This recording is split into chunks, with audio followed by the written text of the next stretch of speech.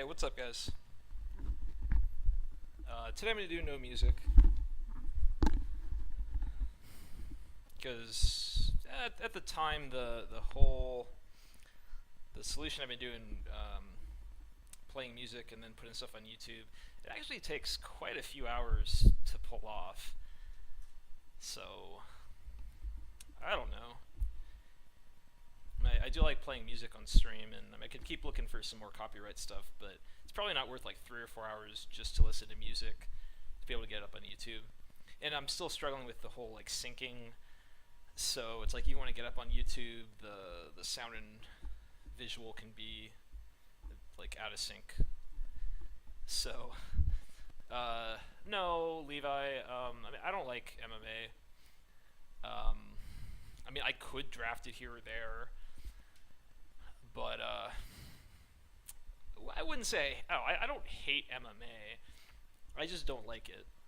It's weird. I liked it for the first like week of drafting it. I thought, wow, this set is great. And I don't know, just for some reason, I just had so many drafts where I'd just be like thoroughly disinterested and just like, uh, it's hard to say. Yeah, a lot of people say confuse it with mixed martial arts. I don't even know why. I mean, I get it, like MMA, Modern Masters,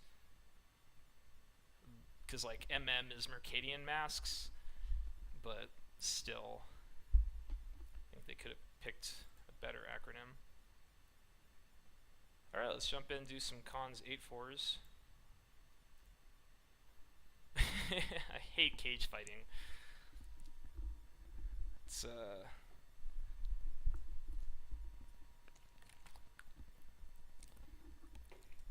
bad for the fighters. Yeah, I could call it mom. And I'd say I hate mom. That wouldn't be good either.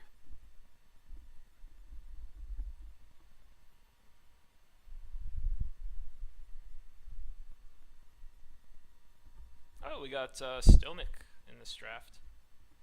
I remember drafted with him quite a bit. He's a good player. Used to play a lot of money drafts. I mean, the boosters, if you do a draft, it's like 25 tickets for Modern Masters. So it's a lot. I think I have a lot of them just saved up. It must have just been from Cube, because I've never really drafted much of it. At least not recently. What do we got? Arc Lightning. We're passing. There's a land down there. We're passing Master of the Way, Ride Down, Pony Back Brigade. So that kind of sucks. Like, we're taking a red card, and then we're passing probably the next 3 best cards are red. And then there's also Ascendancy, Expert, like, shipping a lot of red. Not a huge concern, but I mean, it does concern me a little bit about moving into like a aggressive red strategy. I mean, this might actually be a good spot. Yeah, I mean, I don't want to get too deep into this, but this might be a good spot to go for the red-green, like Savage Punch deck, since red players are going to be in like red-white, red-blue and stuff. If we just go for red-green, we can maybe make it work pretty well, but it could also just be like 5-color.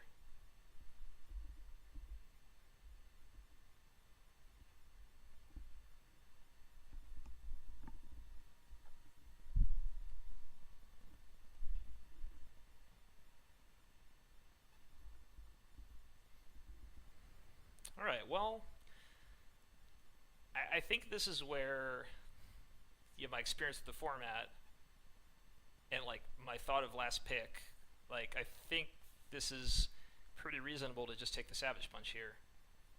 Can I turn my microphone up? Ooh. Mic up? Gosh, I don't know. That's not easy. I mean, there's no music. You should be able to hear it, right? Maybe just turn the volume up a little bit.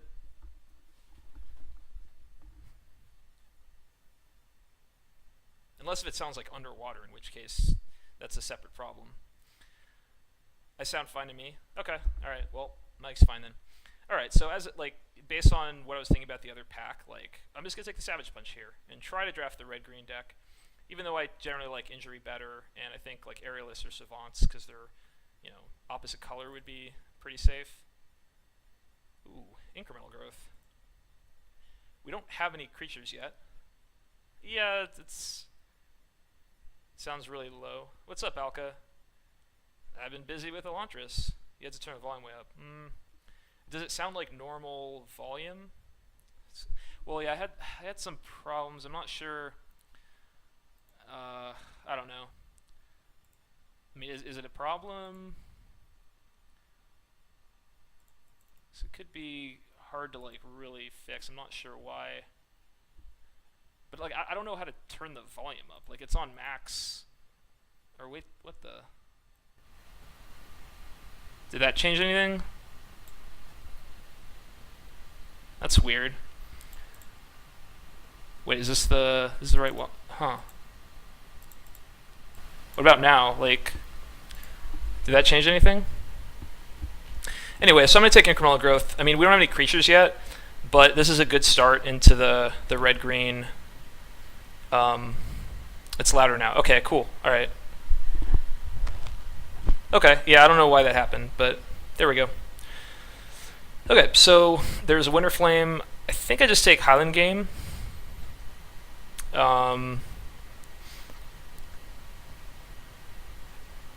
Okay, there's background noise. All right, let me... Okay, let's just leave it like this. I mean, let me know how this is going.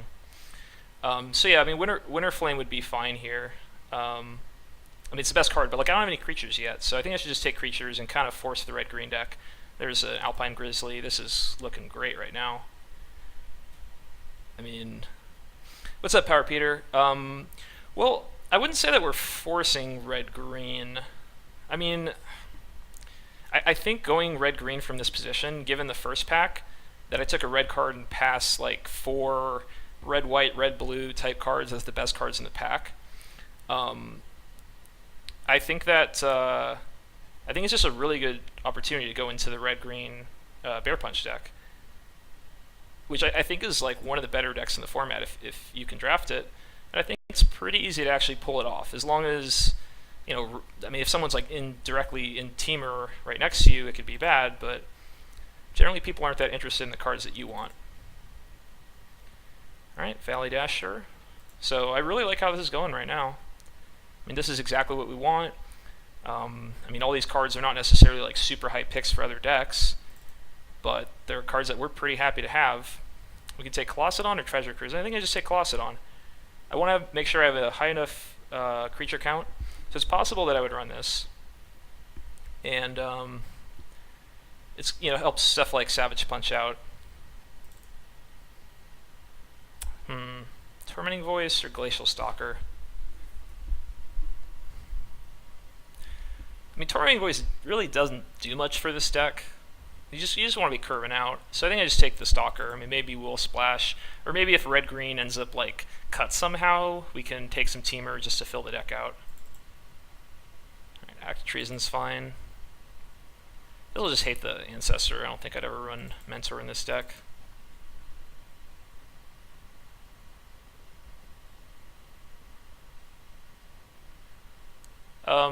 Yeah, I mean, we could, I don't know, we could have like maybe been blue-green if we weren't focused on being red-green, but I think this is like the correct place to be right now.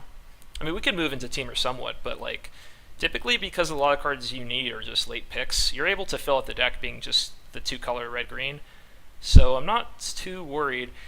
I don't think we pass much good green, so I would think that pack 2 would be really good for us, and we'll probably get decent green in pack 3, if not a bunch of red.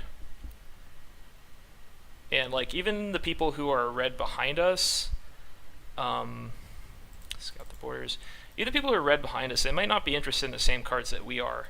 Like red might be more of a splash for them. I mean, considering how how little red we were passing, because we were kind of getting cut off red, I doubt people are like heavy red behind us. So stuff like Valley Dasher, I mean, not that that's like something super exciting, but that's something that could definitely get pushed through that might not otherwise. Okay, this is potentially a tough pick. I mean, Tusker is pretty strong. Awaken the Bear is like solid for the archetype. Lurkers is solid for the archetype. But I mean, one of them can probably table. There's also Thornwood Falls, which helps. But I'd probably just take Tusker. What's up, Wally?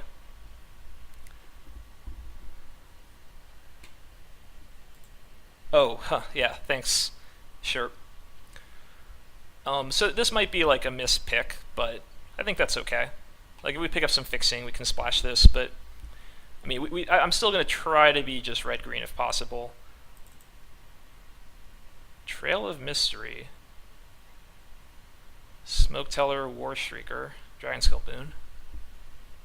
I mean, we only have one off-color morph right now, so I don't think we can do Trail of Mystery. So do we just take... I mean, I don't know if Smoke Teller or Valley Dasher is better in the archetype. I do think I want more creatures. And then I don't know if I mean, we don't have any 4s right now, so War Shrieker's probably pretty good. I think War Shrieker's probably the pick. Like, I definitely want to keep a high creature count from this point forward. I suppose one of these probably comes back. Yeah, no music today. Alright, Sultai Flare. It's pretty easy.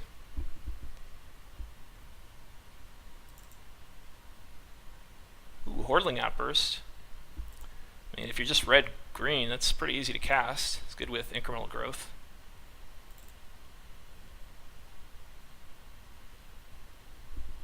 And I mean, pack 3 should be pretty good. Dig Through Time. Isn't that worth quite a bit? And there's nothing else in the pack. It has to be the pick. Like, Mystic could be played. What's Dig going for?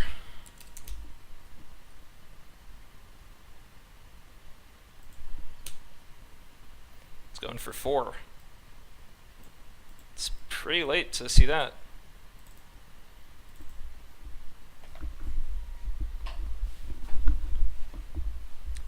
Yep, draft in red-green, Bear Punch. Yeah, might go into Teamer. There was a lot of good blue Teamer stuff. Kind of a tough pick. I mean, there's the red-green land, which helps if we're going to be splashing the Tusker, and then there's also Loxodon, which is something good to play off Force Shrieker. And it's pretty powerful.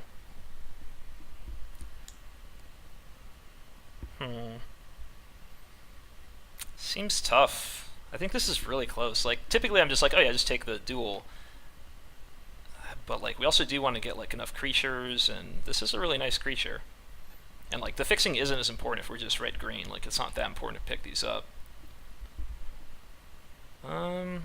8 creatures plus Outburst. I mean, we're looking to have enough creatures at the end. But again, okay, we got Loxodon here. That's really sweet. I mean, again, like, fixing isn't that important if you're just 2 colors. Well, First Companion. So now we've got 2 cards that are definitely worth splashing. Like, even just a light splash shouldn't be that tough. Should be able to, curve out anyway. Canyon Lurkers. I expected, like, this or the Awaken the Bear to come back, so I'm pretty happy about that. And Smoke Teller. So, I mean, we have these 2 cards. We can definitely just be red-green at this point. Like, that is certainly an option. And there's also Stalker, which gives us a little extra value. You're not going to play the Dig.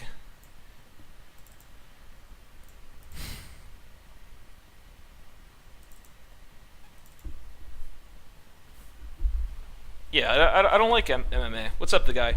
So that's why I don't want to draft. Like, I don't have... it's just not fun for me, so... I'd rather draft cons. I mean, I might, like, draft it once over the next week, but... Just... I don't know. I just, like, after I do it, I'm just, like, not feeling good. I just feel like, ugh.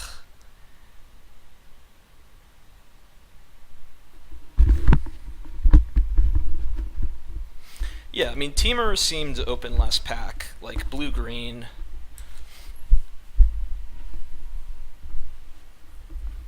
And red didn't seem very open.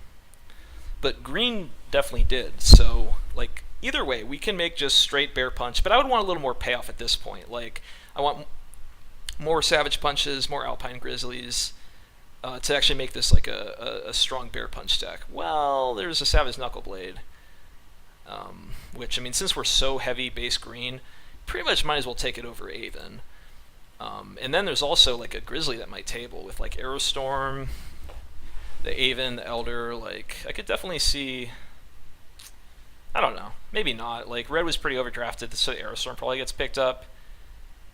And Grizzly, like if someone's Abzan, they probably just take Grizzly, so I suppose probably not going to see either of these. Another Bear's Companion, or Loxodon. I mean, I think I just take another Bear's Companion and just try to pick up some fixing this pack. I mean, it might table. Like, I'm definitely, you know, going to be heavier blue. I mean, Bear's Companion is a better card than Loxodon. I think I can probably take it. Nope, no fixing. Waste of a pack. I don't really want Treasure Cruise. I don't really, I mean, maybe Longshot Squad's fine. I don't have that many 4s. It's a beater.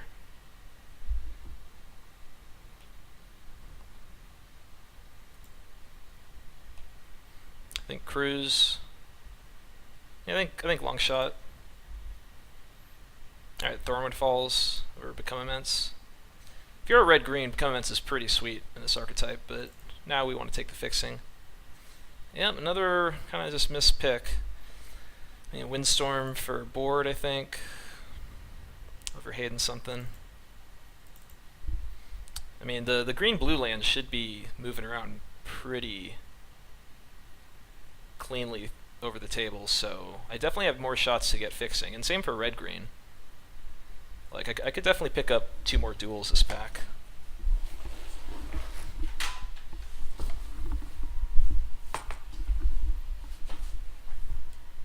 Oh yeah, actually, no, I would totally be fine with Teamer Banner in this deck, because we have 3 really good 5-drops, and we could use more fixing. So this is like a perfect Banner deck. I mean, not perfect because of incremental growth, but still, like, there's a lot of reasons to want to play a Banner. Yeah, everybody agrees. That's good. Gotta think outside the box. Okay, Glacial Stalker. Dang, red-black land. Guess Expert. Blue-black land. We have a lot of creatures. I don't know, I guess we don't really want Boon or Valley Dasher that much. So, like, maybe Boon. Nope. Trump Blast, let's take Warden. Hopefully we pick up a Banner if it's there. Scout, wouldn't want that. I guess Bitter Revelation is probably the best card to cut. I guess I take Teamer Banner over Hayden the Abomination. Another Banner. Lame. Don't need 2 of them.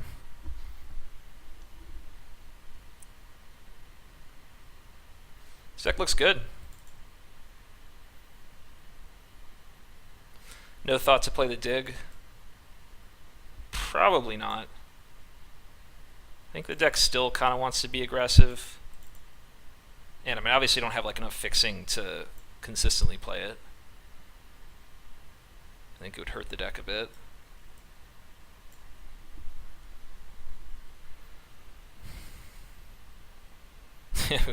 I know, we wield 2 banners, yeah.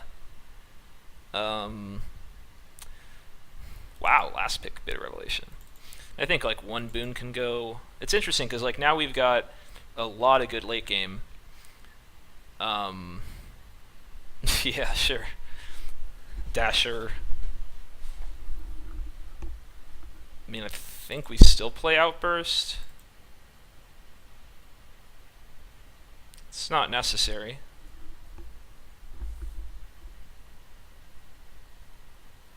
This is 23 cards.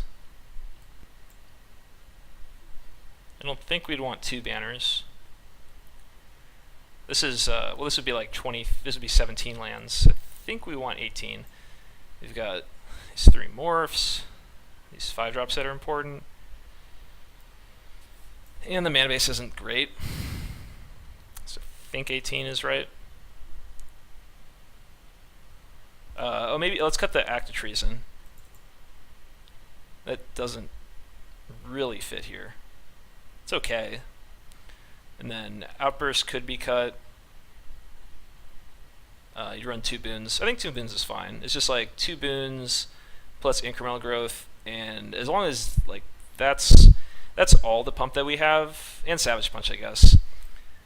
Just because you have to be careful not to run too much pump and not enough creatures, but we have enough creatures for it. So yeah, I think double boon is a good idea. We could just run this, or we could find 1 cut. I mean, maybe Outburst. Maybe Dasher. Does Scout count as fixing? I don't think Scout's good here. I don't have any Delve. Like, it's just slow.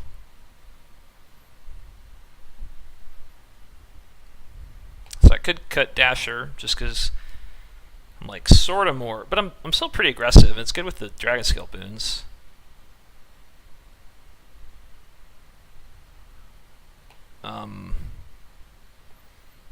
I could cut Outburst. I've got a lot of 3s, right?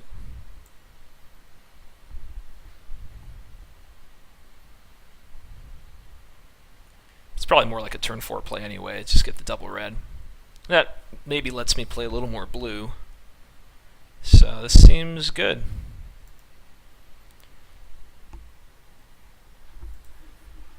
Alright, so how much blue do we want to play? Sort of like 1.5 maybe for the banner. I'd say like 5 sources. It's like 3 islands. 5, 6, 6.5. It's like reasonable for the red. Maybe I'd want slightly more. And then 8, 9, 10. I don't need 10 green sources. I can go 9. So maybe 1 more red. 3, 4, 5. And then maybe I could go 1 more blue. This is about right. Sort of want a little more blue. And I have like slightly too much red.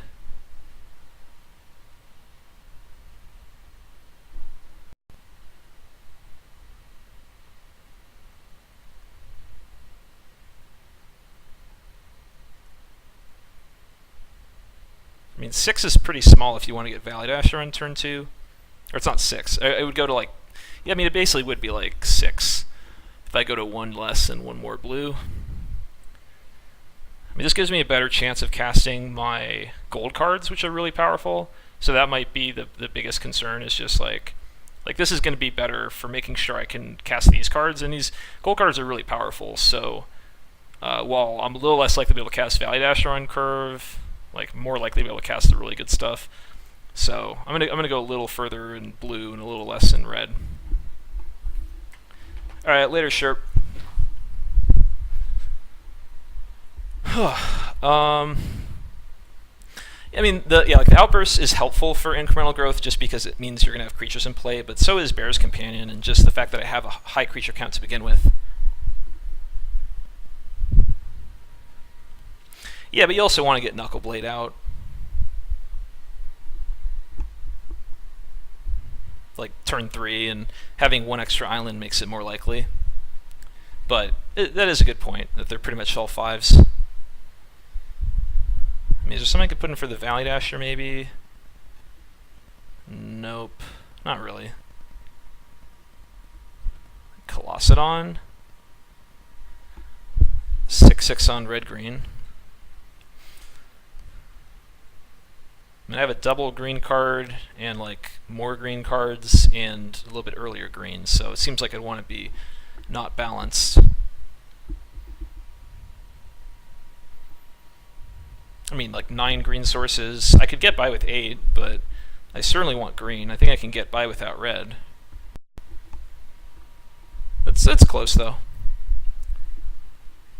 Act over Dasher, maybe.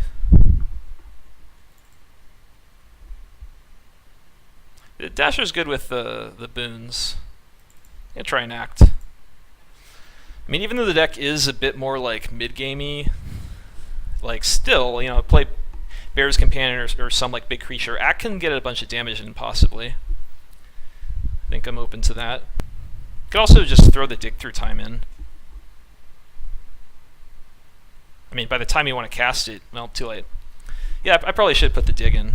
By the time you want to cast it, you'll probably get the double blue, even though it's a little worse than normal.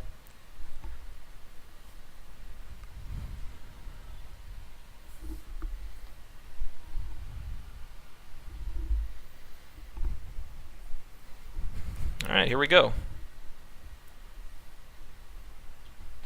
Play first. Seems good. So we can go turn 3 Grizzly, turn 4 Knuckleblade Haste. How's that sound?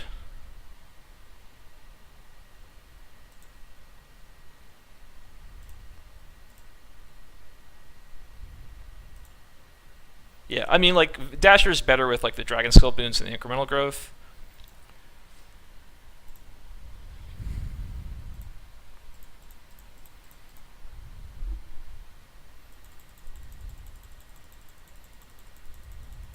But yeah, I mean, they probably get in similar amounts of damage. Like, if you get the Dasher on turn 2, you'll get... You might be able to get that kind of damage with Act later in the game. Could use Barrage of Boulders, maybe. I don't know, I just haven't really been a Barrage fan.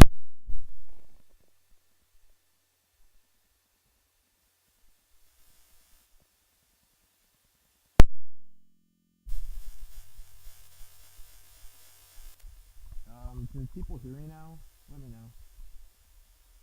Since I don't have the volume, or actually I can test that.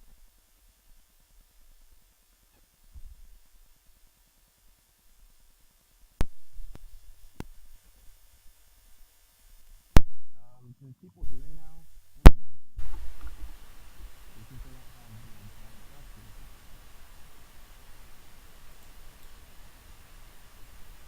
What about now? Can people hear me?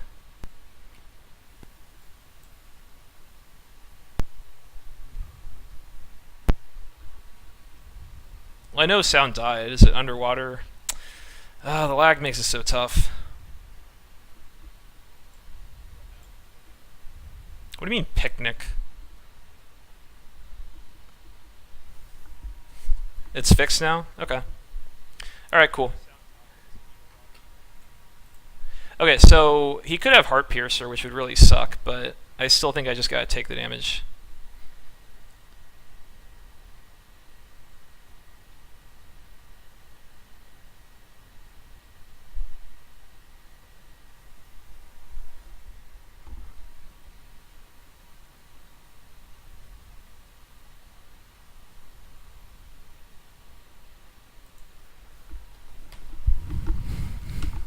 Alright.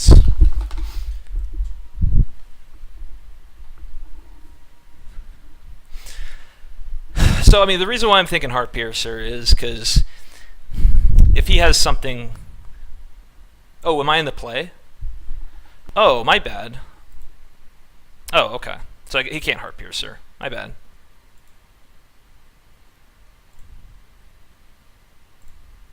Let's go.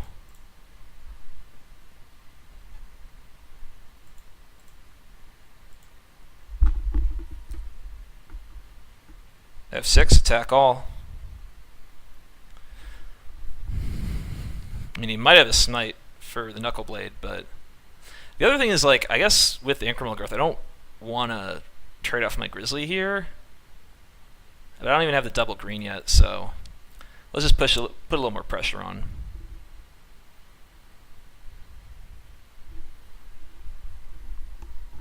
It's kind of weird, though. I mean, I can see it being correct to not trade the Grizzly there. because of growth.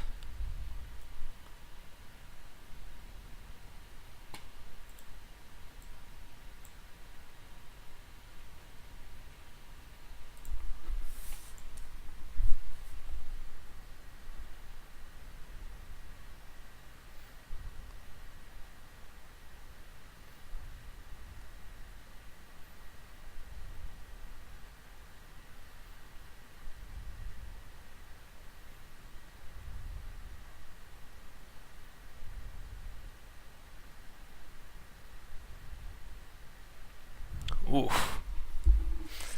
that's got some potential. I mean, what I like doing here is still going for face-up lurkers though.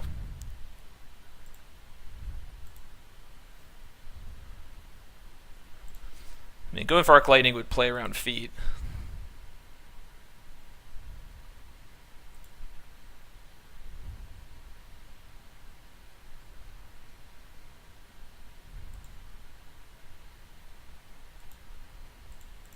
Yeah, like feet would suck, but face-up lurkers with if I draw force for growth or with arc lightning, I could force in a ton. I could actually just kill him next turn, depending on what he does.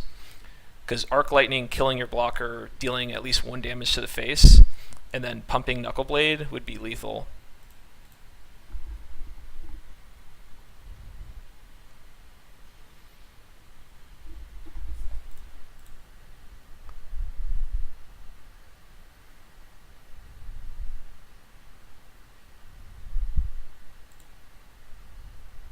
Wow.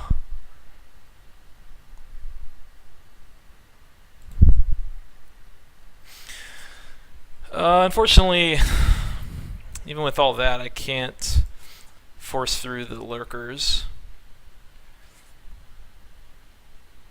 You know, this is kind of crazy, but the best play is actually, you'd think, okay, I'll Arc Lightning killing the Morph and the Master, but it's actually better to go kill both Masters, one to the opponent, and attack with both. He actually has to block, and so I get exactly 1 more damage in that way.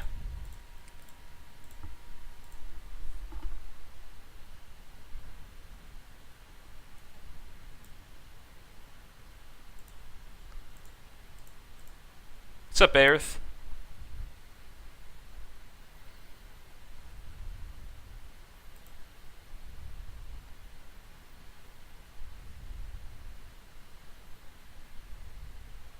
I think I send both here. I mean, again, the same thing with the incremental growth. Like, you could decide to just leave the lurkers back.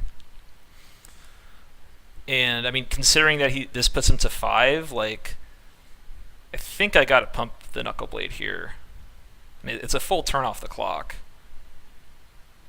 And like, my mana is a bit constricted, so I think it's worth it to just set up lethal. And like, then I'm gonna be in such better shape if I can make this happen than if I don't go for it and just keep leaving 3 up. It's just gonna take a lot longer to kill him and be able to cast stuff as well.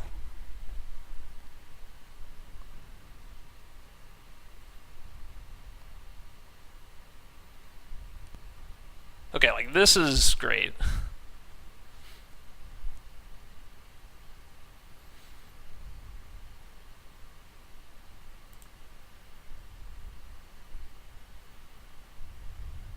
This is fantastic.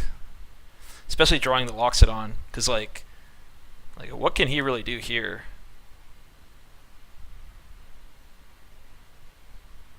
Like, he's in trouble. Like, no matter what spells he casts, like, this is gonna hurt him. And okay, I mean, he has feet, so I can just go plus it.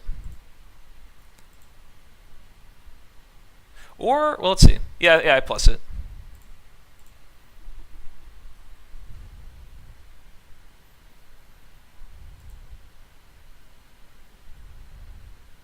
I mean, the Loxodon means I've got 2 lethal creatures next turn attacking. The only thing, though, with that is, like, I might have to be a touch cautious in case if he has something like Kill Shot that he happens to draw. I think I play the land. I don't think he's playing black with, like, discard.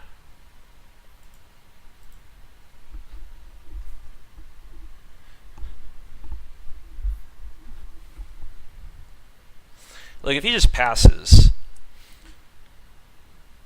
I just concedes. Okay. Like, it might be best to just attack with Knuckle Blade and just, like, stay safe. Because if I attack with both, he blocks Mantis on Knuckle Blade, and I go for the flip, and he has Kill Shot, then I lose my whole board, and that's not worth it. So I would want to play it a little safe there. Just attack with Knuckle Blade, pump if he blocks. He has to do something else, and then I can bounce it, and just go for more board advantage rather than the quick kill. Alright, he's got the 3/3 flyer, and he has those 2/1s that can gain flying. So, I mean, it might be enough for Windstorm. He could be Jeskai. If he's just red-white, I wouldn't expect... He also has that Harrier, the 1/5 flyer. I mean, that's probably enough value just to throw the Windstorm in. Yeah, I mean, Horling is good, but, I mean, the way we end up with the... Oh, yeah, definitely. Athena and I are going to go to the Grand Prix in Vegas next year. Let's see, I mean, Act of Treason can go, I think. It's just kind of hard to cast the Outburst, I think. Everything else looks good. Banner.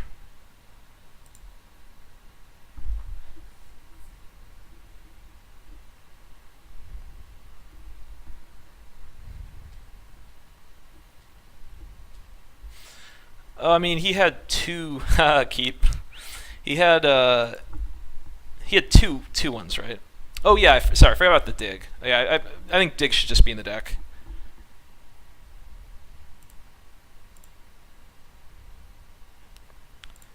No targets for Naturalize. No one ever has targets for Naturalize. I've boarded in once. Oh, nice. Cool if I draw another mountain, so I could just go for like Arc Lightning and then haste Knuckle Blade if he goes for a morph here.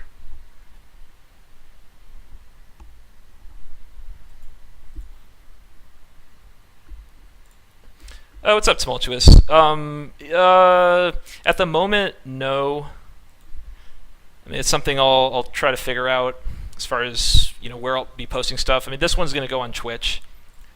There's just some issues. I'll have to figure stuff out. And I do like Knuckle Blade, where I can go War Shrieker into Lurkers or Arc Lightning, so I'm going to go with Knuckle Blade here. Gives me the best defense, and I don't really want to go Arc Lightning on the Horde Chief. And it's okay to kill the Master and the Warrior, but right now the Master and the Warrior aren't actually doing anything.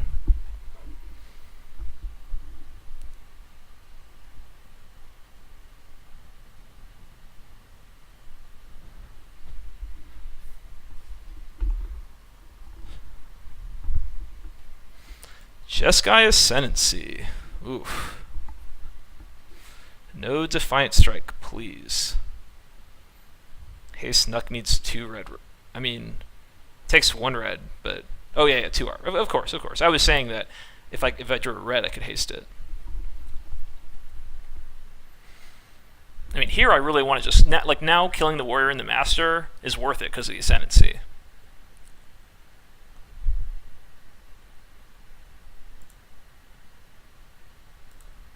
Because they can become actual threats.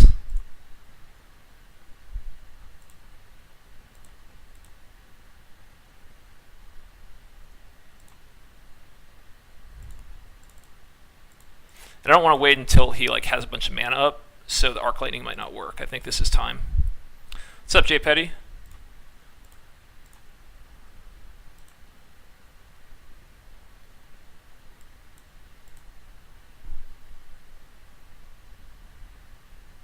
Nice. Alright. So leaving him with just 1 creature out with the Ascendancy is pretty good. If he immediately kills my Knuckle Blade and starts going off, could have problems. I mean, also the War Shrieker is a little bit scared if... okay, he plays a Morph. Does he have a 5th land? No. And he probably doesn't have Defiant Strike. Because I feel like he probably would have used it last turn. Not 100%, but probably.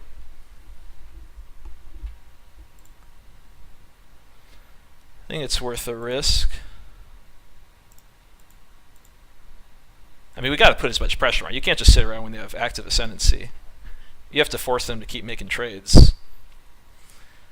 We can do them 9, they go to 6. Or we can morph in Teller.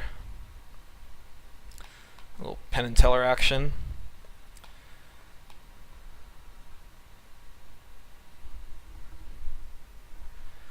I mean, the problem is, like, you do worry a little bit that, like, a big attack with Ascendancy, if he plays another creature and has a trick up, like, going wide might not work too well.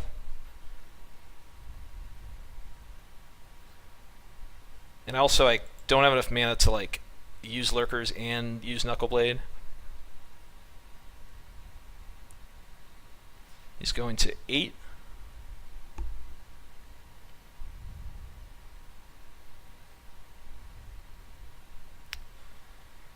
I mean, he's stuck on 4 lands, so that was interesting.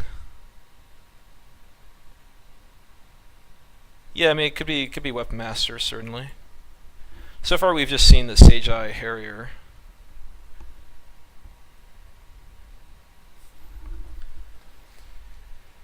I mean, if I pump, yeah, I think pump is better because then it gets him to 6. He has to block Knuckleblade. That should be tough for him. Yeah, I think it's a little better just guarantee the 2.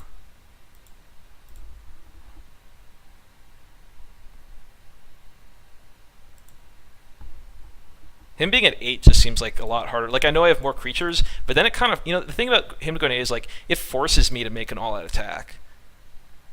Where otherwise I can just, like, make, you know, send a Knuckleblade, force him to react somehow, and then, like, replay it or something.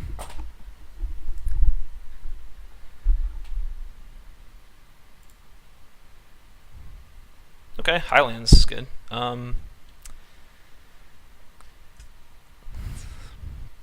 So I think we just go for the forest, attack with Nuck, and just, you know, whatever he does, we'll Nuck.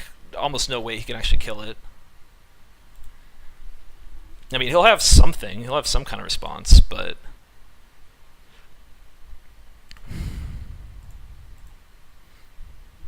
I mean, overall, like, we should be either taking cards out of his hand or, like, being a little bit ahead on board. Like, the Knuckleblade attack will end up favorable for us.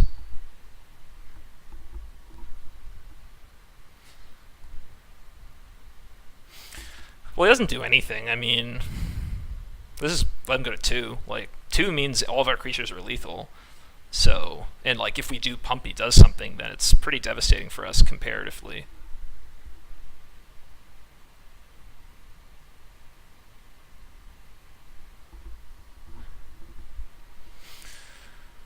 Alright, kill shot. So we bounce it, and then probably just replay Knuckleblade. Yeah.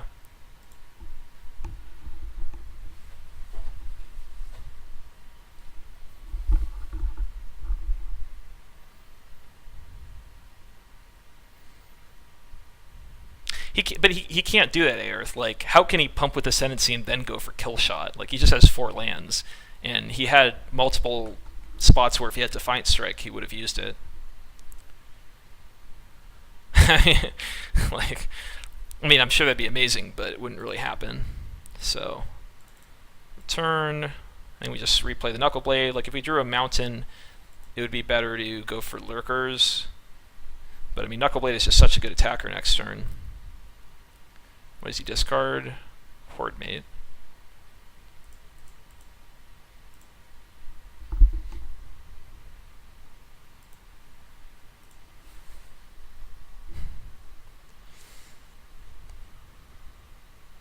Yeah, I mean, he should have double blocked.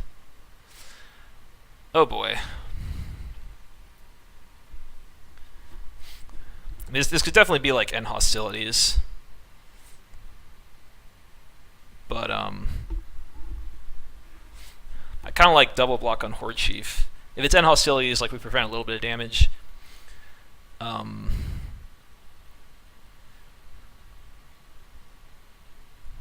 if it's like Weapon Master, obviously we just kill him.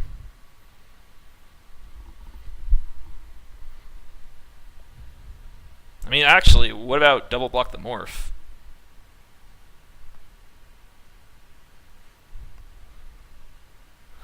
If he pays 5 to flip, we just win.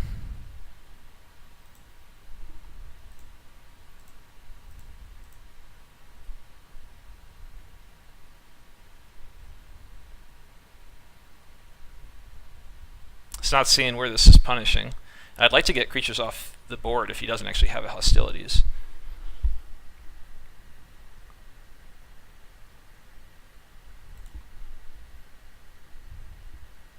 Oh, hey. Thanks, Trav.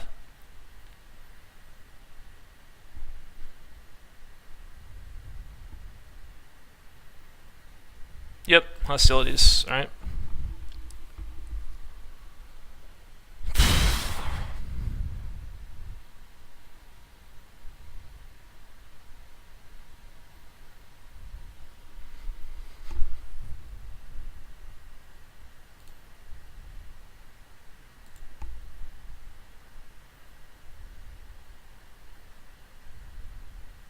Ooh, Boon. That's really good.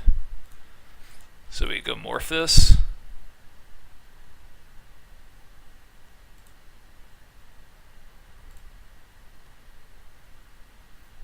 I mean, we have enough for lethal.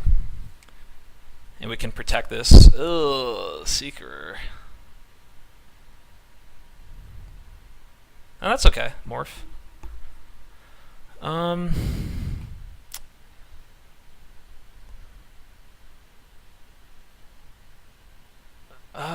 I think I flip this. This is interesting, but I think I flip. Yeah. But he's just going to block with one creature, so... Like, then I boon.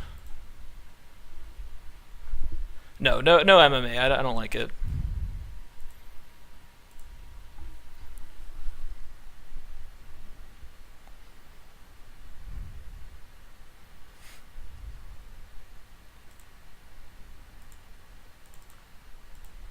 God, wish I could play this squad.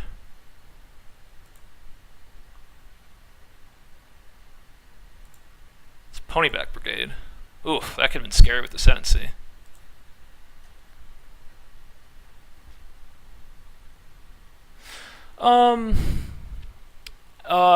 For sealed, I would. I mean, it depends on the pool, obviously, but like, I would. Oh boy, that's a beating. Oh, that's so bad. I mean, Goblin Slide, like, if you build your whole deck around it, sure, but you'd think in sealed, your deck wouldn't be quite powerful enough. It's like hard enough to make it work, and then I imagine you wouldn't have just like the perfect stuff to go off with. I mean, if that's what the deck calls for, if it's just like a really weak pool, like, I guess you can go for it.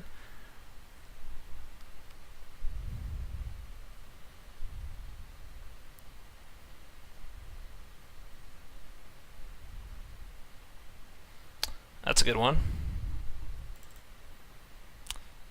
I wish I could just get him with the Loxodon here, but let's morph it. Like, I would just like face it down and pass, and then he can attack into it.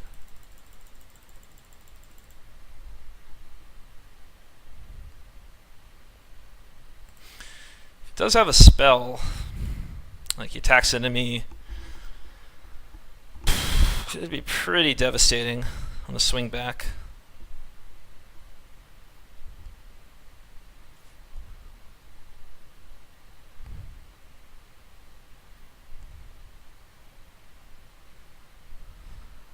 Yeah, I mean, I don't understand that Sherpico. Like, why that?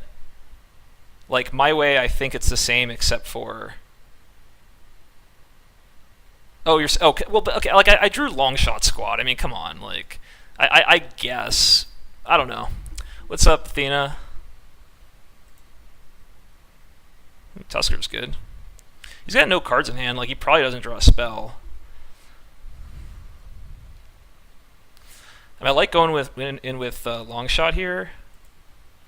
I guess both, but he's just gonna put the dasher on the morph. Then I can't go for Tusker, so I should probably just send the long shot, and then plan on eating his Tusker, or sorry, eating his dasher. Like, I'm happy to trade Seeker for long shot in this spot. Like, the Seeker is pretty annoying. Like, if you think about like how is he actually going to win the game, probably is going to evolve the Seeker. So if I can just get off the board here, I'm pretty happy.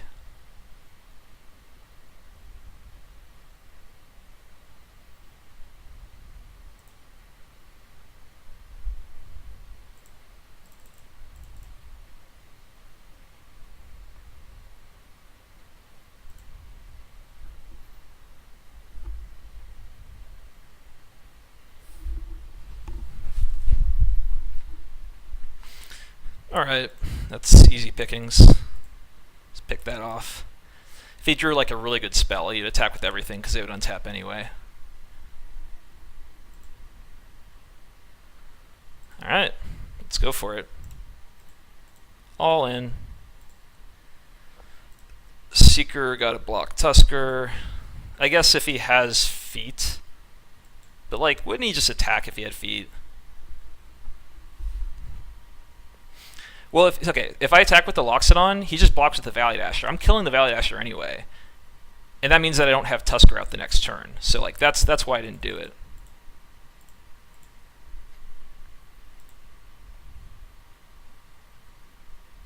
Like, this way I still killed his Valley Dasher, but I have Tusker out. Like, that was really important. Like, that just, I mean, that speeds up my development by so much. Or if I just attack, that's the thing. It's like, it seems like a good attack. You're just like, oh, I can just send Tusker in and like I just get to eat one of his guys. Like, he Loxodon in.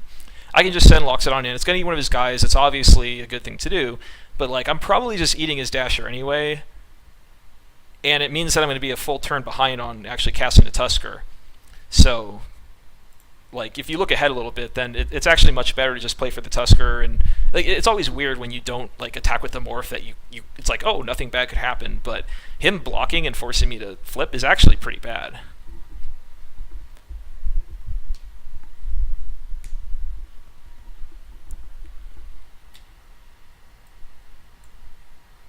Alright, no music. I miss music. Throw a commercial. And we can all hang out for a little bit.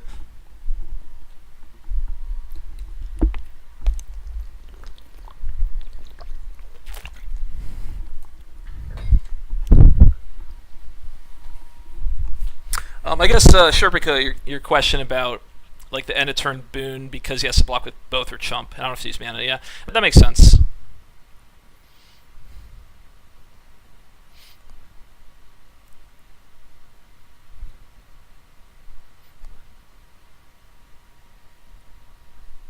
Oh yeah, no, that's funny. I just responded to that before you even mentioned it again because I think that makes sense. Because yeah, like no matter what you cast, and like when he doesn't know what the morph is, he's obviously not going to double block. So yeah, so you're right. Well, I mean, the benefit of my play is that my Canyon Lurkers is untapped, but I think that you're right. I guess I probably just overrated the value of the untap there. Yeah, that makes sense. Like I spent some time thinking about it. I'm like, so I can flip or I can boon. And it seemed to me as like, well, I can just flip here, and then I have boon. But yeah, that makes a lot of sense. Like I don't think you can really, like I think that's just like a little bit better.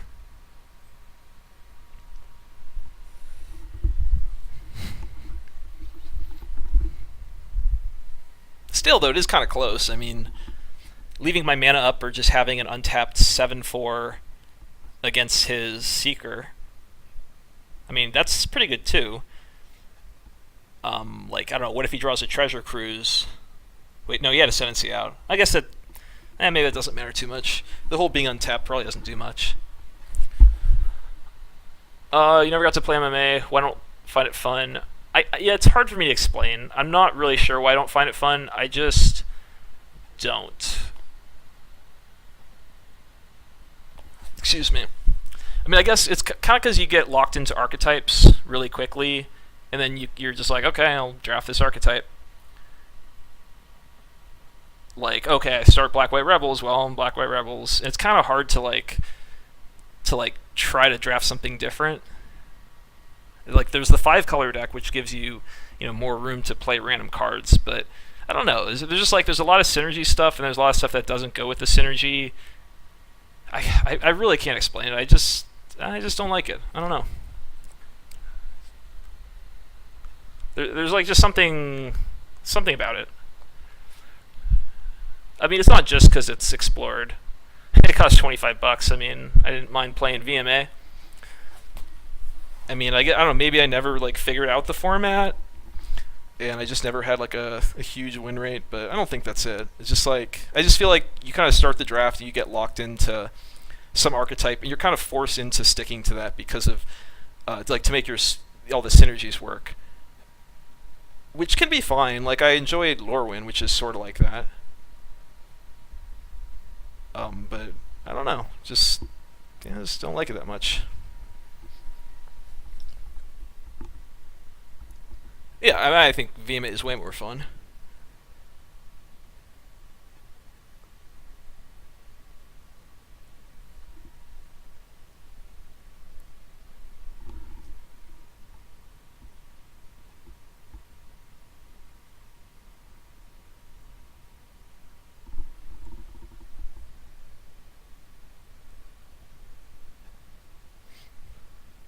Yeah, that's exactly what I feel. New plan. That's interesting. Yeah, it does feel like you pick a precon deck, and then it's just like, well, did the right cards show up or not? And like you either feel like, oh wow, I drafted like a sick affinity deck, or you're just like, ugh, my deck sucks, and it's just kind of miserable. Like I remember, yeah, I remember just like after the draft, I just feel like miserable, like pretty often in MMA, where I'm just like, okay, that did not work, and I just felt like there wasn't much I could do, and uh, yeah. Oh, what's up, Panda? Yeah, I don't like MMA. I mean, I like just about every draft format. I mean, like maybe I'll do a draft and I'll be like, oh, actually, this is really cool, but I don't know. I just, yeah, you just kind of get stuck into one archetype and just sit there and see if it shows up.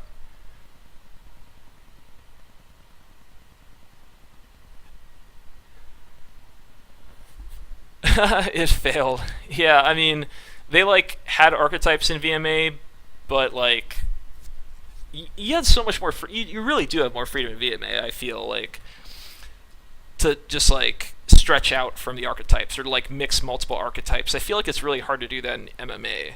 Like if you're rebels, you're rebels. You're not like rebels giants or something. Like that just ends up worse.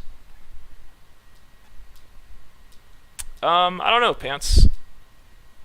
I don't know that much about how like they figure out Modern Masters and how the second one's going to be because I mean they're using a lot of the same sets, so that's just kind of confusing me. I don't know exactly how they're determining what cards and what mechanics to put in. I mean, since Mirrodin's in, you'd assume there'd be some affinity stuff, but I don't know. Put on camera. No. Soon.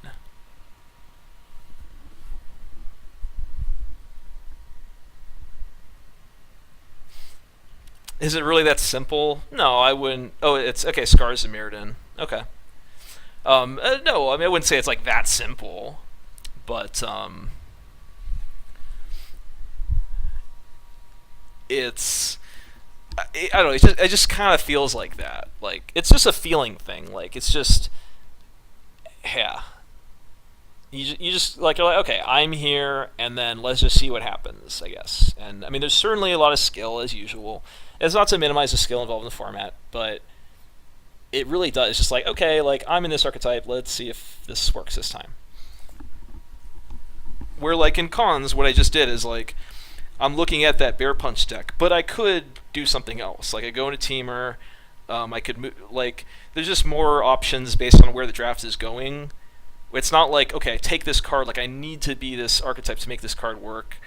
You can mix things up a lot more. Like the cards themselves, I think, are more flexible. And same for Vintage Masters. Yeah, Ravnica is good. Triple gate crash. Yeah, that's pretty crazy. Oh, yeah, triple Innistrad. That's my favorite draft format. Why is it so fun? Well, one, like the flavor's cool. Like it's all that like Victorian horror. Like you see the cards and you're just like, oh, okay, this is a werewolf or this is, vampire, and they make sense. So So that's kind of cool. Like it brings more to the experience, I think, when you kind of identify with the cards a little bit of like, wow, I'm beating my opponent up with X, and it kind of feels like you're actually doing it. Um, but as far as like, it was really open. Like there were a lot of different archetypes. Things were pretty flexible. Like you could fit cards into different decks.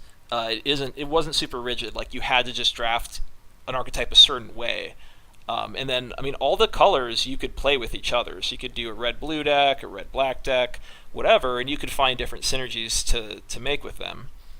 And then there were a lot of like build around me strategies. They're just like they weren't forced to the point that you had to be like if you're like the green-white human deck or something, you didn't have to play all humans. Like you could branch out and have that be a sub theme. But sometimes you would get all the key pieces, and your deck would just be incredible and just so much fun. Like the thing was so great about it is that the draft itself was so much fun. Like there's just like each archetype just has such a range for like how awesome it could be, and like every once in a while you'll just get that perfect deck that just does all these cool things, has all these interesting interactions, great synergy, and it just feels wonderful, and like you just want to play the deck.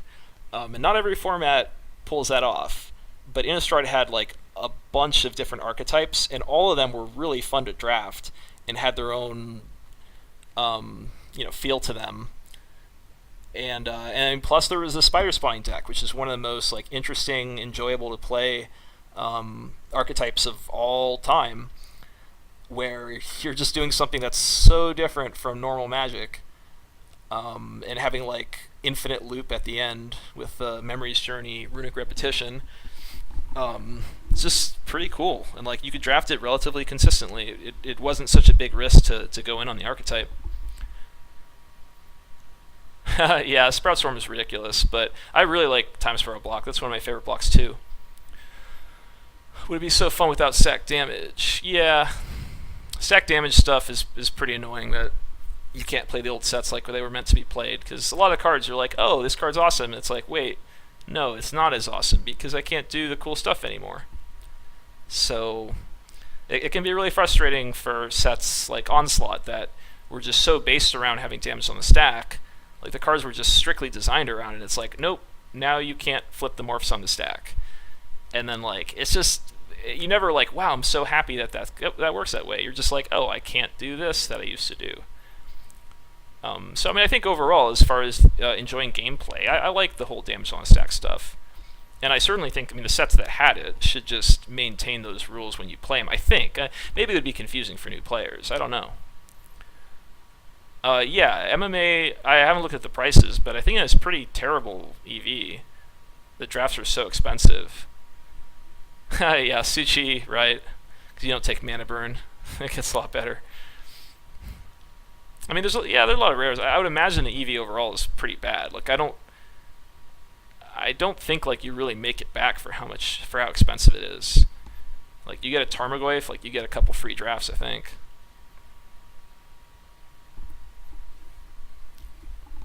What's -5? Is that like the EV on it?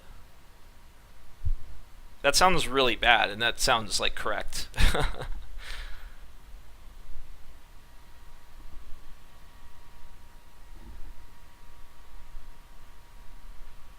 It would be impossible to implement? Huh. Maybe.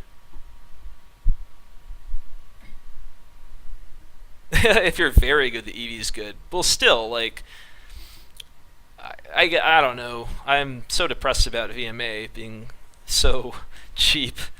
Me having lost so much money on it. I mean, I made so much money, but you know what I mean. Like, if I sold my stuff a long time ago, I would have made a lot more. Things have depreciated so much. So much, but I think I'm still just sticking. I'm going to hold on to that stuff till I die. Till it goes up again. You gotta think, like, a Black Lotus, if Magic Online is around for, another 20 years, like, who knows how long it'll be around, but, like, it could be. And while, yeah, they might bring Vintage Masters back every once in a while, still, like, a Black Lotus is a Black Lotus. And at some point, like, someone's going to want it. Someone's going to be playing Vintage. even if it's not happening now, like there will be a resurgence of vintage at some point. I would imagine, like as new sets come in. Just I don't know. Some people are just like, hey, vintage is awesome, and then a bunch of people hear that and are like, oh yeah, let's play vintage, and then suddenly people are interested in vintage again. That's like that'll happen. It's not never gonna happen. It's gonna happen. But yeah, I mean the fact that they put VMA back in, it's because people aren't playing vintage is why the prices aren't that great. And then also, it's restricted, so something like Black Lotus or Mox, yeah, I mean, people speculated for sure. Still, though, I mean, Magic players, there's always people who speculate, but still, things tend to work out that, like, VMA should go up a ton over time. I still feel like that, but yeah, it's rough. Yeah, I mean, of course, like that hurt a lot, Sherpico, when they brought it back, and I mean, they've made some decisions that have hurt it. Online Lotus is only going a lot lower. Really?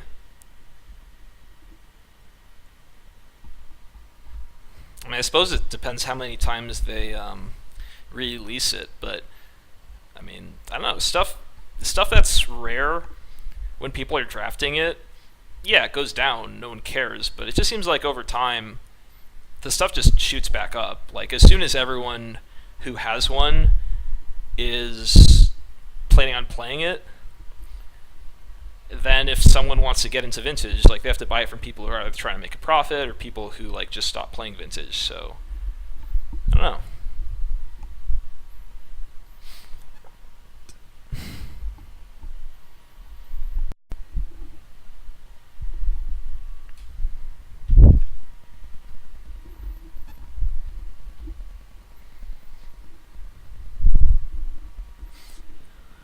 I mean, the whole physical object thing. Yeah, I mean, it certainly has an effect, but I don't know. I don't see why it couldn't go up at some point in the future. I don't think there's any reason to think that vintage just won't, get popular. I mean, vintage has never been like the main format or anything, but something like Vintage Super League, just that kind of stuff. Like it can affect and get more people into it. And if it's not that expensive to get into vintage, it's possible that people start getting more into it. And once there's a crowd of people playing it, more people play it. That said, there is something specific about vintage as far as like, it's very intricate. Every decision you make, every turn. So it might not ever become like just a huge format. Because I don't think it has the new player appeal. Because I would imagine like the skill edges for people are really high.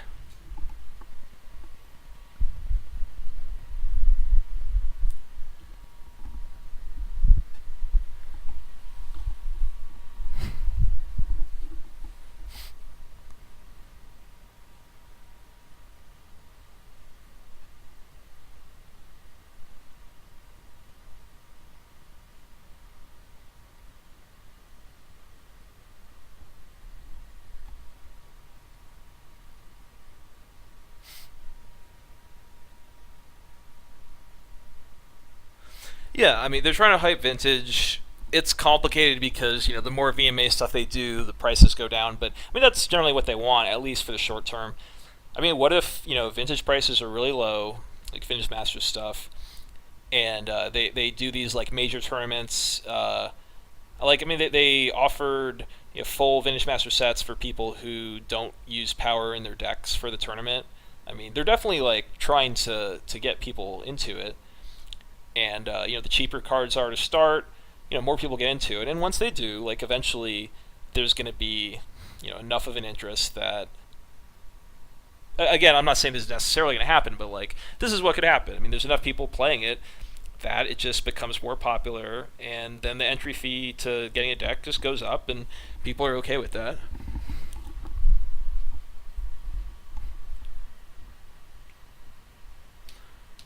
How much does set power? Not that much. I mean, what like is it like 200 now? Maybe less.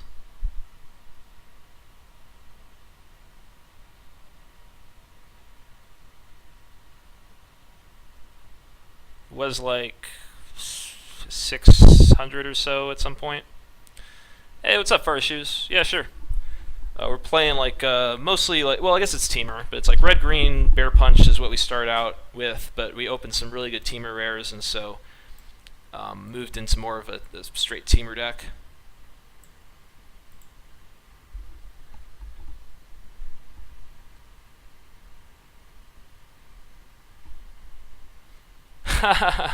Yeah, no, but I mean, Riffle. The whole point is that like, they don't want people to not play the tournament because they're just thinking, oh, like power is so hard to get, so they're just encouraging people who would think like, well, I'm not going to compete because I don't have like the best deck, to just try it anyway because they have a chance at still winning prizes. Though the fact is, like, power is so inexpensive that like that's not even a big deterrent to entering the format. I mean, the power itself, there are other cards that are just more expensive that you need to play vintage than power.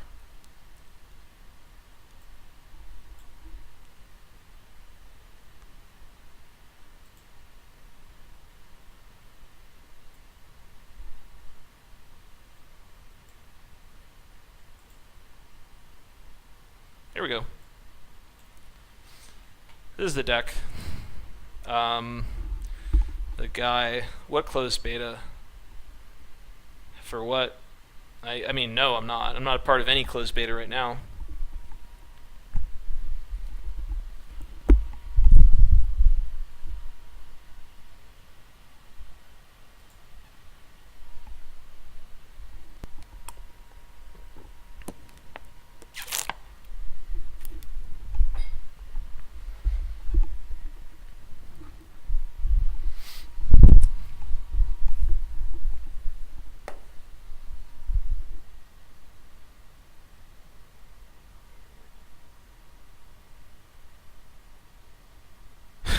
Random booster box of ISD.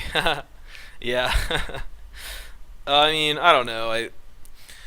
I'm kind of lazy about packs. Like, I try to avoid selling them when they're, like when they're being flashbacked. But then I end up just kind of holding on to them. So I should be a little more active with selling stuff. Like, still 145 M14. I have 32 Modern Masters somehow. It's probably from drafting Cube, because I really have not drafted much Modern Masters. In fact, why do I have them now? I should have sold them. No. Advice for drafting Theros? I don't know. Not really. Just like try to, in your first pack, try to take try to cut red or white. I mean, if you're gonna play red or white, you really want to cut in your first pack. If not, then just go into like blue or green. If blue or green is open, then go into it, and then black, same thing. Black is, I think, if I remember, it's kind of typically like the weakest color, so it tends to be underdrafted. And if black is underdrafted, then go in and you're gonna get a really good deck, especially for the third pack. I don't know. Like, the Power 9 might not go up drastically. I mean, especially if they just consistently do Vintage Masters stuff, like, multiple times a year. That's probably not going to go up drastically. But, yeah. I still think there's room for it to go up. Just, in the past, like, I had thought that it might just, like, just skyrocket. But that seems like that's not going to happen. Here's my foil set. That's probably so much less expensive than it was when I got it.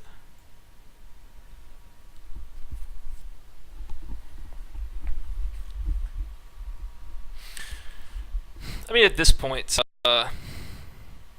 probably can't be terrible to buy into Vintage Masters at this point. Like, the prices are so depressed.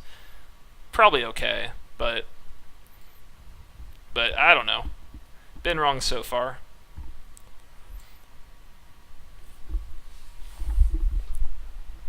How do you be a moto grinder? Yeah, just grind moto. Hopefully get good enough that you don't have to pay money. Alright, next round coming up. Yep, Stomach is still in.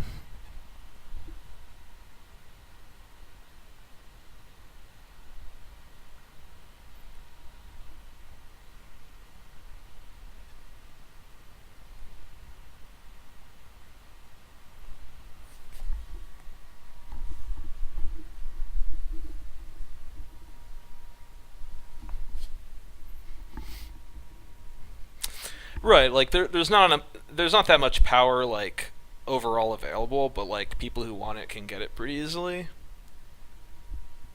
So, and they only need one of each, which makes it hard to just completely rock it off. Like, I mean, right now, obviously, there's not that much interest in buying power. So, yeah, I mean, if they keep releasing some, doing Modern Master or Vintage Masters drafts, a few times a year, you wouldn't think that the vintage community would like grow that significantly to the point that like power would be like much more in demand. I kind of doubt that. All right, so we're playing Stomach, so very good player. On the play, like I think this is a keep. We have the banner, so if we draw a land, probably we can just cast Knuckleblade with haste the next turn, because we already have the like plenty of mountains. So if we draw like an island or a forest in the next like 4 turns, we should be good. Another mountain. That's okay. Like even if we don't, we get to cast Longshot Squad, so it's all right. Ooh, wow. Like now our hand's like really powerful once we draw an island or a forest. Like, jeez. These are all of our teamer cards. Ugh. Missed. We could get Disdainful Stroked, but I don't know. We have such good stuff to like protect from Disdainful Stroke that I think it's okay. Alright, looks like he's 5 colors. Oh, like he might run Foothills if not, but it's hard to imagine.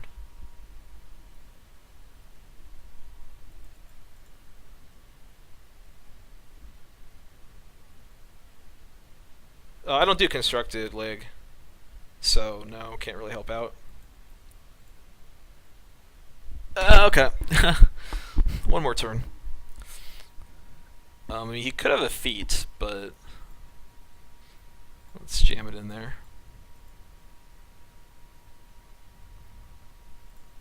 No, okay, good.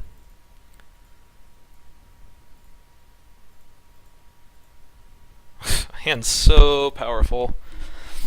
So good right now.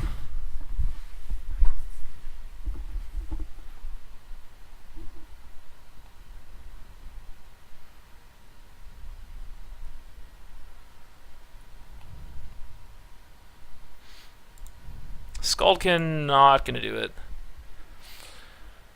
So let's jam this. And then I think Bear's Companion looks really good here with the Dragon Scale boon. I think that's better than Tusker. Like it protects in case if he has something like we did pass a dead drop. Oops. We did pass a dead drop. So just getting multiple creatures out seems good.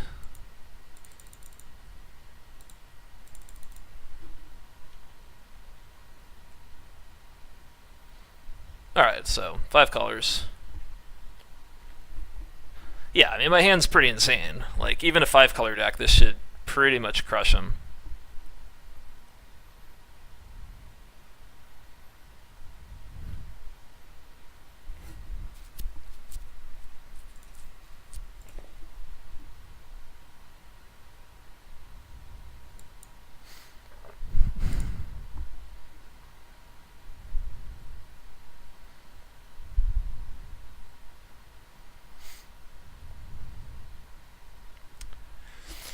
Okay. They put a Vizier in the graveyard, so whatever he got must have been really good. Let's see.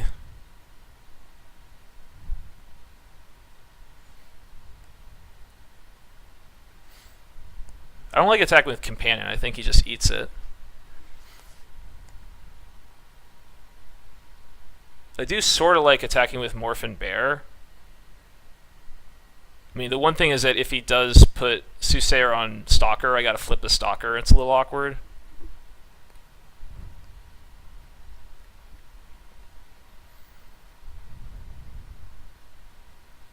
Or you just send everything and like whatever he does, I'll just. That's okay. I can lose the Companion. I get a lot of damage in. That's worth it. Like, if he just puts this on companion, I'm pretty happy. Yeah, I'm pretty happy with that. Spoon here. I guess I could get dropped here. I suppose it's pretty common that he has dead drop, because we passed one, and, like, he kept a card other than Vizier. So it had to be really good. Like, dead drop would make sense.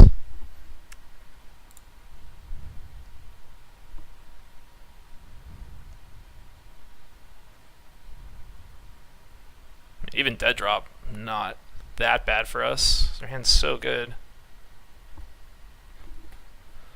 I mean, hopefully he doesn't have something like Pearl Lake Ancient, just something that's like really, that can like beat a bunch of medium to fat creatures. If it's a bunch of 1-for-1s, like, we should be in good shape here.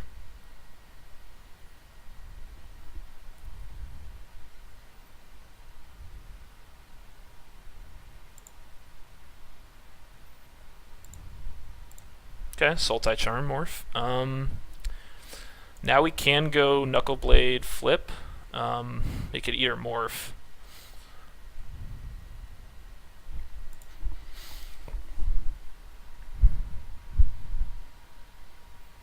So red, blue, green, red, but we can't pump it, so probably better to play one of these. So let's just attack with the morph, see what he does, flip Stalker if he blocks. And I think do we just go for another Bear's Companion, or do we go for Tusker? I think just Companion.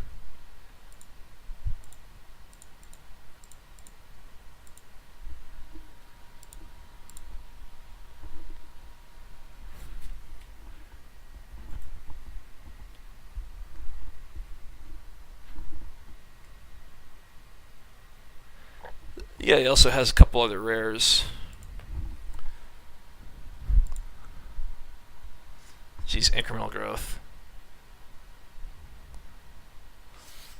This could be like that, steal a spell thing or something, or maybe locks it on. But growth seems really good. I just can't see how he like really punishes us for playing growth. Like, if he steals growth, that's not that bad, right?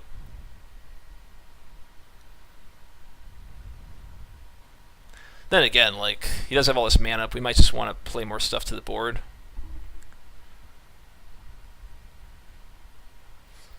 Play around 1,000 wins? I mean, I guess not play growth makes sense.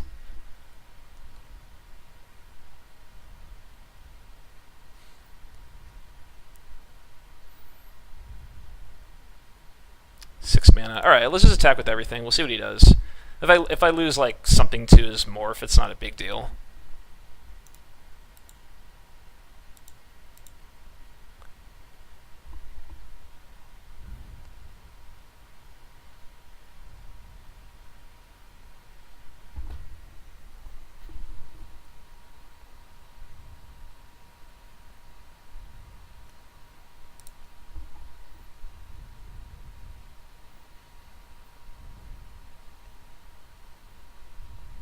Well, good call.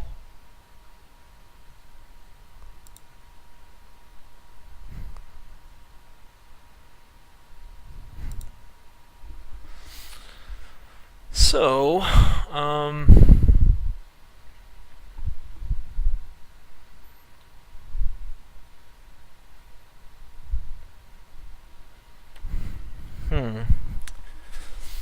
So go for Tusker.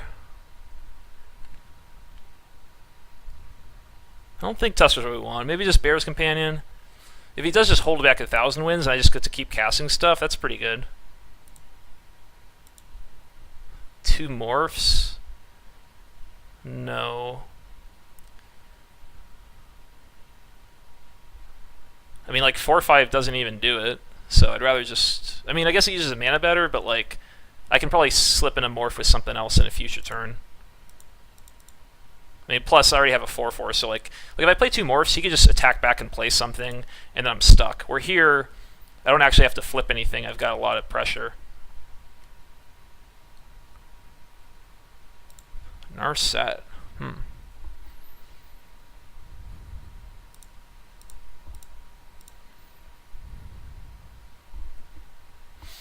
Should have land. Like, getting Knuckleblade in would be pretty sweet.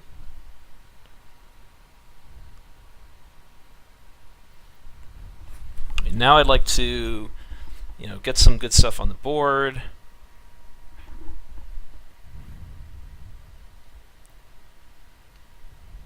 I guess I go for like Morph plus Knuckleblade to block his Narset.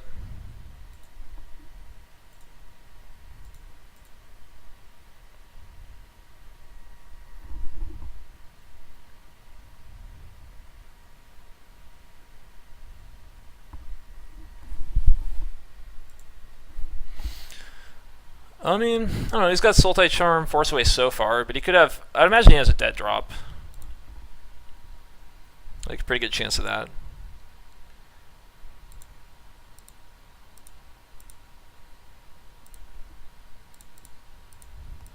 I think locks it on.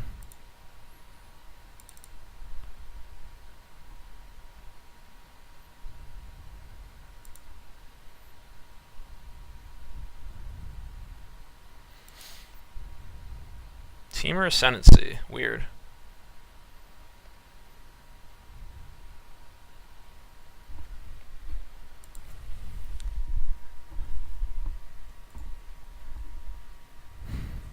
Okay, Smite.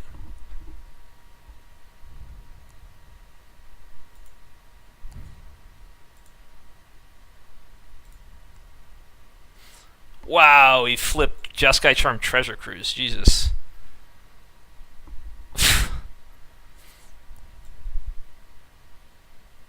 I mean, I guess I take it all because Charm gains him so much life.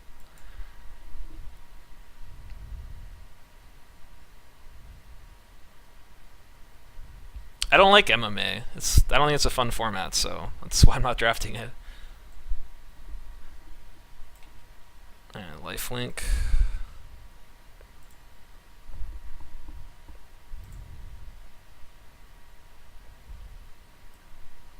Oh, you can play any of them. Oh shit, Jesus.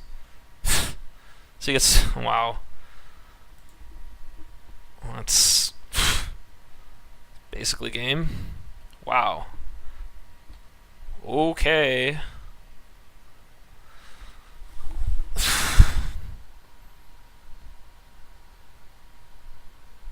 I can't win.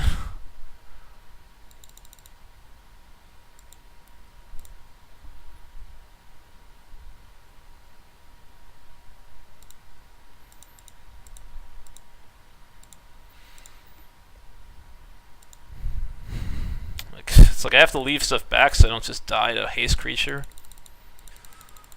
I guess. I don't know.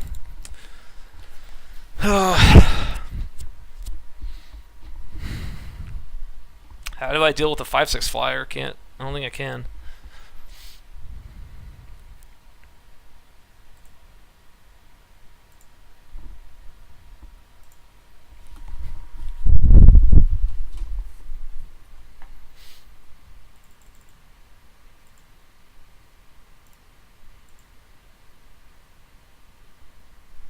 That's game, if he has anything.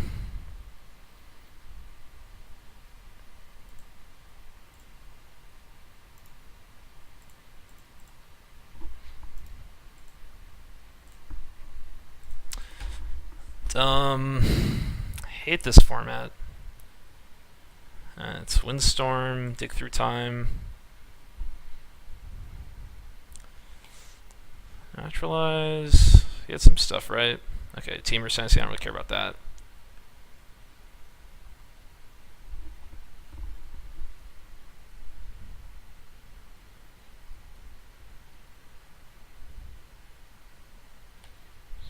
How many flyers did he have? Was it just 1,000 wins? I think it was. I don't think it's worth it.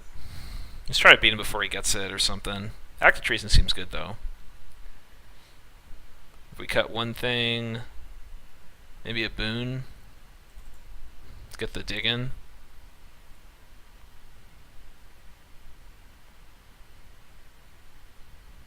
Maybe play Valley Dasher. Maybe Valley Dasher instead of dig. Then boon gets better.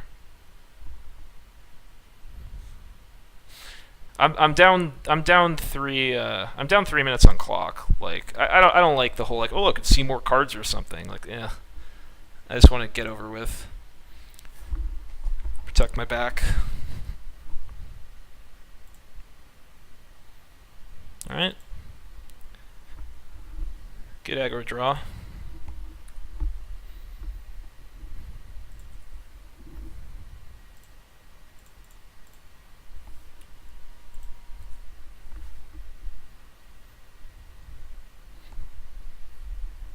It's parapet. Okay, mystic. Makes sense.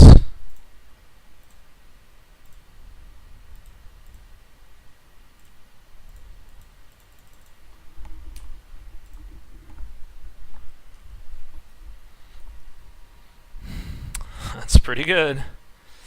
I mean, I've got a really aggressive draw, so I can maybe beat that, but that's a pretty good start.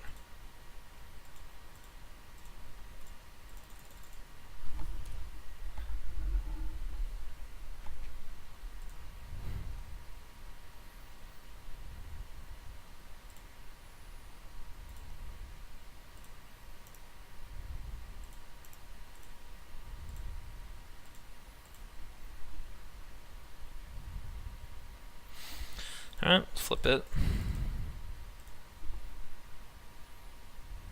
We've seen force away. Okay. Might as well.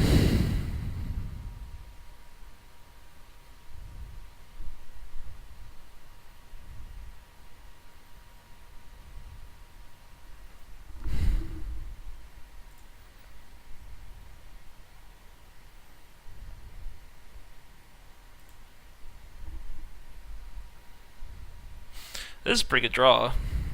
So I can just send a flare now. Like, I don't want to attack with both. I mean, I guess I gain 4 life off flare, but that's not good. Okay.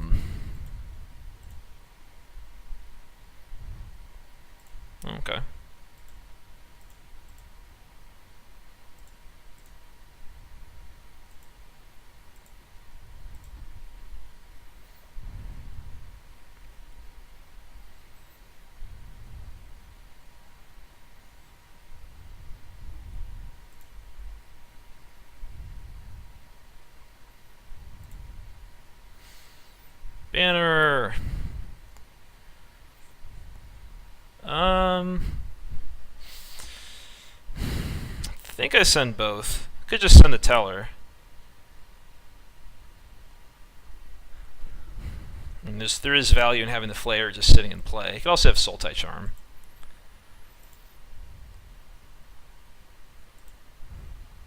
Like, I could draw Arc Lightning. It's hard for me to imagine that the air gets, like, better over time. Yeah. Haste for... I think I'm better off just sending the teller, holding back the flare.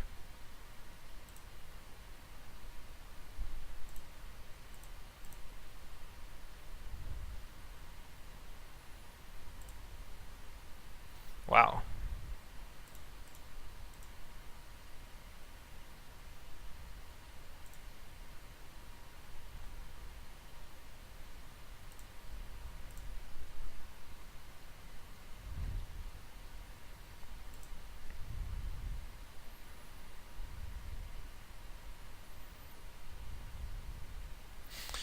So I could hardcast Stalker.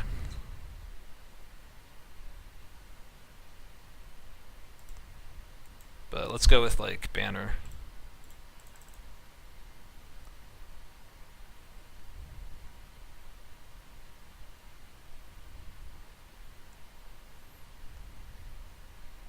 Okay.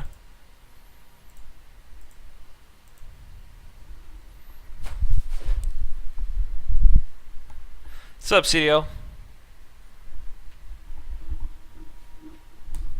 It was only Sunday. It's like 4 days.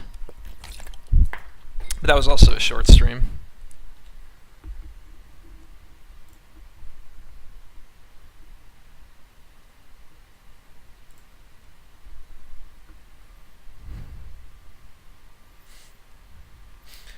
I mean, playing the banner, it's because I have all these really good 5-drops that are 3 colors. I don't have that much fixing. So it's pretty... Let's see, what does he have here? I could crack the banner first, but I think this opens me up to like more different morphs that I could have. It doesn't do anything. I'm pretty happy to just flip this.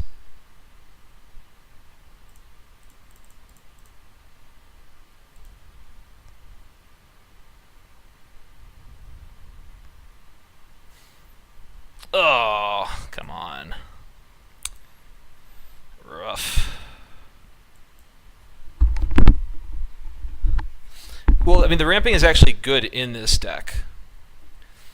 I mean, it has to be why are you playing banner, because generally we don't. But like we've got 3 really good 5-drops that are red, blue, green, which make it worth like not playing a morph on turn 3 to play those on turn 4, and then we're short on fixing in general. Ouch, Treasure Cruise. He knew he had Stalker, he forced it. Okay. What does that mean?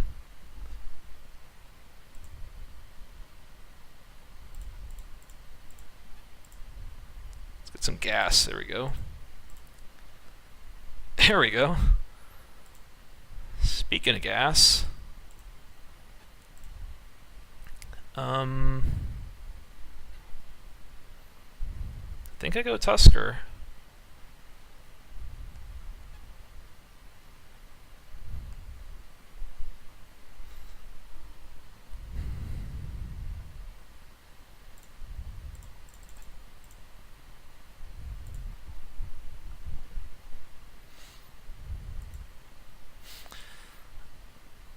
Oh, yeah, you're right. Yeah. He knew I had Stalker. I never... Wait, what? Oh, okay, sure, whatever. Sorry I said I could rep more and morphs. My bad.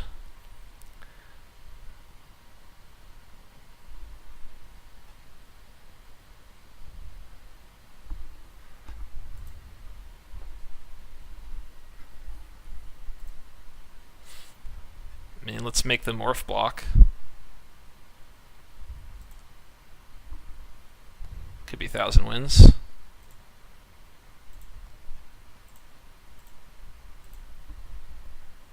On the other hand, he probably expects us to do that, but still seems like the right play. Okay, I'm happy to see that. At least get the other morph, the other creature on there.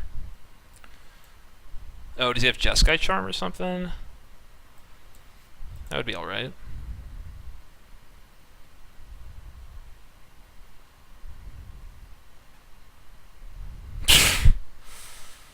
Oh my god. Alright, I killed a morph though. It was 1,000 wins, it's good.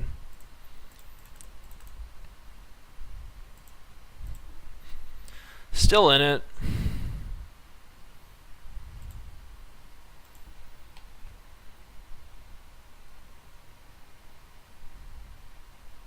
Yeah, the guy who controls it makes a sacrifice.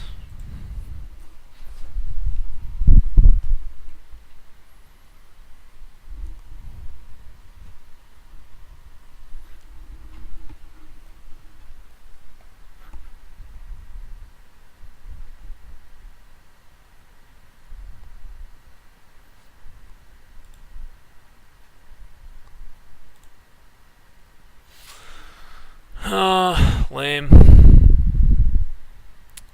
Gonna just send the Baron, trade it off.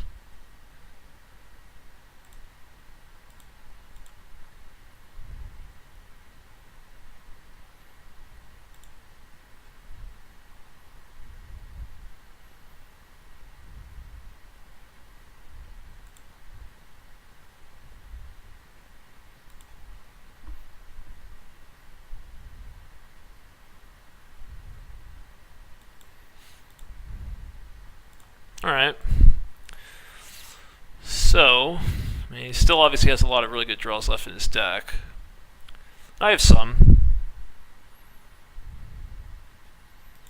Uh-oh. That's bad.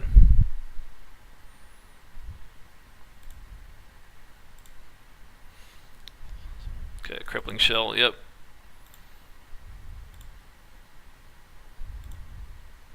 Incremental growth would be good. Nope.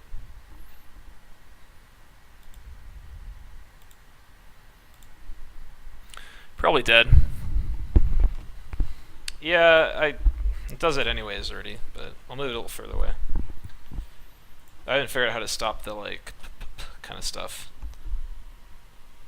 Ugh.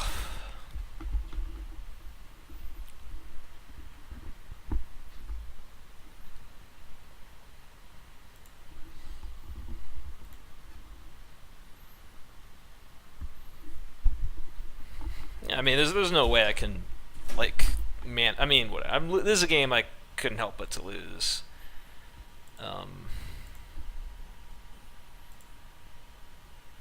Well, he missed there. Like, I probably can win if I. Yeah, if I just take this, I can probably win next turn. Top deck, like incremental growth. Ugh. No.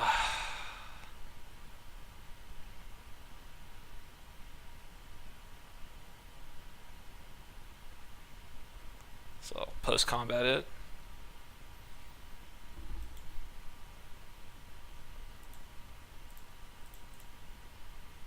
I mean, maybe I should block there. I guess since he has 3 cards left in his deck, maybe.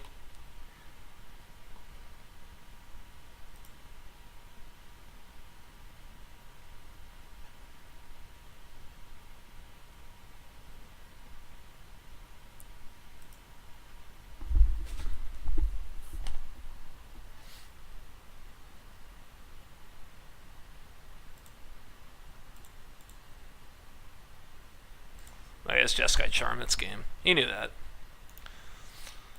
Alright. Considering, I guess I know about the Jeskai Charm, certainly, like, I played it right.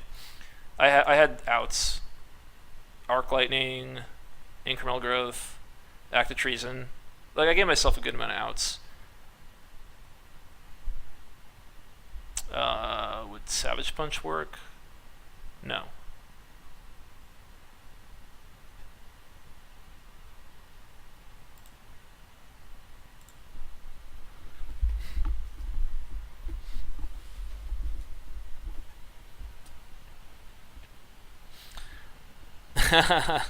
Hey, Elantris donated $55. Thank you. Clearly because you love my stream so much. Alright, let's do one more draft maybe. But I lose everyone. It's not like, oh, okay, but this happens every single draft. Yeah, I mean, I know. I just don't win at cons. It's like, well, that one he had the end hostilities, or that one he had the this, or the that, or the that. It's hard to like keep winning.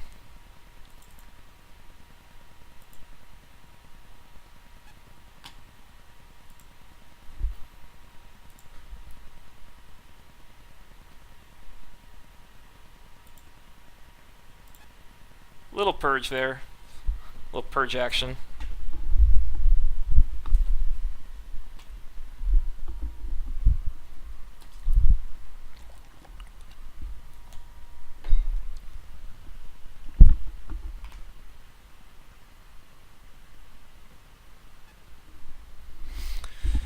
No, I don't like Modern Masters. I don't think I'm going to draft it. I mean, I could. I don't know. Could. Alright, I'll do the Modern Masters. It's fine. I don't hate it. I do have a ton of packs just sitting there.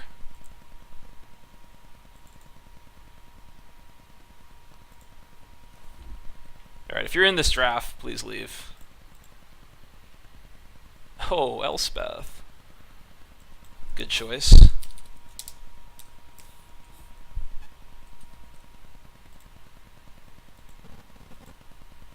Yeah, no more cube. So at Tornastone, Pestermite, Lightning Helix, Bound in Silence, Greatheart, Mad Auntie. So we're gonna table something good in white.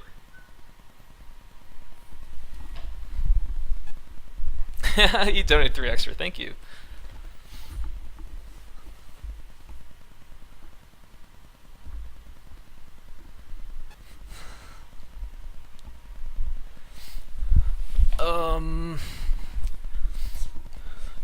Ugh. So hard to figure out how to draft this format. Like, in careful consideration, Blinding Beam, Predator, Bolt, Rattle, those are all really good. I mean, I don't think we take Beam, but like Rattle's really good. We could be like Rebels with that. Like, Consideration's good. Well, it's not Legacy Cube, it's Holiday Cube.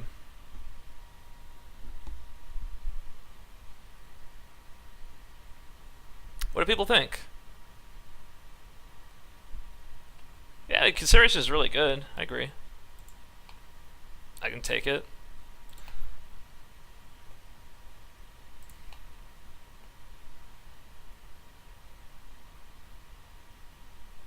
Alright.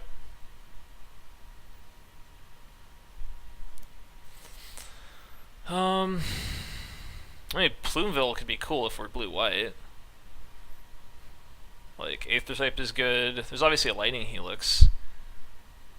I mean, yeah, I don't know. Like, I don't think like blue-white's fine. I don't think it's like one of the premier archetypes. It's so hard to decide. You just take Plumeville here. I like Plumeville a lot. What's up, Penguin? But if we like move out of blue or something, alright, let's try blue-white control. See if we can make this work. Okay, there's a Wrathy Trapper and an Apocryphite. So, do we try to move into Rebels, or do we go for the blue-white control and just kind of stick to it?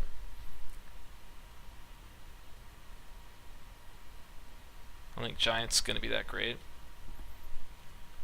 Because then, like, we can't play the Plumeville or the Consideration if we take Trapper. It's kind of hard at this point. Apocryphite's pretty nice and just like blue-white control. Alright, Sanctum Gargoyle, Avian Changeling.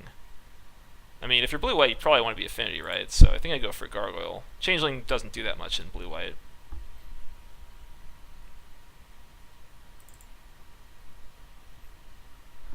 I love Penumbra Spider. Guess Saltfield Recluse, good for control. Meadow, Mutation. Another Careful Consideration over Aether Snipe. I mean, I'm pretty happy to have 2. At a certain point, you go for Snipe over it. Dramatic Visions. We're not going like Frogmighty. Capsule is nice to pick up at some point. Greatheart or Retriever. Like, Retriever's okay. Would we ever? I mean, I don't know. I don't know which one we'd want. Like, Retriever's not that great. Greatheart is okay. I mean, Retriever probably has more upside. Logic Knot or like Trigon Predator? Maybe Predator. I don't think a lot is that important. It's good with the Careful Considerations though. But I mean, they go pretty late. Maybe we could splash Predator.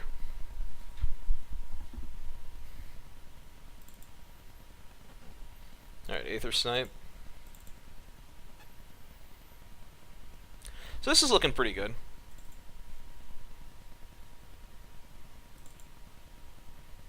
It's like a touch clunky, but we've got some nice control cards. We've got card advantage, we've got card draw, we've got an Elspeth, Plumevale can really slow things down, same for Apocryphite.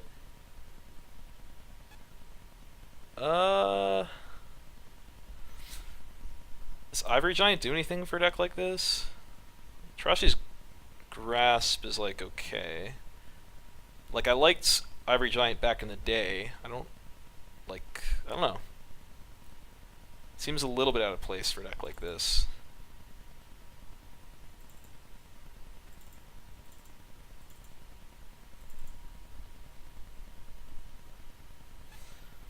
At this point, probably not Court Homunculus. Like, we've got so many powerful non-affinity cards that while we could do like some artifact stuff, I wouldn't want to be like very aggressive and try to play like a ton of artifacts.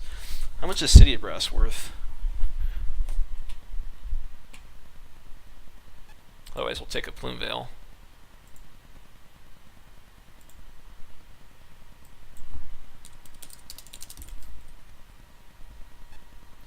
Selling 5. Sell 5. Buy 4. That's probably worth taking. I mean, because the draft itself is like so much more expensive, you know, where normally you'd be like, oh, I have to take like a 3.5 or more, like, you can probably rare draft less. But still, who's really taking the Plume Veil, though? I might be probably the only like blue-white drafter at the table. So, I'll take City. I might table that. Oh, wow, Grand Arbiter!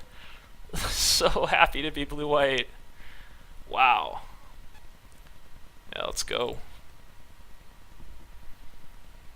Ooh, take possession or Pestermite. I'm thinking Pestermite.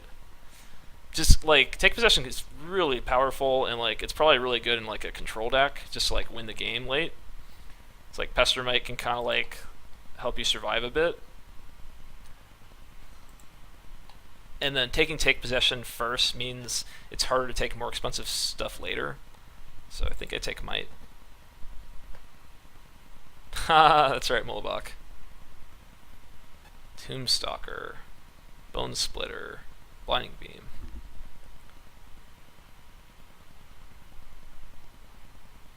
What does Bone Splitter do? That's okay. I think Blinding Beam is what I want. I mean, like, buy some time and stuff.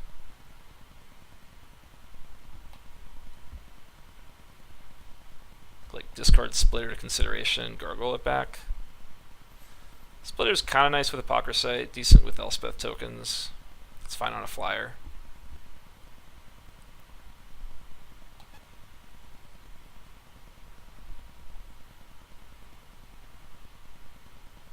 Foil Tombstalker? I don't know. Don't know if it's worth anything. Alright, we'll take Bone Splitter. Enough people commented. I don't need Sculptor. I like Test of Faith. We already have 1 Visions. Giant is fine for board, at least.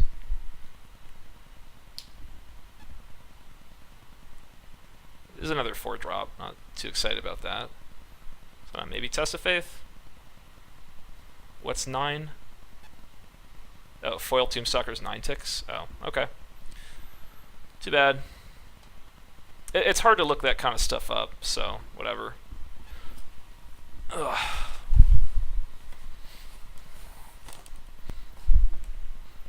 Yeah, thanks, Power Peter.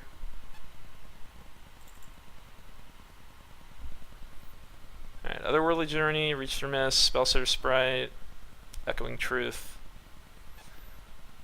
Let's see, Journey. It's good with Apocryphite.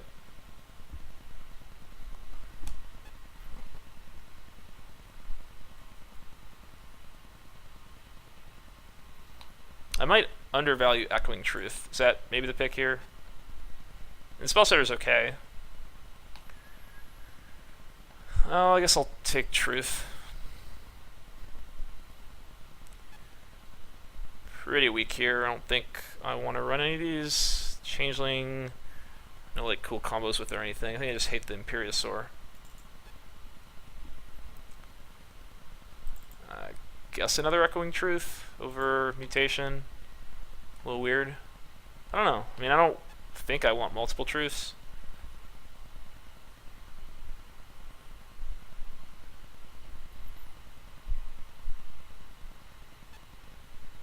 Just have a Bone Splitter. I think I'll take Mutation. Jeez, all the blight speakers. Logic Knot's pretty good here with the considerations. Yeah, dismisser, not bad. Wow, take possession. That's so good that showed up. Alright, that helps the deck a lot, I think. I guess just Crows and Grip could be good against this. Kills take possession and all.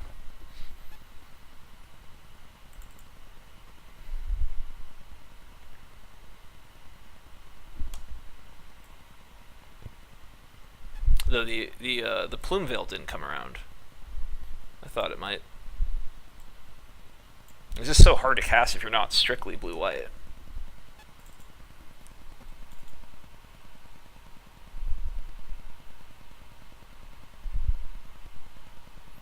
Yeah, Perilous and Apoc is cool.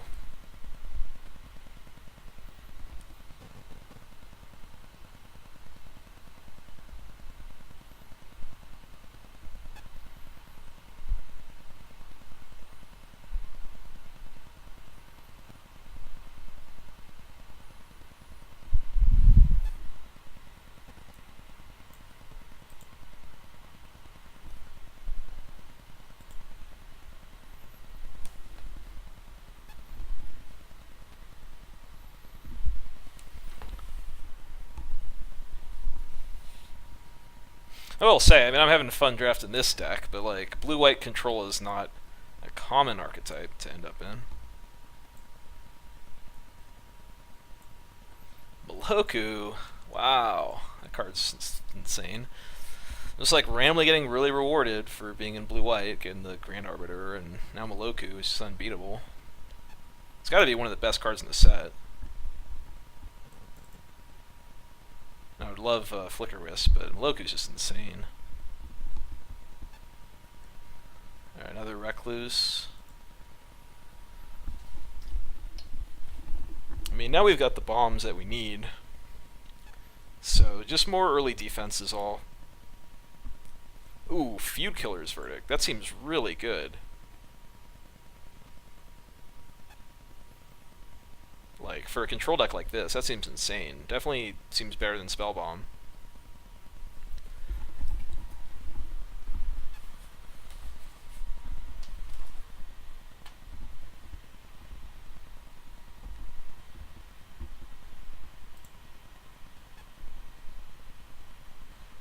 Yeah, but like, okay, this could be high curve, but like, it gets you right back into it. I think it's too good to pass. Oh, excuse me. Kind of a waste. I guess Blinding Beam. I don't know if I'm running it. Might as well take it.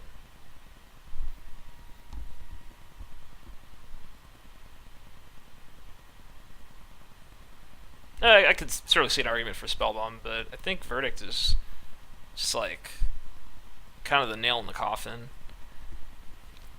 for how good our. Like, I think we can slow stuff down early. Just enough to, like, cast Verdict. Still, like, we tend to be getting, like, not the best card out of most packs. I'd probably take Giant. I don't think I need multiple visions when I have Logic Knot. That seems good. Giant at least is a good sideboard card. Crap. I mean, with Dismisser, Aether Snipe, I don't really want to take another Dismisser. I guess Otherworldly Journey, but not. I just don't think I want another Dismisser. Okay, Avian Changeling. Fine, taking that. And kind of a blank here. I suppose in some matchups you'd want to put in the Stinger, but probably just hate Grape Shot.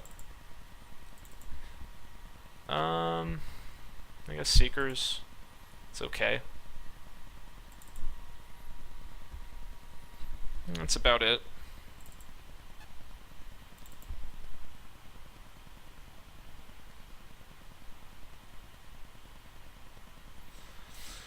This is 25.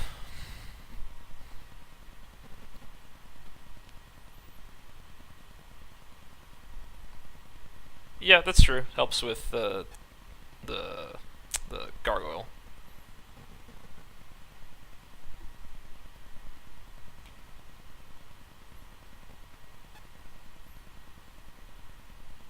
got some stuff to work with. No, I don't. We have visions. I don't. And a logic knot. I can't really see wanting an extra. We're already cutting cards. So I wonder if Test of Faith or Journey would be better main. I think Journey's probably better since we do have some kind of play effects.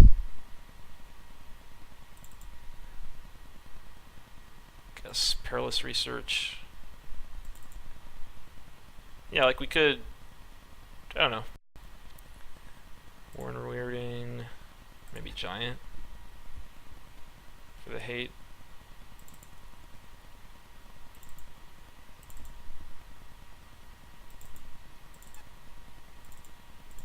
Mutation last. We could cut the Bone Splitter, play both mutations maybe.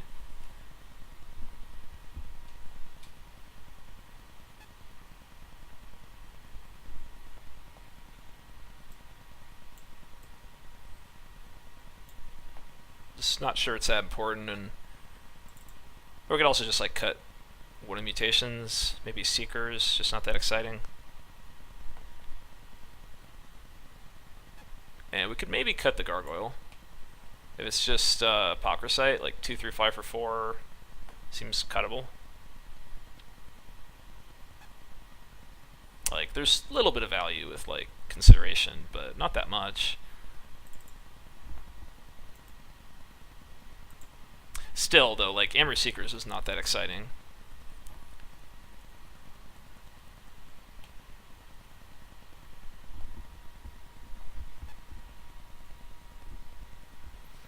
It's 23, play 17 lands. So the options: Bone Splitter, Research, maybe Ivory Giant, Gargoyle, Test of Faith, Hillcomer Giant. Possibilities. Seekers is pretty much the one thing that we could cut. Maybe another mutation, but if they're guaranteed 2, then it's worth running. Let's curve it out. Seems pretty good. I'm pretty happy with this deck.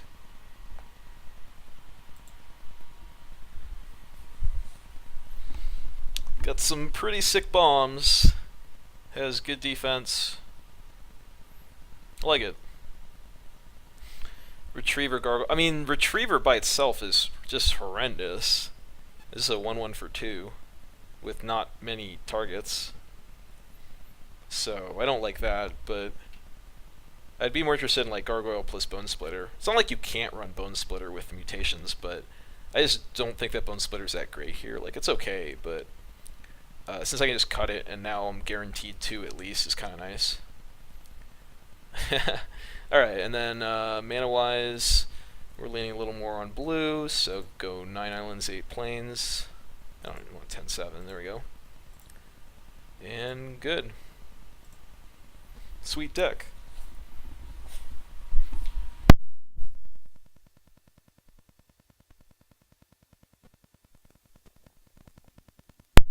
Gosh, this thing again. Are people hearing me okay? It's so easy for me to knock my headset cords out. And when I don't have music on, then I have no idea of knowing if it's in correctly.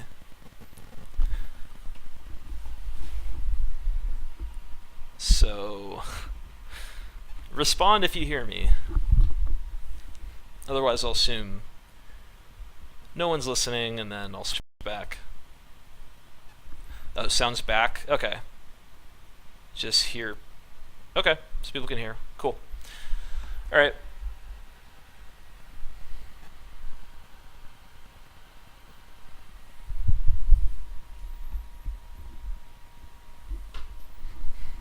Yeah, that's true. Sherpico. I think 2, 3 fly for 4 is fine.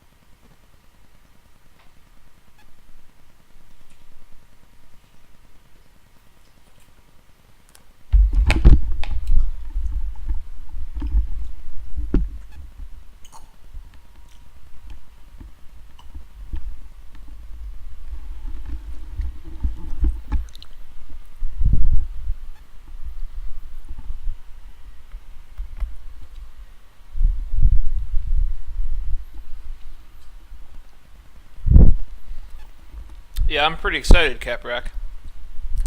I mean, this seems like a fun deck.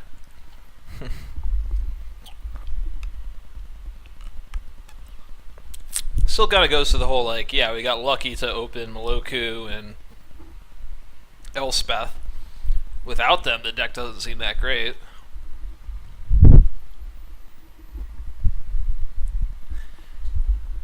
Hey, JB.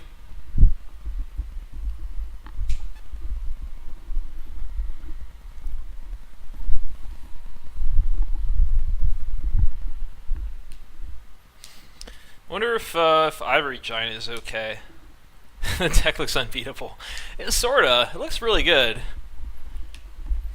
It's weird because I still felt like I was taking like weaker cards out of the packs than like I didn't feel like I was taking the best card of the pack that often, but like the few times I did, it was really good card. Yeah, no, I agree, Caprac. That's why I'm pretty excited. We've got, we've got a mythic and 2 rares plus City Brass on the board. So it's not. It's just like rare, as in, you know, because you're not like artifact based. You're just control. But that requires having some of the bombs to make it work. I mean, are there decks that are like that aggressive that I'm gonna get rolled? So I don't think so.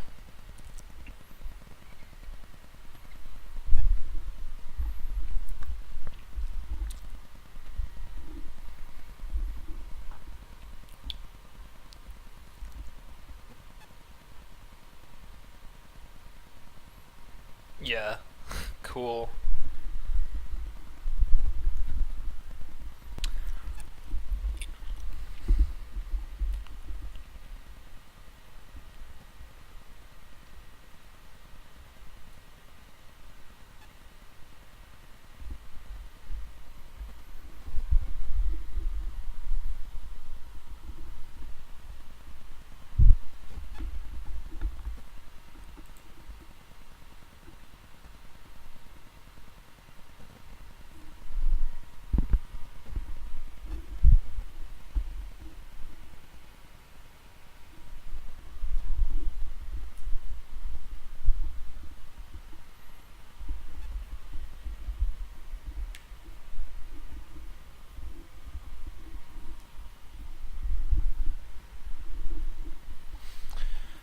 I got City Brass.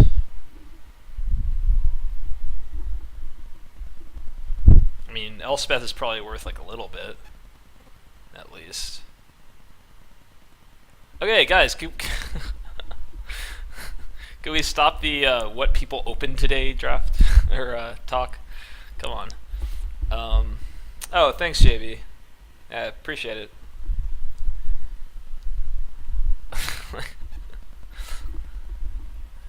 Let's move on. It's under 7? Oh, that's cool.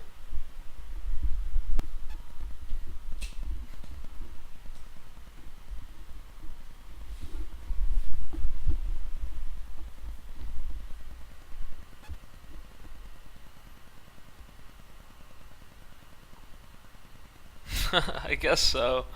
That's fine.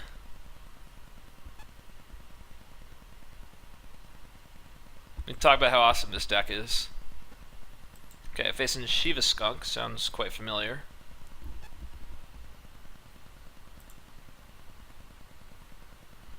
Good hand.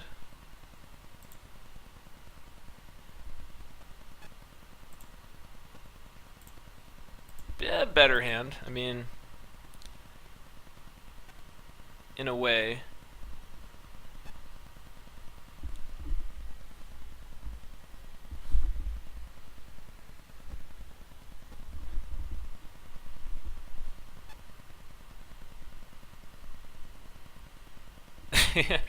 Ah, man, I want this deck to win too.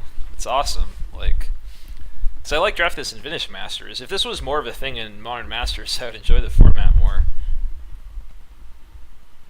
Yeah, whatever. Cool, Strand.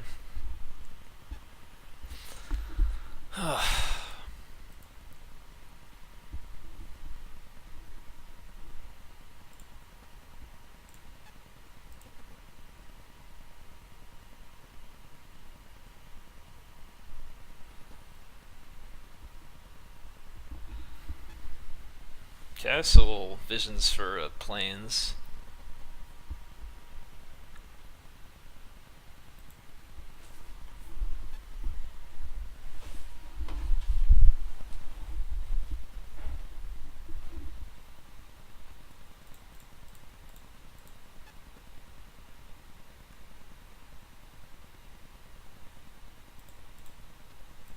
Okay, we're gonna upkeep him with Pestermite. Alright, good job, Charlie. Now you get to reward yourself with the stream. Unlike the other fools who... Well, I mean, finals, but... finals are whenever your finals are. I mean, this cube? There's no cube right now. This is Modern Masters. You talking about the Legacy or the Holiday Cube, easy peasy?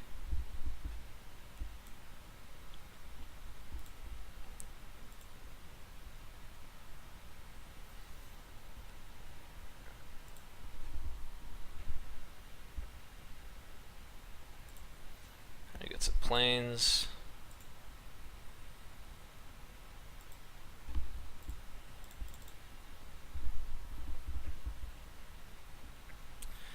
I mean, let's see. I was trying to think if, like... Oh, he just F6'd. Weird. It's probably an accident. Oh yeah, he didn't even play a land. Yeah, he accidentally F6'd his turn. Poor guy. Let's go for Changeling over Hold Up Logic Knot. Let's keep the pressure on.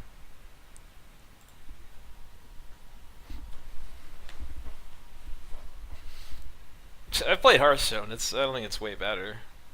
It's all right. It's good that they have new cards out. Makes it more interesting.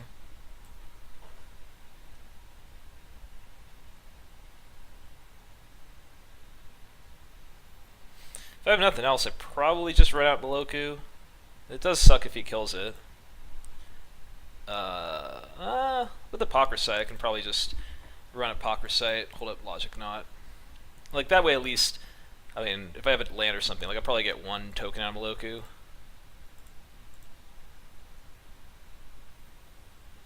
Yeah, opponent really likes time walking me, time walking him.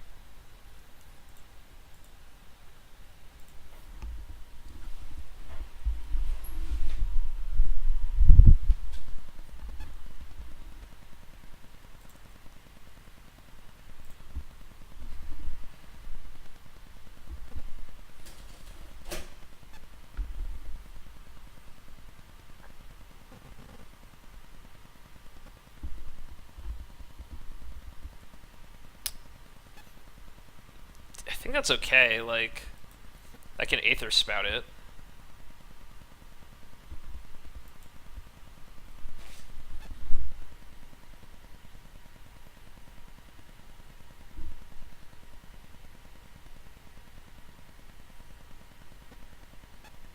It's Baloth or Search for Tomorrow.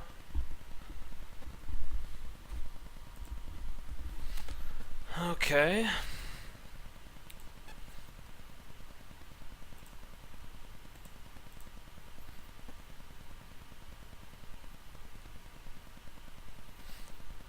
So I can go for a Verdict.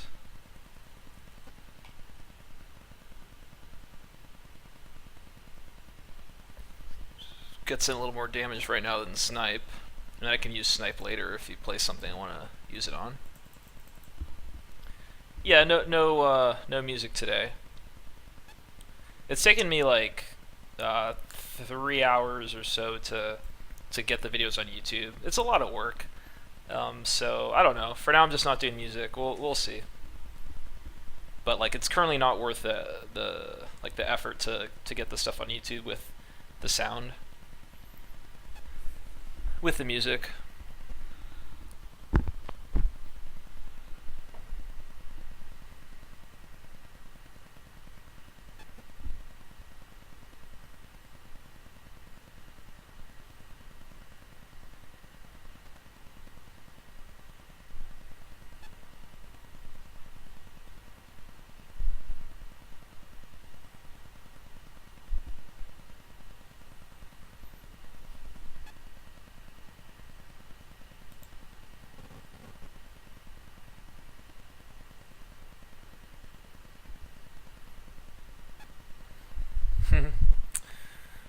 No, I mean I have radio-free music and all, but or royalty-free music, but I mean it gets old after a while. Like I have to find some more or something.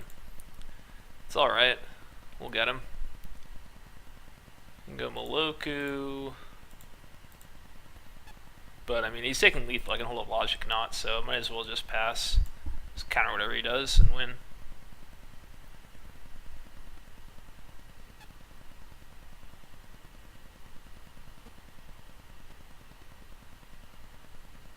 Definitely countering whatever this is.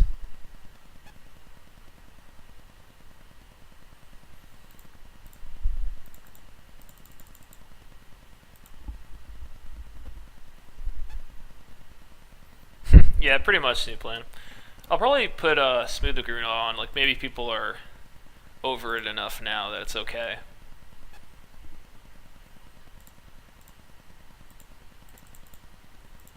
Because people got pretty pissed after a while when I was playing Smooth every day. Some people loved it. What's up, Spiral Prince? Okay, got that one. This is black, white, green. Otherworldly Journey is going to be better than Test of Faith. I mean, it seems fine. The Seekers are probably okay. Seems good. Running it back.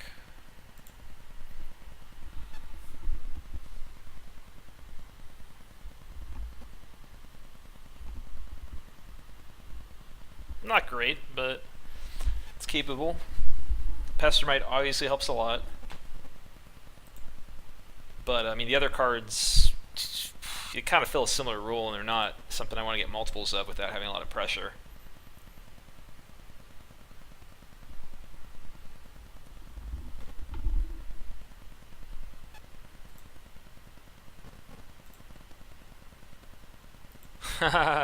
Yeah, it notices it, Sherpico. They're labeled indie, but they're still owned by companies, and those companies don't want it to be on my stream. I mean, if they took a portion of the profit or something like that, that'd be cool. But as is, they just block it in a bunch of countries, and that's not acceptable.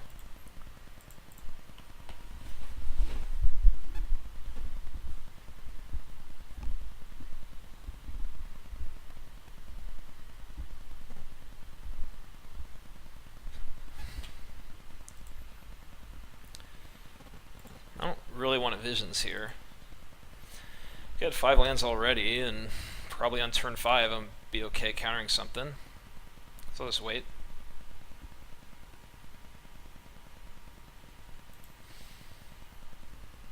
What's up, Specchio? Yeah, I mean, I haven't been streaming as much the past couple weeks.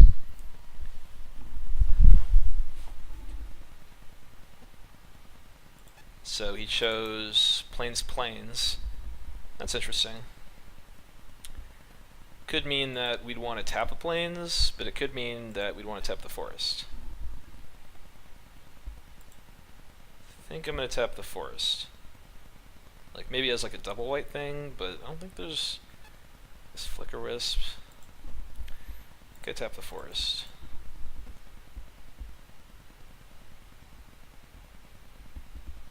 Oh, well, thanks to Laranite. Yeah, it was so much effort doing the YouTube thing, like just hours of work just to get that to work. Drag down here, right?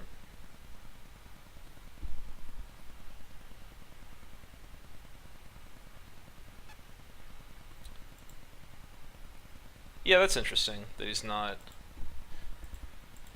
like, he's only 3 color. He just F6'd again. So funny. Like, just F6ing all over the place. Kind of weird. Bad beat, I guess.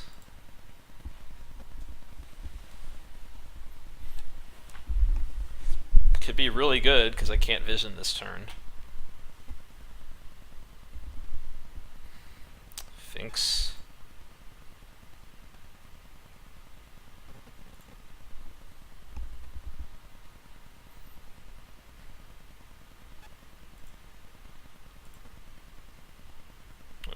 Harvest, maybe? Could be.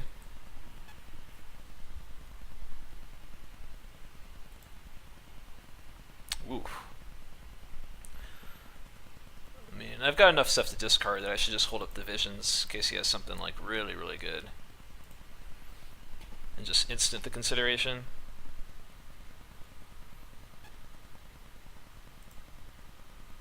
That could be wrong, but if he plays something really good, I'd probably want to counter it.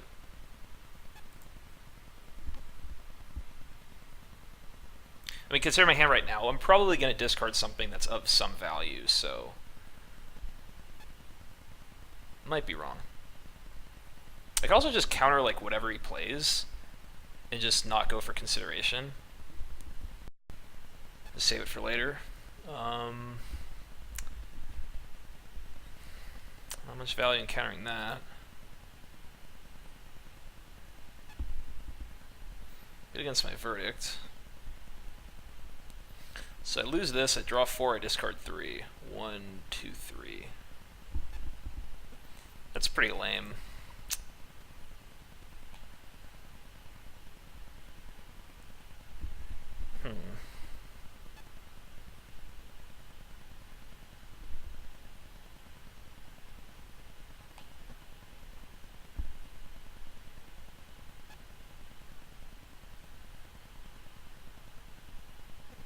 I'm not in too much of a hurry, but I can discard pretty much whatever lands, maybe. Maybe Echoing Truth. Let's go for it.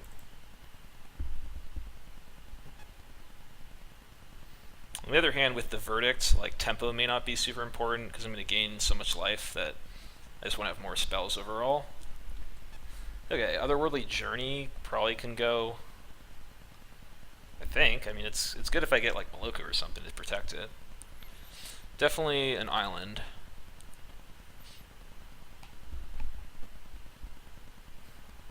Probably Journey, and then Beam seems okay. It's good against the creatures he has out now. Like at the moment, it seems better than Echoing Truth. And then I think I want to go for Verdict, so I keep 1 land. So I can go Journey, Truth, just keep the Beam.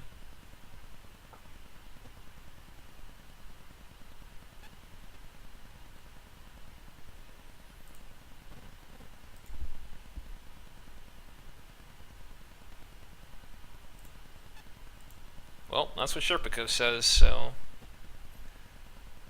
it's probably right.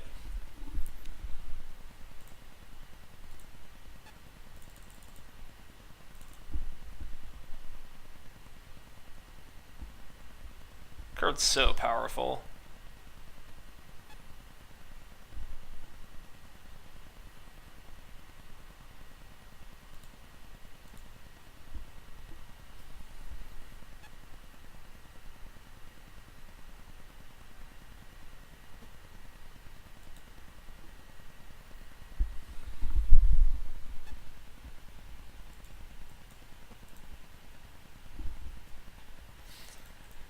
Alright, let's start with Consideration. And probably Apocryphite.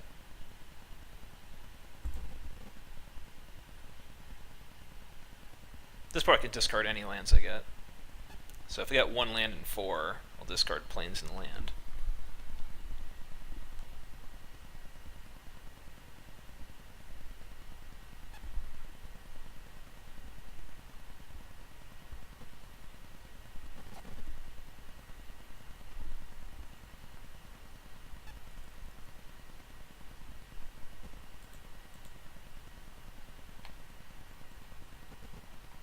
I mean, the Journey doesn't do anything with the token. Token just dies.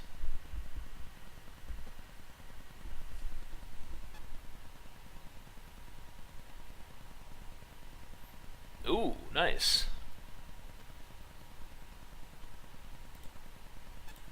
Alright, let's go for Plumevale. I think.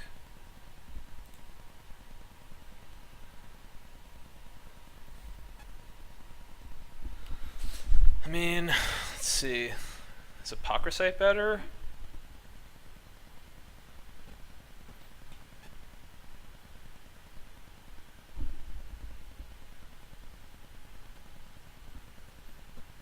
One, two, three, 1, 2, 3, 4.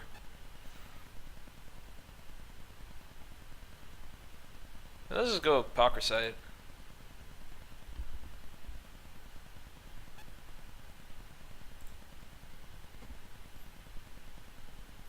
Because if he has some kind of removal spell or something like that, he could just kill Veil. Killing the Finks doesn't do that much. I'd rather get the Apocryphite going. Valkyrie. That we have to deal with somehow. A creature other than it dies this turn, return that card to the battlefield under your control.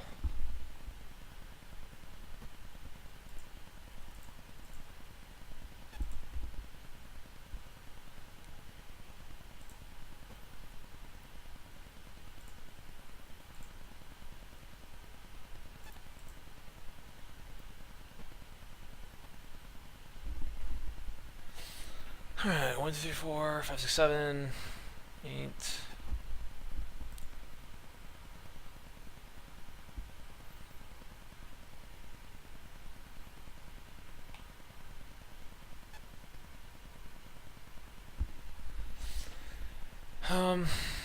I think he like stacks it. I mean, I can go for a snipe. I can just use a snipe, leave up counter, and then just for the rest of the game hold up counter pretty much. I mean, I get to buy plenty of time. Otherwise this gets turned on for a bit. What else could I do? I could like blinding beam it.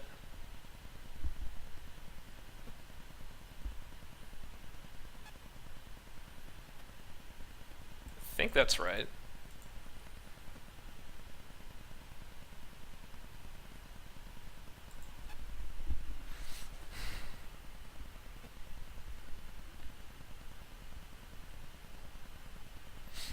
Well, okay, yeah, I can do Plumeveil plus Erratic, but he can also steal my Plumeveil. So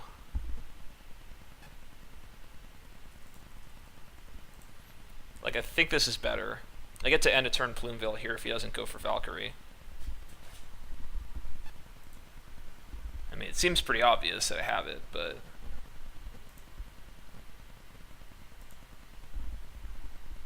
yeah, right. I'm aware, sure. I'm just saying, it seals my Plumeveil. Like, it's pretty good for him.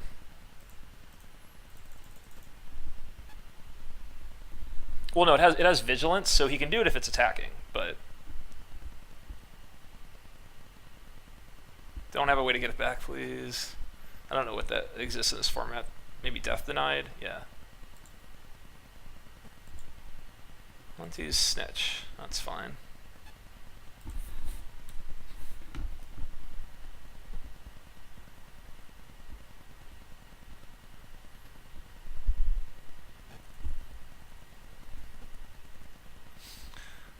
What do you mean it doesn't get Plumeveil?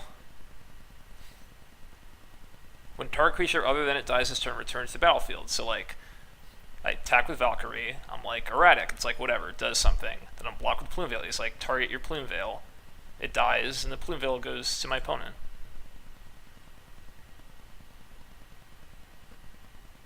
I mean, other than I just get lucky and I hit a 5 or bigger.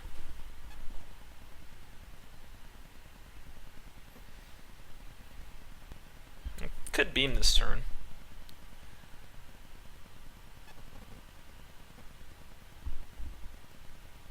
I don't think I want to cast all 3 of these, so just gonna pass. We'll see what he does.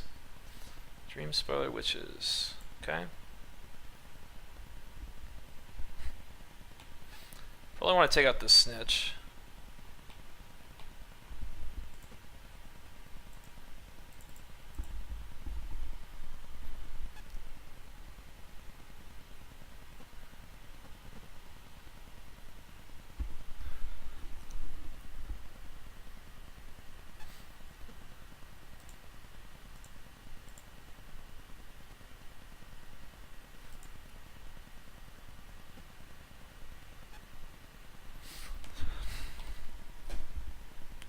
Erratic Explosion. Just dealt damage. Do we mutation the witches?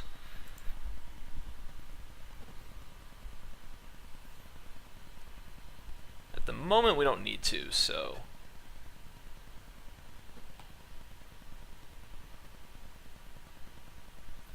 Well, I mean, there's unstable mutation. I don't think this has to do with unstable mutation. Oh, I mean, is the art related to it? Maybe.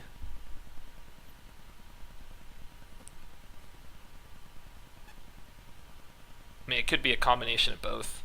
I guess so. Hey, Apocryphite. Where you been?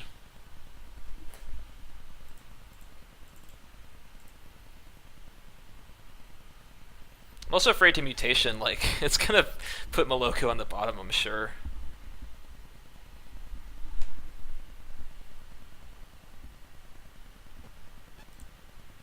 I guess I should play the land here.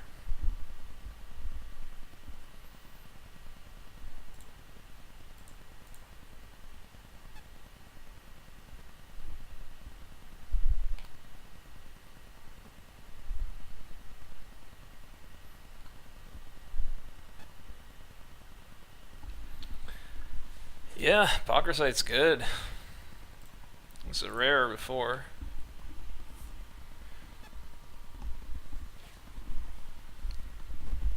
So I still think I want to avoid killing his stinkweed. Whoa, what is this?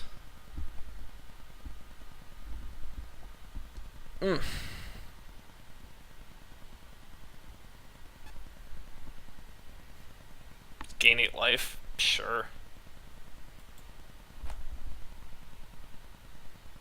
You could've... It's instant, I mean, you could've, like, saved it to use with Dream Spoil at some point. Yeah. Just go to my turn. Well, I guess the question is, like, do we want to trade the Apocryphite for the Imp and let him go? Because if he has the Worm Harvest, I mean, that could be hard to beat. I guess we just sit back for a little bit, I think.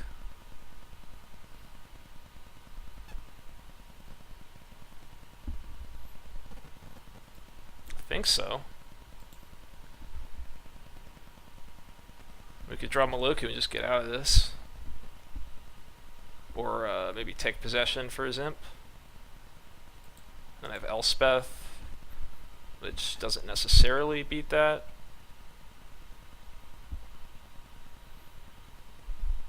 Oh wow, that'd be an easy block. Elspeth, alright. So, artifacts, creatures, enchantments, and lands you control are indestructible. I mean, that's okay. So I think I just keep making 1/1s.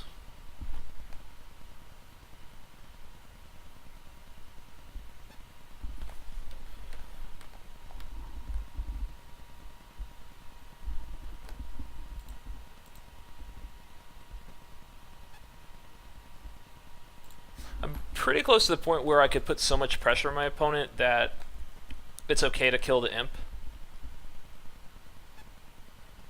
Here is Soar, that's fine. I'm gonna hold off with the tokens at least. Another mutation.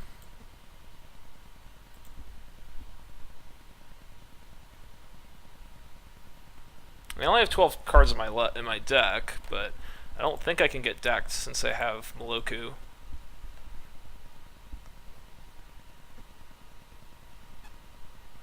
Light Speaker.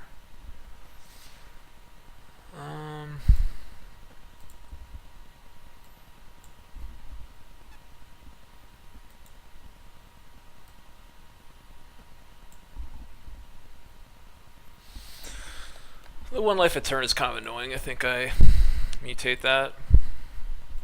I mean, plus you can obviously grab some stuff. Could be bad for us.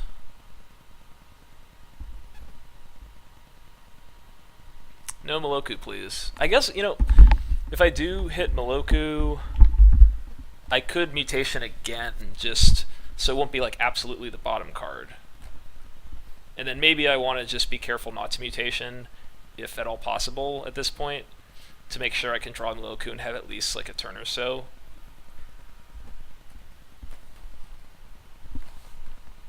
But it's not just Miloku. I have take possession. If I steal his stinkweed, like I can start getting in with making stuff fly with Elspeth. And I mean, okay, lost to take possession. Wait, bottom of the order in any order, so island second. Wait, is that how that works? How does that actually work if you're putting on the bottom and you order them? Why am I confused about that? I should have like read it just to be sure. It's like been a while maybe.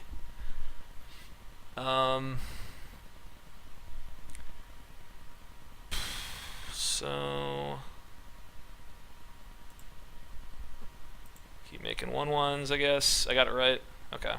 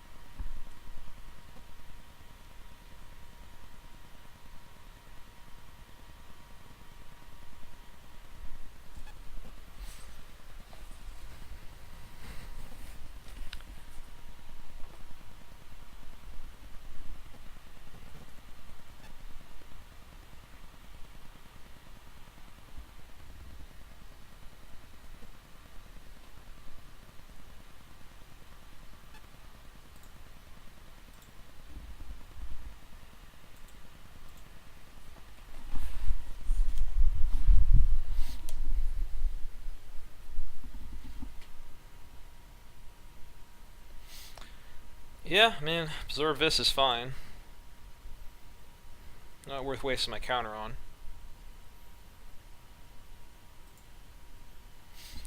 Ooh, dismisser.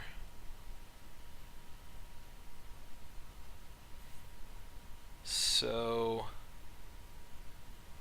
I mean, one thing is I could just like use this to deck my opponent at some point.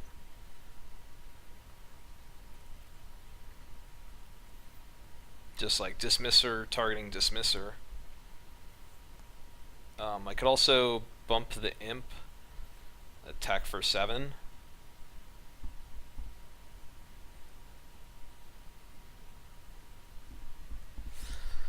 I mean, this is the only dismisser I have in the deck. Think I'm out of all my bounce. I mean, I feel like I can win the game without doing that, though.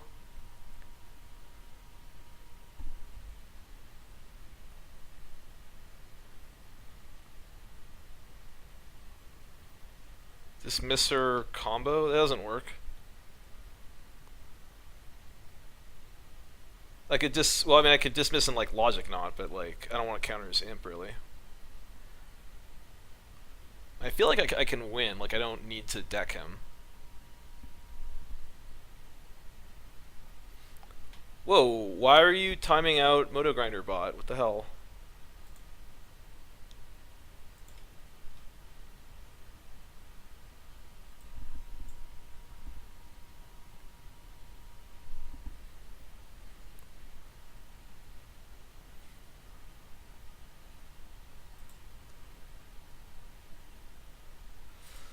I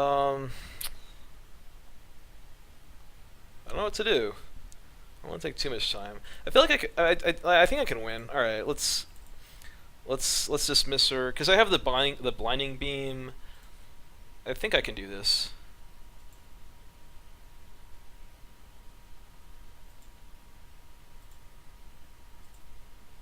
To there.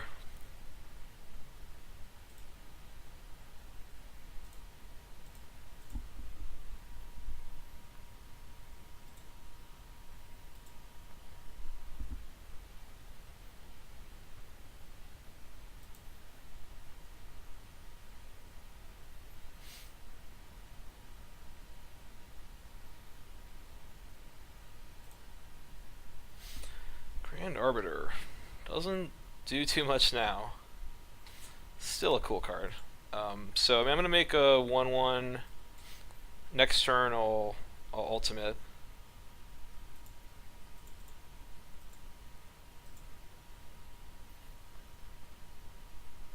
I guess he could attack with both of his guys to keep Elspeth off ultimate, but that's fine. I kill it now. That's perfectly fine. He could also just attack with Imp, but that seems like something that I'm gonna win. Like, I could just Blinding Beam, but I think I'm better off waiting on Beam until I have like some more creatures out, maybe.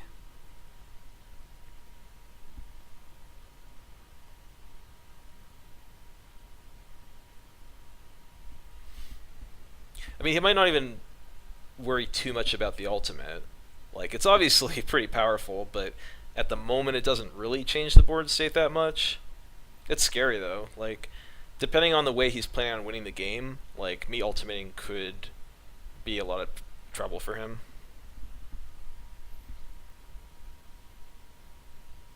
Maybe I could beat Worm Harvest that way. Right now he just has 2 lands in the graveyard. I mean, there is a limited number of times he can actually Worm Harvest, if that's what his plan is. Alright, he just passes. He just concedes. Alright. Cool. Okay, it wouldn't be too long until Moloku. Actually, the Soulful Reckless would be pretty cool. I mean, he still gets to dredge with his Imp. Like, I don't know what his plan was, but it makes sense for me to be scared of Imp possibility. Alright. So, we won a match of Modern Masters with a really awesome deck. Happy. Well, I mean, it's very powerful, He Balls, but, like, it is such a weird game. Such a weird, like, board state. I don't really know what his plan is to win. Oh, next round coming up. That it's possible that the ultimate wouldn't change much, but it should. Okay, commercial. You beat the impossible. Very funny. Thank you for that comment. Excuse me.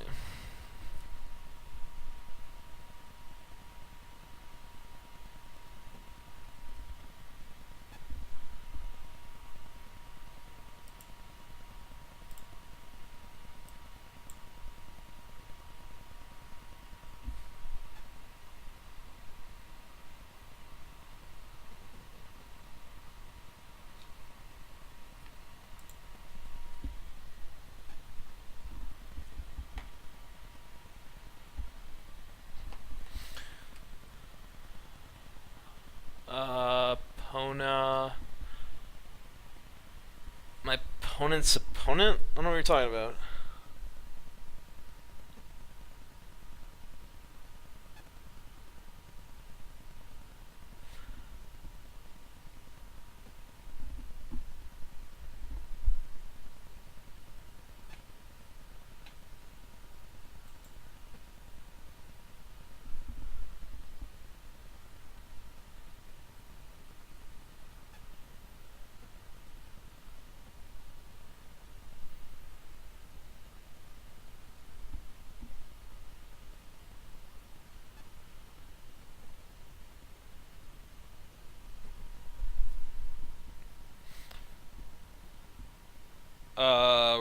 Right. Yeah, I mean, so he probably had a buy. I mean, the person timed out, so I think that's the most likely. This person just didn't show up. Oh, actually, it probably has to be, because otherwise, the round would have taken longer. Sure. Got that Logic Knot, double. I'm pretty sure I can Logic Knot something for 2 this game.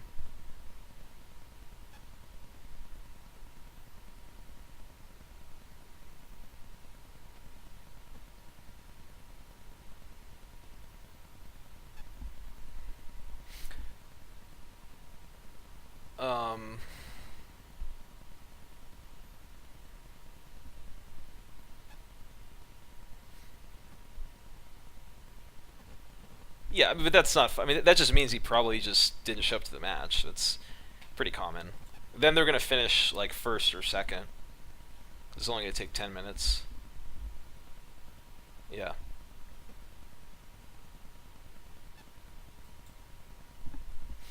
Yeah, Traumatic Visions. It's got got that cycling ability.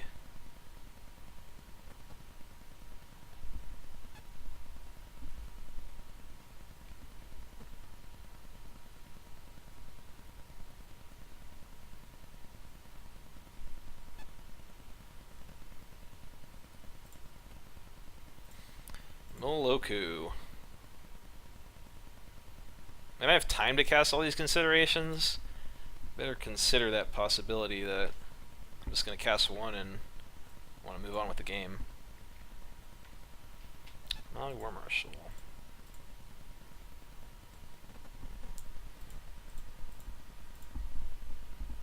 Let's grab Island, go for Recluse. Hope to draw some lands. Just one would be fine. Recluse is kind of cool. Like, he's got to tap out if he wants to keep the War Marshal. That's our land.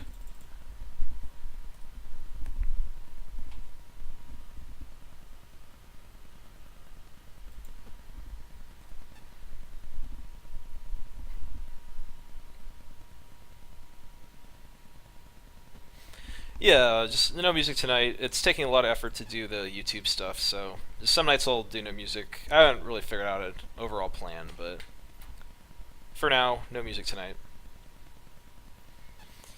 Festering Goblin. Gonna kill my Recluse. Yep.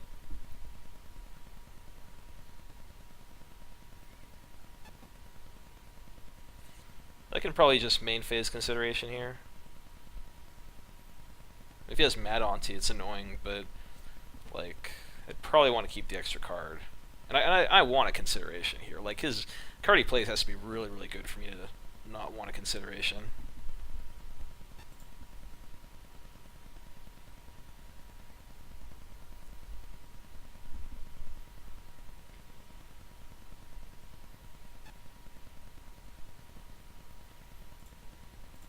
Alright.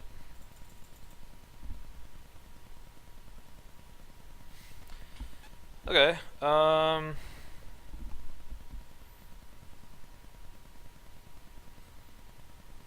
probably just both lands. I mean, I do have 6-drops, but like next turn I can either just throw the Moloku down, or I can go for Careful Consideration, and then I'll definitely draw my 6th land.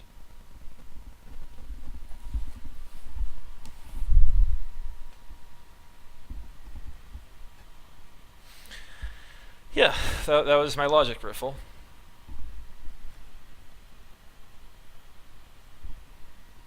If I'm winning the game regardless, if I just do it where I instant it and discard 3.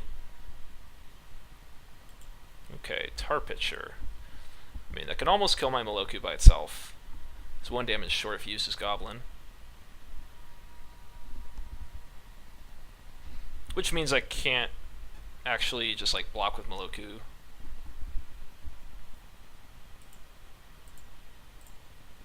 Safely. Pestermite. Pestermite. I do get to keep up Logic Knot if I go for it.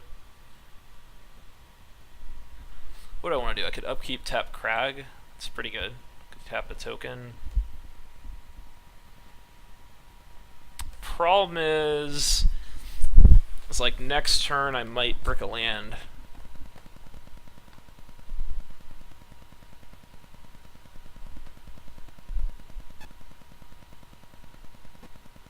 I could maybe tap Tar Pitcher. I don't think that's right.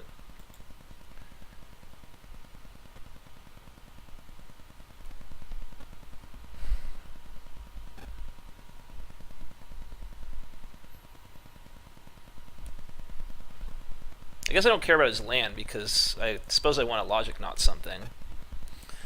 So I guess just a Goblin. Just prevent 1 damage.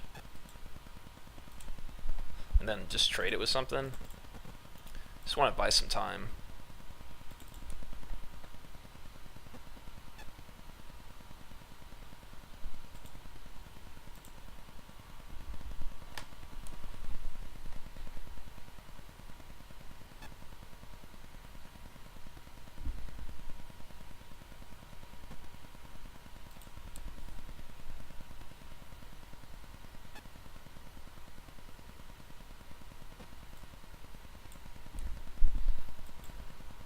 Oh, wow, he pitched at my face. Yeah, maybe that makes sense. No, it doesn't. Like, I was just tapping his guy. Why does he just sack it? That seems weird.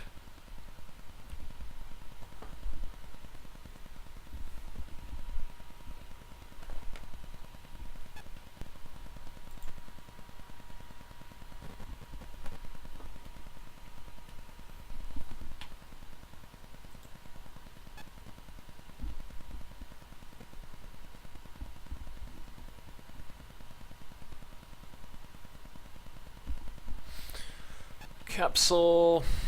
Yeah, I mean, I'd be happy if he just killed my Pestermite, but I should probably counter that.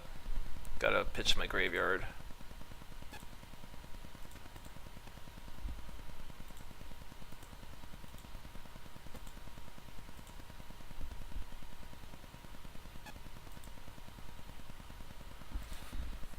Kind of a shame. But, I mean, if he just leaves in play, gets to kill my Moloku, it's really bad.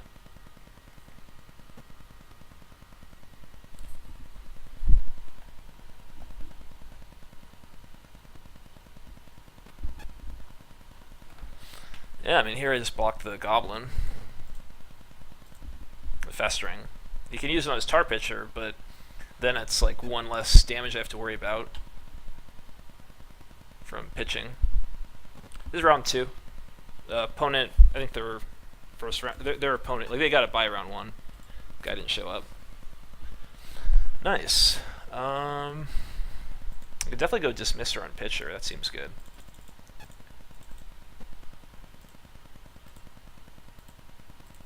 Like, that slows him down a lot. I can go Moloku, make a guy, play the land, and leave it up again. Like, that's really good. What's with the noises? What noises?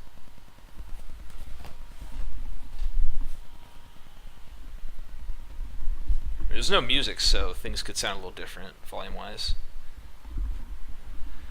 You might hear my computer fan, maybe.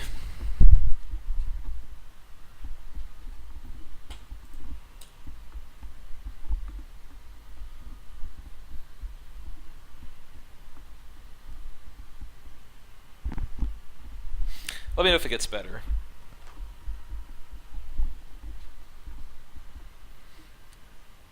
Makes strange digital beeping sometimes? Okay. Ooh, Plumeville, that's good. Probably should go for Moloku here.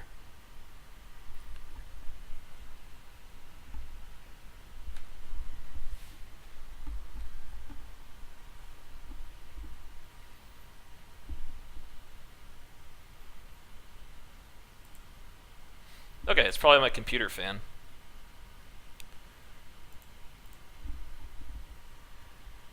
Yeah, I'll go for Moloku here.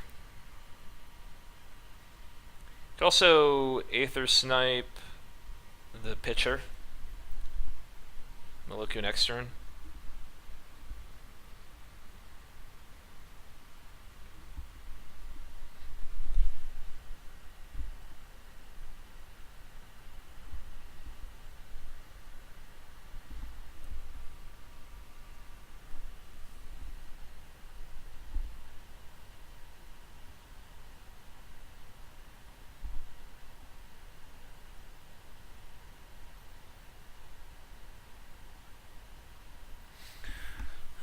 Yeah, I mean, either way, the cool thing about sniping pitcher, I guess, is that if he does have something like Torrent Stone, he's going to use it on the Aether Snipe rather than the Moloku, so that actually seems like a better play.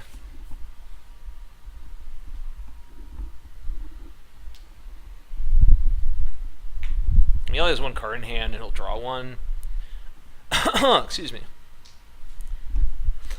Yeah, I don't think that there is much of a difference though between like the value I get out of playing Moloku compared to the value I get out of playing Aether Snipe. Because next turn, regardless, I could kill Token. Maybe kill Token's better. Like, he has one less thing to pitch. That just seems better. Yeah, let's kill token.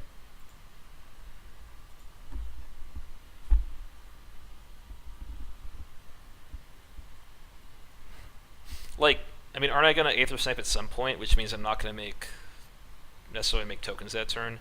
I get basically the same amount of damage this turn with Aether Snipe compared to Moloku. And then if he has something that could kill one creature, he's just going to kill the snipe, and then I have like my Moloku's a little bit more protected.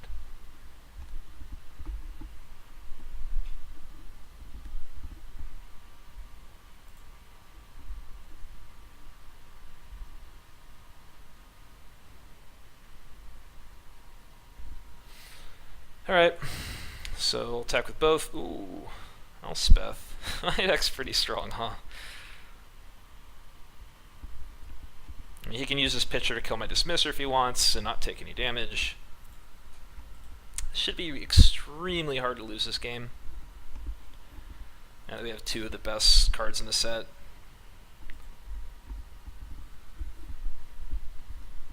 Oh, my bad. Yeah, obviously he can just use the Face Filter to kill Dismisser.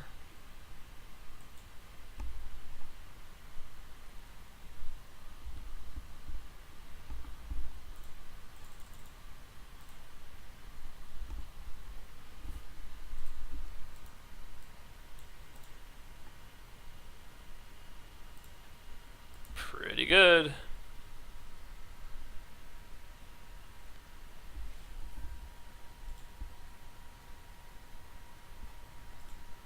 That'll do. Pretty much. Yeah, this is a really nice draft. So, I mean, Hillcomer Giant probably comes in. It's unblockable 3/3 for 4. Test of Faith could be good. Maybe Sanctum Gargoyle. Like a 2/3 has some value. Oh, Verdict, so good. Like Seekers doesn't seem great. I think Journey's fine. Test of Faith could be good too. I just need to make sure I have like early creatures out for it. Echoing Truth seems not that great. I definitely like Journey better. Truth can buy a little bit of time though, where Test of Faith's a little harder. Test does seem sweet.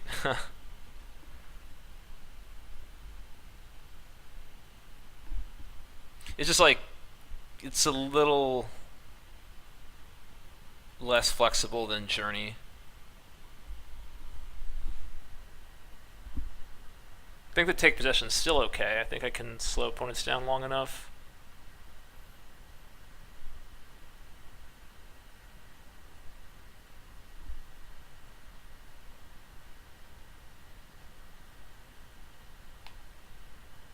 Oh, Goblin tokens. Yes, I just remember that. Yep, definitely Echoing Truth.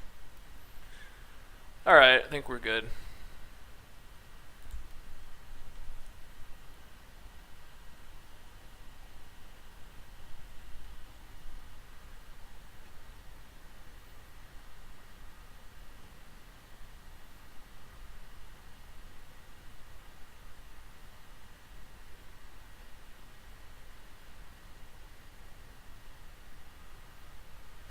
Tess is a great card. It was really, really good in Mirrodin. It's hard. You just need to have like the space for it, but it's very powerful.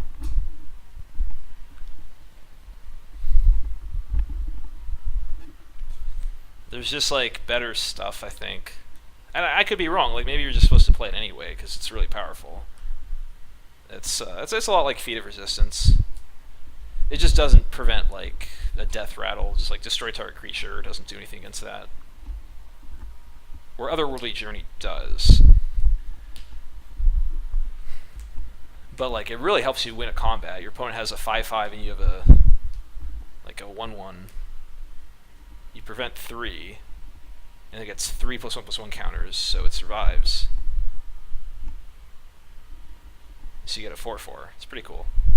That's not like the ideal situation, but just saying like it definitely protects your creature from combat.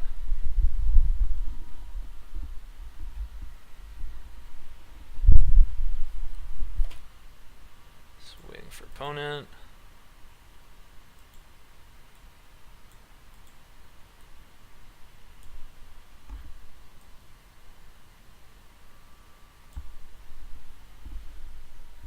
And yeah, I've got some Enter the Battlefield stuff. It's true.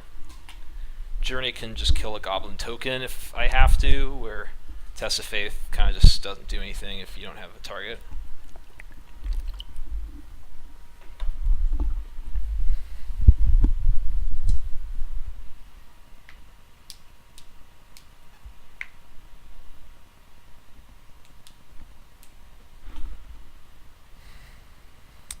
Is that how it works back? Doesn't it say you prevent 3 damage and then you put a +1/+1 counter on for each damage prevented, so it'd be a 4/4 with 3 damage prevented?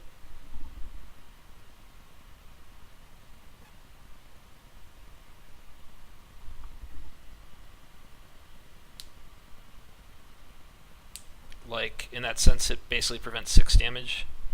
I believe that's how the card works.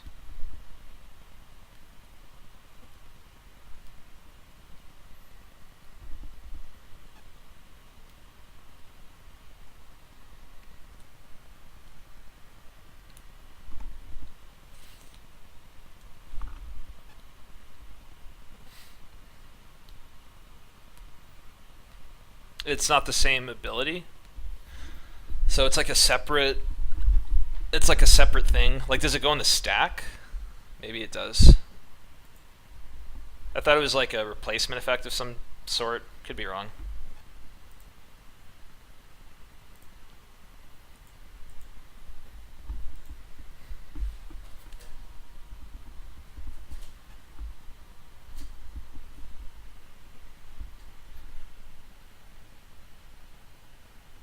Don't listen to him. That's what I think, but yeah, that's okay. Thanks, guys. Again, like, if you're sure about rules things, please say something. If you're not sure, just don't say anything. Because, like, I'm aware that it could work either way. So, it's better for me to be unsure than to give an incorrect answer.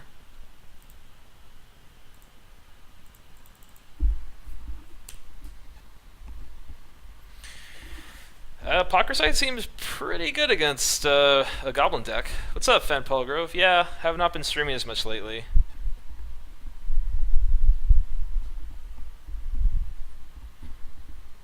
Block.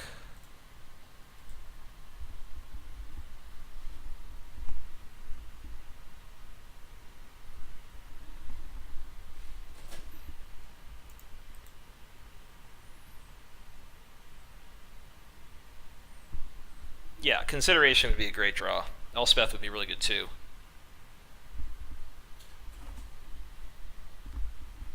Oh, you've been gone for a while. You haven't gone that long. Ooh, Feud Killer's Verdict. Well, let's survive.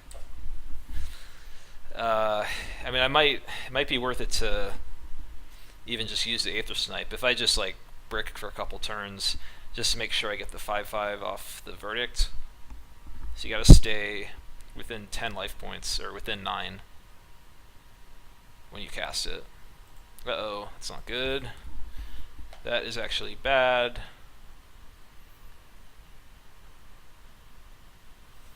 Boy.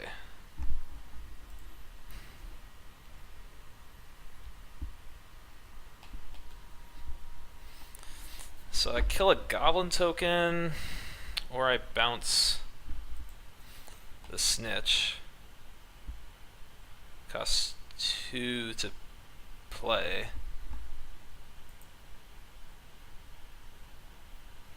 Pockersite comes out next turn.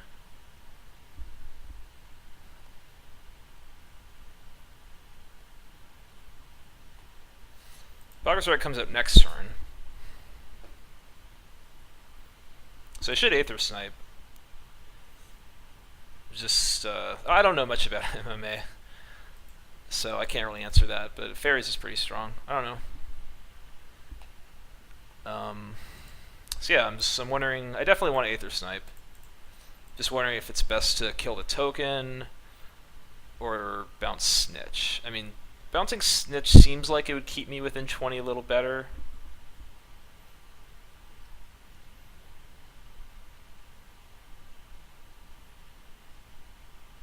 Because if he has some way to deal with my Apocryphite, or I could even attack with Apocryphite, take a little extra damage, but the 4 will mean that the Verd Killer's, or the Feud Killer's Verdict actually works.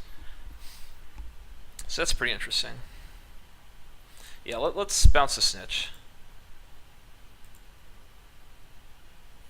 So, I mean, blocking his Snitch gives me like 3 extra life, but attacking with Apocryphite gives me 4 extra life as far as Verdict, being above my opponent. So I think likely I'm going to want to just attack with the Apocryphite. I mean, he doesn't know about Verdict, like he can't really put me on that. So if I attack with Apocryphite, he's probably just taking it, regardless of what he has. But if I do Brick, attack with Apocryphite, he chumps and then attacks me back, that'd be pretty devastating. It's worth the... I think it's worth it, though, to... Yeah, I mean, I don't think that's going to happen, and, like, I think it's still worth it to go for.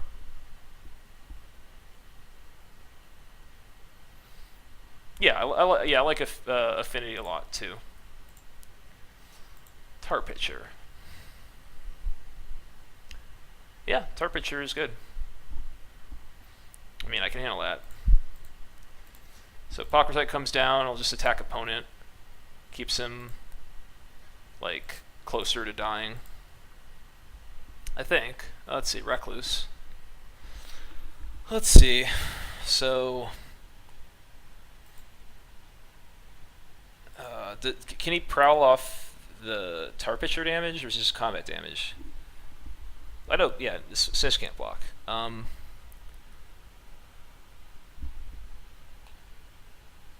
So...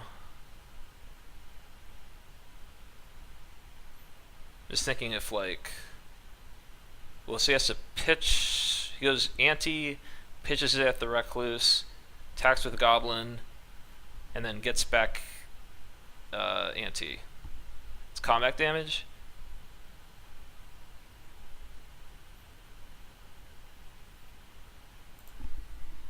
Okay, so in that case, I think going for Recluse is right.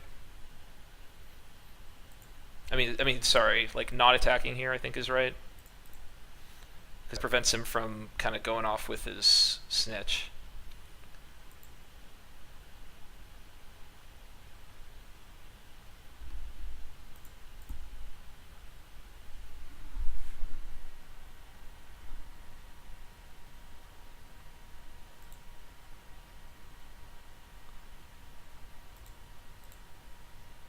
Still, it's like I'm not sure if that's true.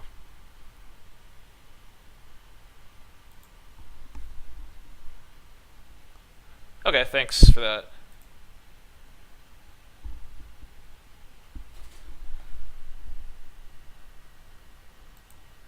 Wow, so he sacked the token. He should have sacked the Snitch, I'm pretty sure. Nice. Rack Mutation. Can't mess around though, gotta just go for Verdict here.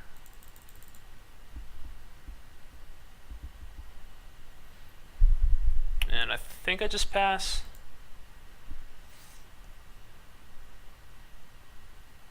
I guess at this point I don't really care if he...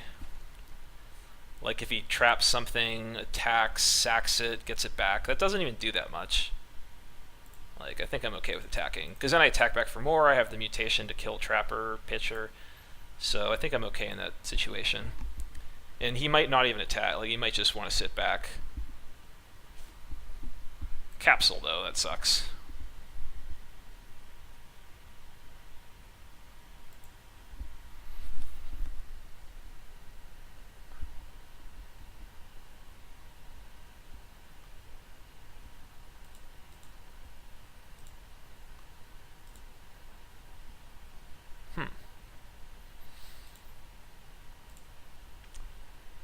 That's kind of tough. Oh, he lets me attack. Well, that's easy. He just forgot to tap. Hmm.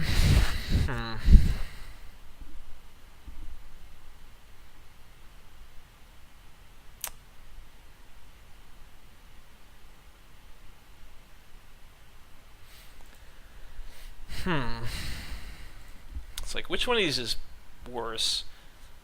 Because, I mean, right now it's like 4-4 versus his Tar Pitcher. I'd rather have a 4-4. So perhaps, why would you pass Sitch can't block? What are you talking about? Um,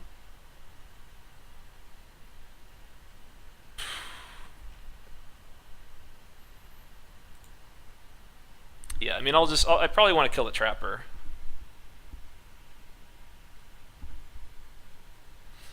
Mad Auntie.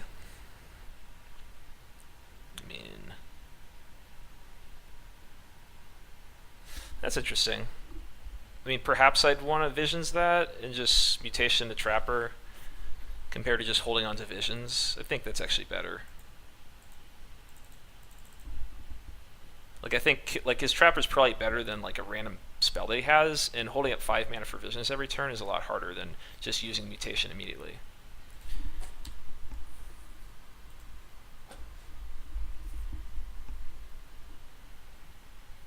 And that's a Moloku. That's a good card. Good game. Good game. Moloku, and in games since Champions block. Actually, the Champions pre-release, I had Moloku and Uyo the Prophet, and like that day, people were like thinking that Uyo is better. It's like the 4/4 flyer. You return 2 lands, you get to copy a spell for 6 mana. Like, it's a strong card. But I looked at Moloku and I was like, I mean, this card is definitely good, but I'm like, wait a second. So you play this, then the next turn you can just bounce all of your lands, and like you have like 6 1/1 flyers. Like, that's stupid. This card is actually ridiculous. And I was right. It is completely absurd. It's still funny though that, you know, when people are just discovering a new format, it's hard to really, like, people say, oh, well, obviously this card's ridiculous, but like until people actually played with it, a lot of times people miss cards that you'd think are just like, well, obviously this card is the best. And that's the match. All right, on to round 3.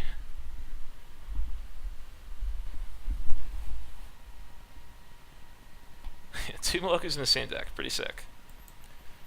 Alright, it's commercial. Quick break. Be back for round 3.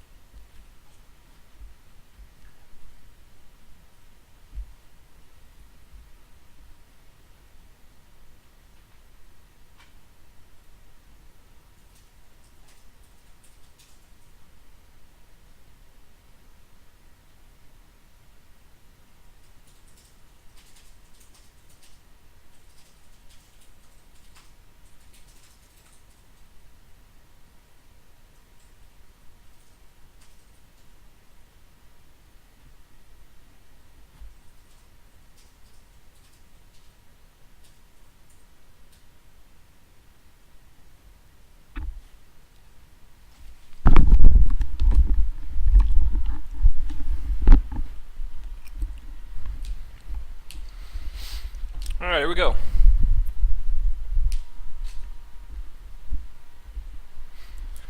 Yeah, that's pretty much it, Jack. Open bombs. That's what we did today.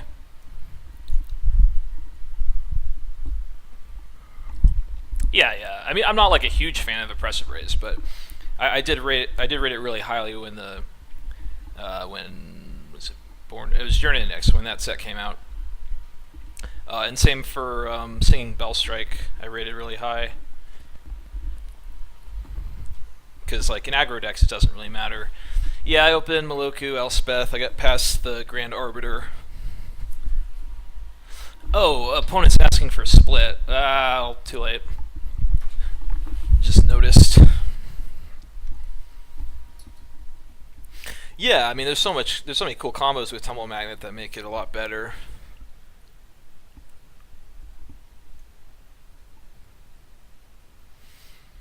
Keep Apocryphite buys a lot of time. One land we have Recluse, and we'll go from there.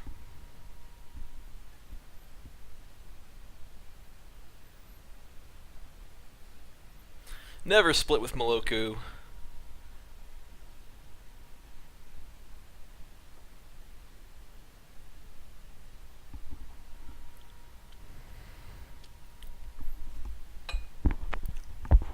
No, I'm not doing another draft. Get out of here.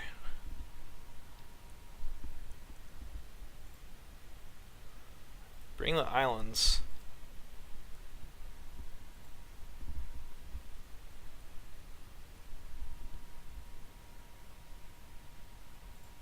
No more planes, please. Just islands. There we go. Now this hand's looking pretty sweet.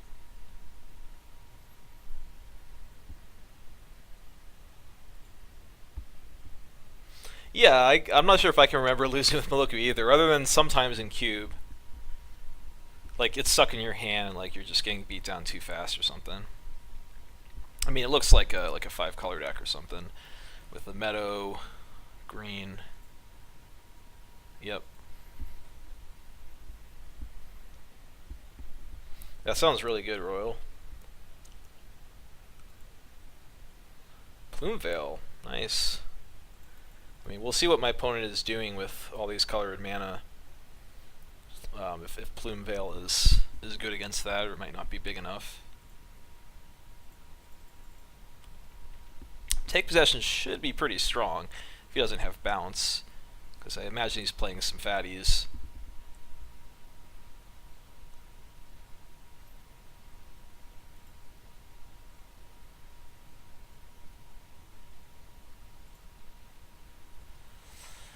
Okay.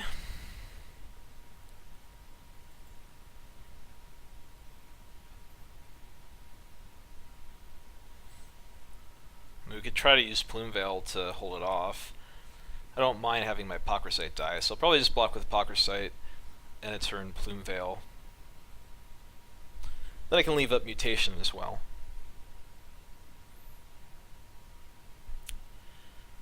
I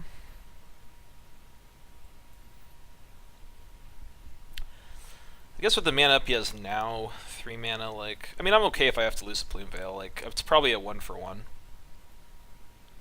And I could prevent 5 damage to myself. Certainly worth it. You could be riskier and, like, block with both.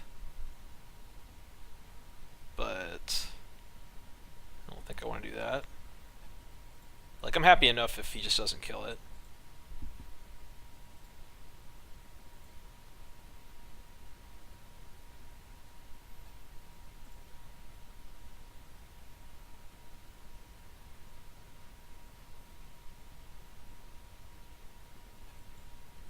Oh, getting grape shotted? Wow, that could be really sick. Nope, just Germinator. It's fine. Echoing Truth. Okay. It's a 5 mana. Could kill the Germinator.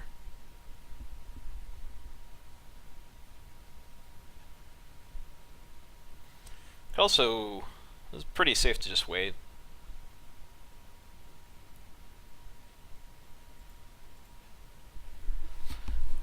maybe I could set up a good combat here if he thinks, like, if he has a trick or something, wants to be a little over aggressive.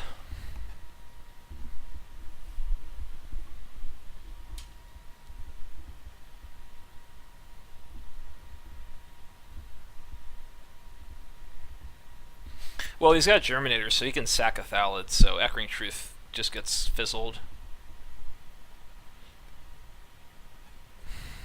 Number Spider, yeah, that's fine.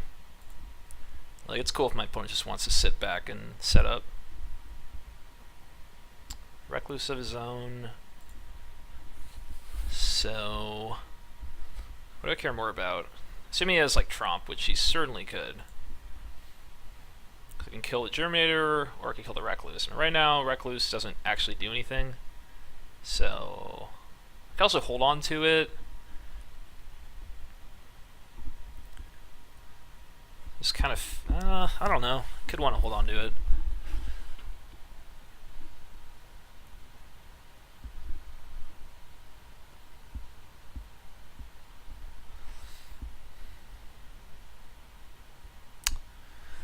I don't know.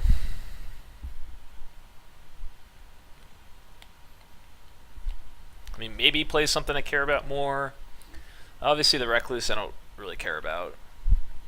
I might, and then I might care about the Germinator. I'm just gonna kill the Germinator. Don't do Maloku, please. Ugh, Verdict. That would have been good.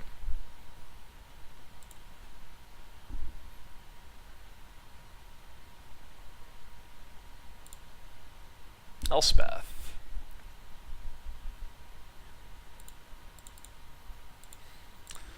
Let's make a 1/1.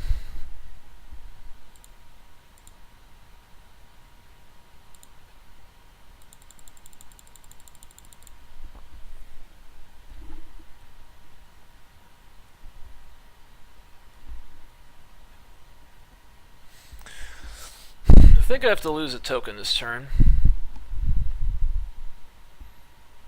If he attacks with both. Yeah.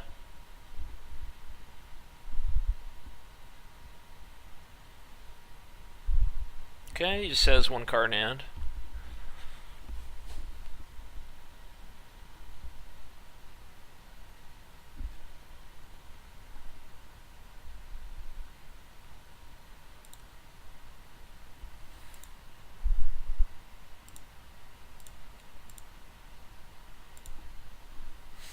Let's go like that.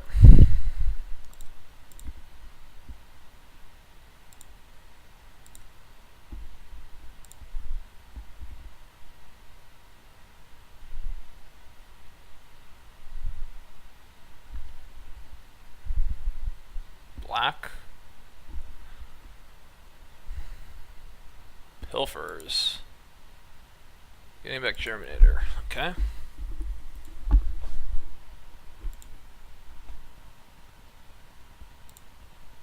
Nice.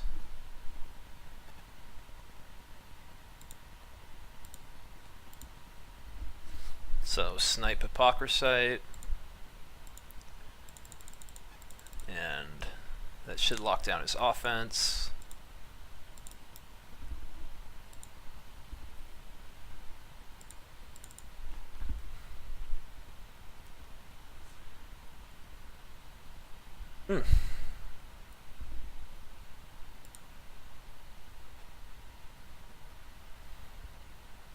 Well, he played Kadama's Reach.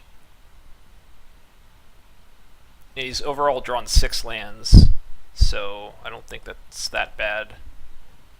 Flooding. Like, drawing 6 lands and 7 spells.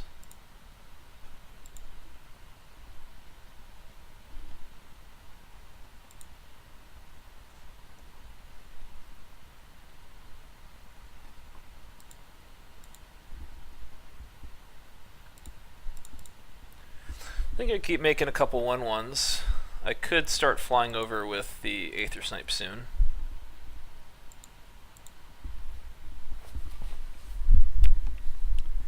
Like Hypocrisite. Hypocrisite gives me pretty decent defense.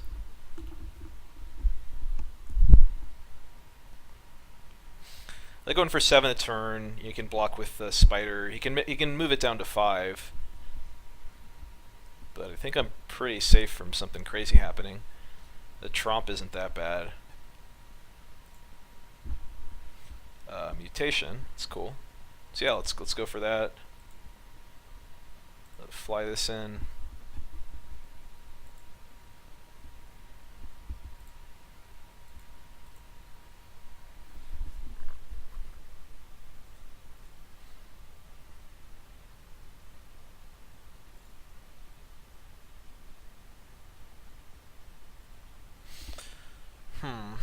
I mean, I could ultimate the Elspeth. That'd be pretty good. I could try to wait 1 turn, like assuming if he's gonna try to make an attack. I mean, chump, block. I seem pretty safe from attack.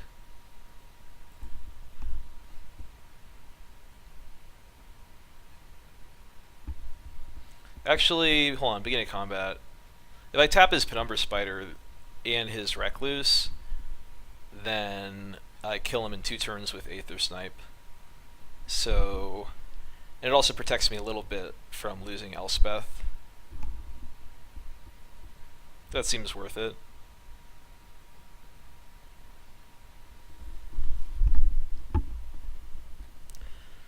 So, extra counter. That's fine.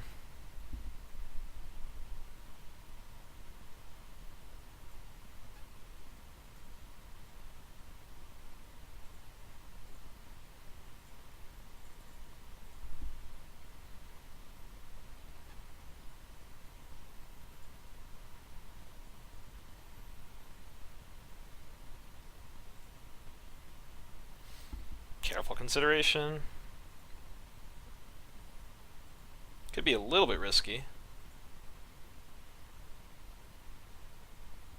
He has Trump.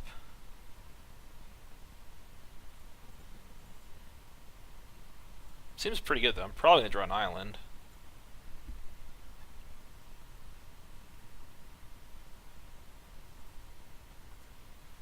Pestermite, quite good. Let's fly in the snipe.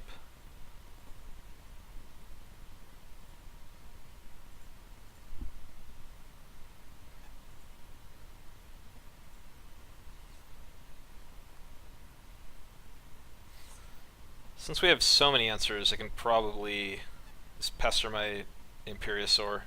And I still have like removal to deal if he has a flyer.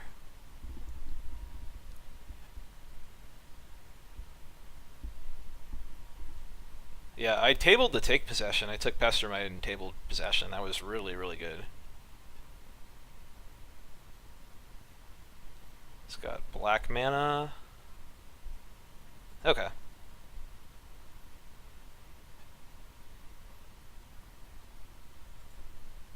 Now I can just let him attack. Nothing he can do.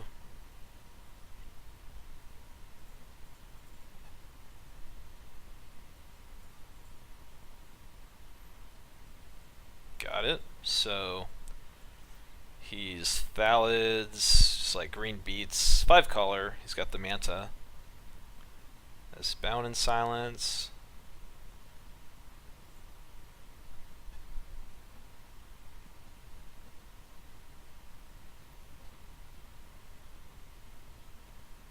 I think Grasp kills Manta and Bound in Silence, so I think Grasp seems good. Gain of Life is nice as well.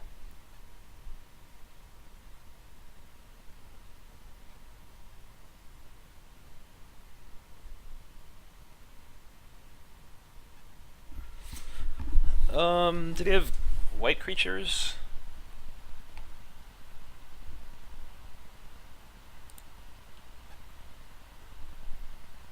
Can you probably lose the Seekers or Otherworldly Journey?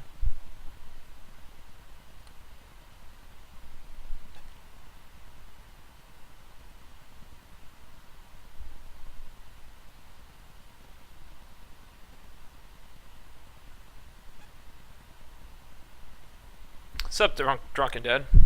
I mean, Mutation's okay. It kills Recluse, Germinator, can randomly hit something else.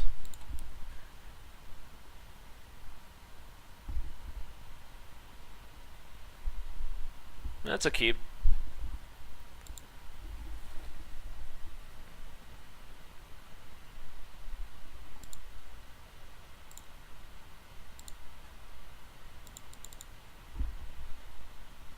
That's true. Journey deals with bound also. I'd rather not show logic, not by playing the island here. Oh. Ah. I mean, right now, well, whatever. I think I'll get an overlay at some point, but I'm pretty happy with it.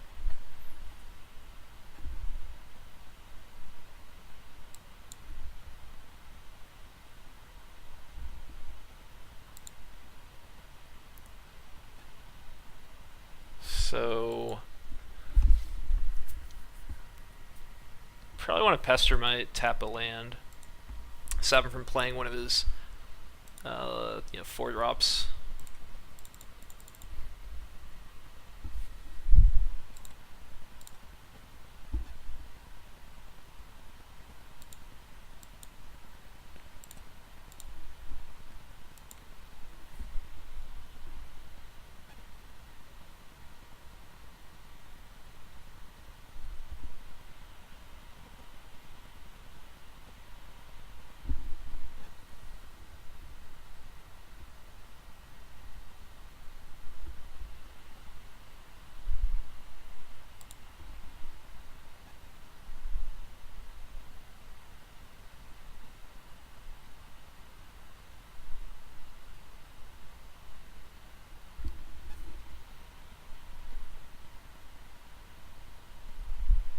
He can't Imperiosaur because, yeah, as Molbach said.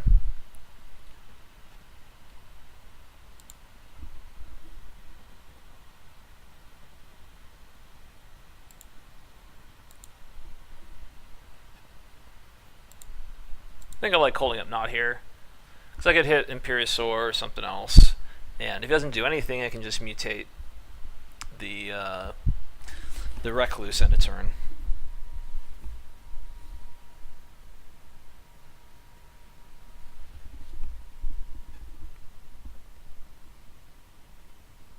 Oh boy. That's fine.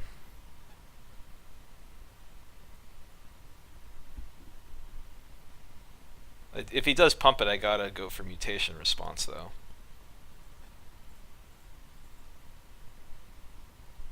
Because then it's gonna be 3 toughness.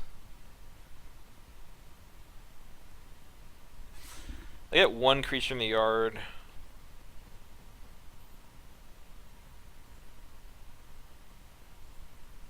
Or sorry, 1 card in the yard, so I do get to go Changeling and then potentially Logic Knot for 1.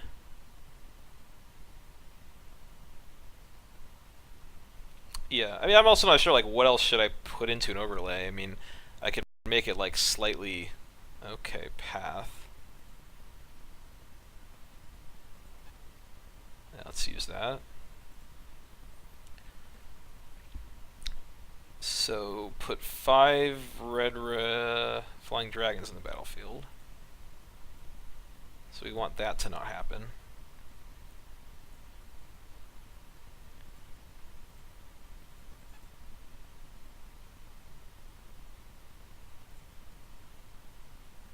Could be in trouble. I guess I could hit Echoing Truth to kill the dragons. Like, if he just removes my Changeling, puts it to 6, and then preps for using it next turn. Shit. That might do it.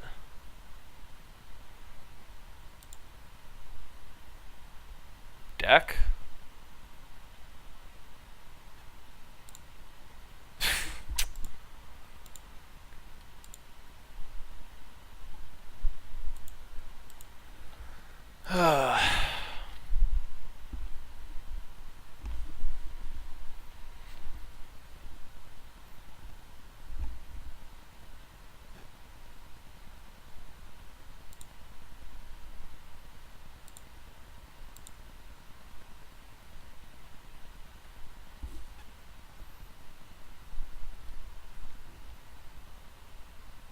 Alright, cool glass.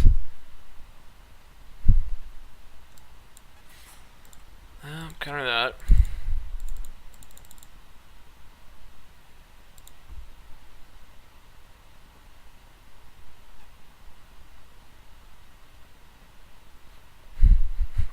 Logic not. You have. He could have just paid. I could only do it for 2. Shit. That's game. Ugh. Dang. It's rough. I mean, giant is possibly unblockable. That helps against Sarkin too. I can cut a mutation.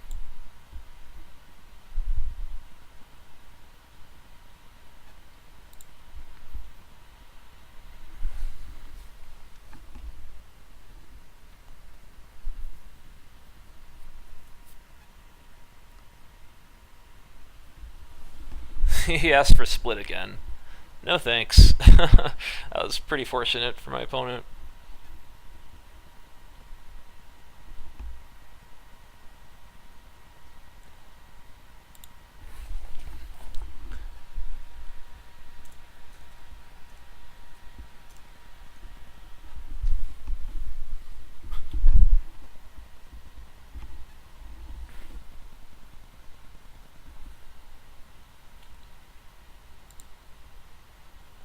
Seems great. Wow. That sounds really good. We got Arbiter into Few Killer's Verdict.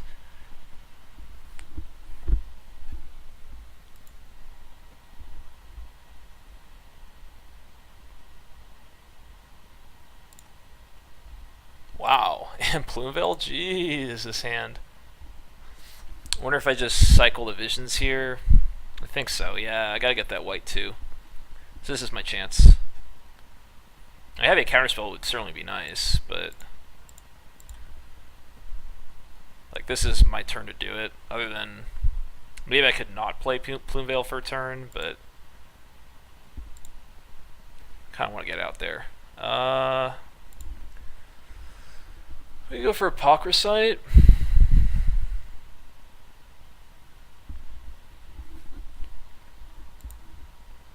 I mean, yeah, like we could get somebody with Plumeveil at some point, so let's just go for Apocryphite.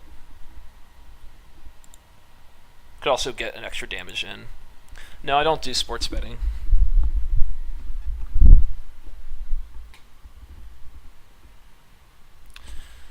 This should be good. Arbiter, I guess he could Path to Exile it, but it still makes it easy to cast Verdict. Maybe he would want to Path the Apocryphite. Probably not.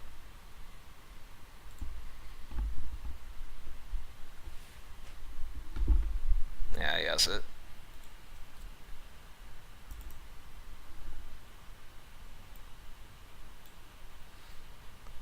Blue is a little more important overall.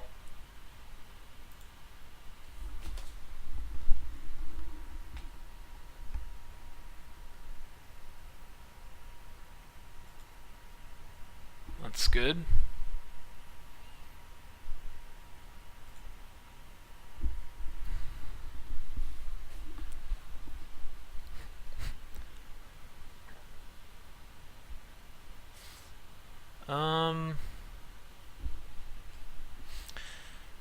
So I could go Pestermite into Recluse, and then next turn, like if he doesn't have anything, I could go for Plumeveil and use Recluse to hold it off, maybe.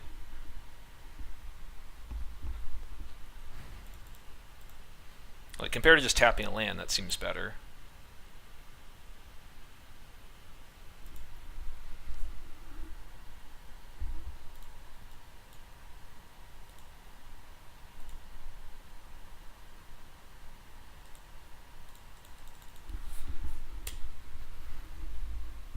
This turn, if he attacks, we'll block with Apocryphite. And then next turn, if he doesn't attack, I'll probably send the Apocryphite to try to induce.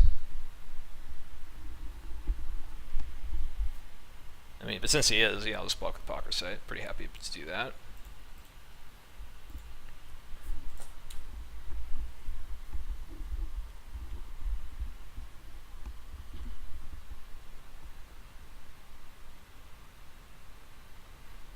Ugh. That's a good one. Land. Not the worst. I mean, maybe if he has nothing, I could get him here. And I do have Echoing Truth backup, so seems pretty safe. I mean, nothing terrible could happen.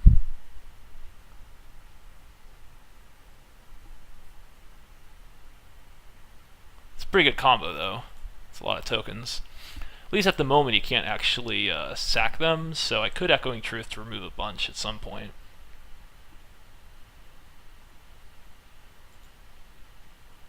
Alright, here we go.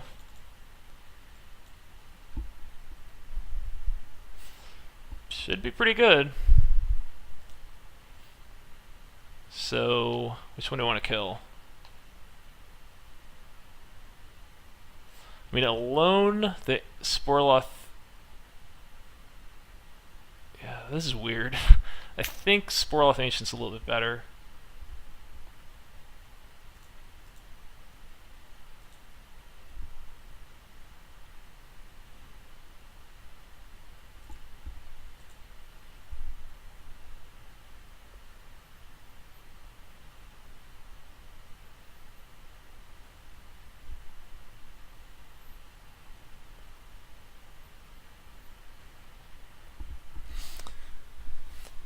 Echoing Courage.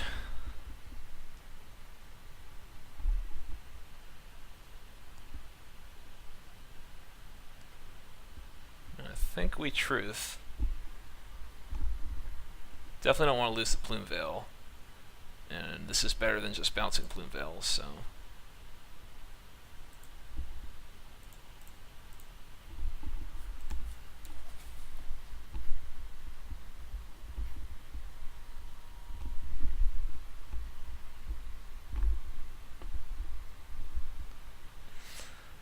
I mean, I think he should have made a counter off this. It doesn't matter. Like, as soon as Ancient's in play again, he can remove 2. So it shouldn't make a big difference.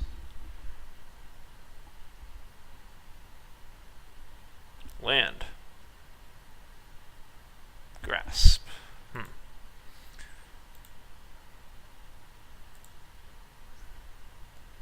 I should be able to hit something good with it.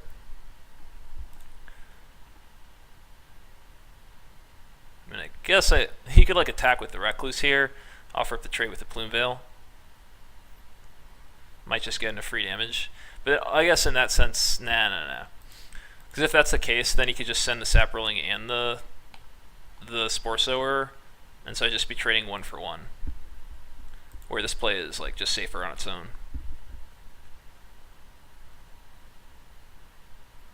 At least right now, like, just about any spell and land are both very good. And I've got some pretty nice answers. At the moment, I'm not really wrecked by Sarkhan. I mean, it's good. I guess Sarkhan's actually pretty sick. Because it gives haste, so you can, like, make Saprolings, give them haste and attack with them. Penumbra Spider... Okay.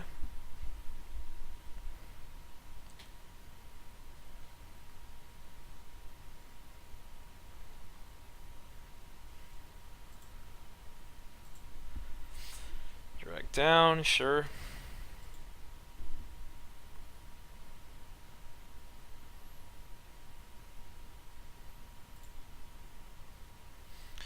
Got my Apocryphite out, I think. Yep. Okay, got the land. So we're going to get a 5/5, might as well attack with the Apocryphite here.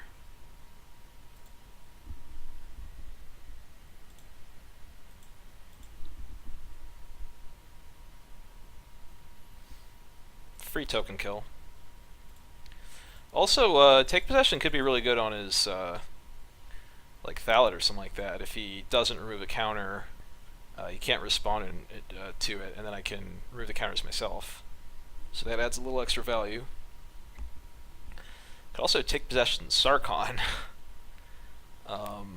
Wow. Like, if he does have Sarkhan, if I can just sit back and let him get it up to 6, I can take possession it and then ultimate. Seems pretty good. Oh, Mantis? I will grasp that.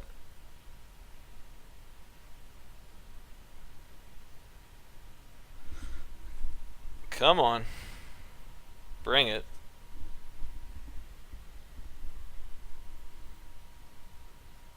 No? Okay.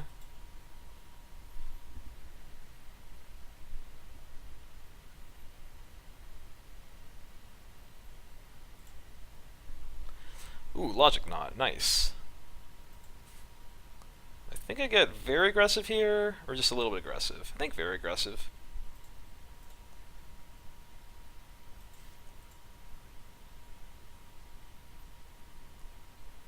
I don't really, yeah, I don't, like, this kind of forces him to use up some of his tokens, which I think is good.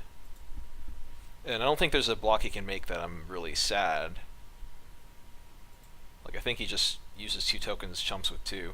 He can do this every turn, so like he's not going to be disappointed to make that block.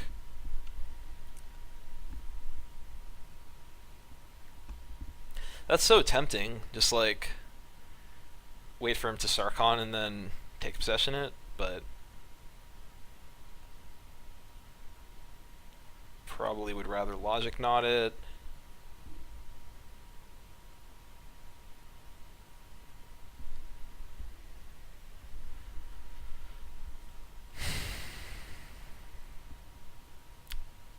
Okay. I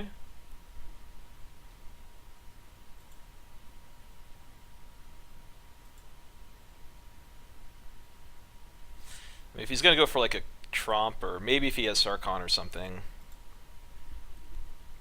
it makes sense to just keep as many creatures in play as possible.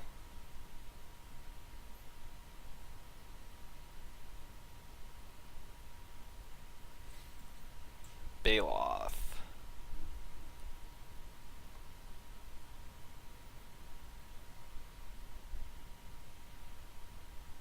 Baloth's pretty annoying.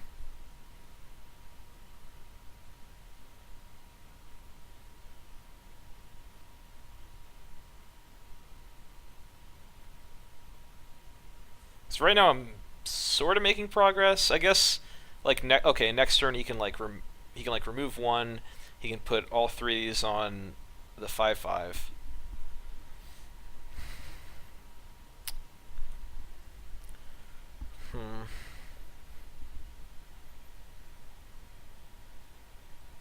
I mean, using take position on a 5/5 is like all right, but it doesn't do any. Like it just the board's still stall, and he's getting a bunch of tokens every turn. I mean, I think I'm okay with this in play. I don't know.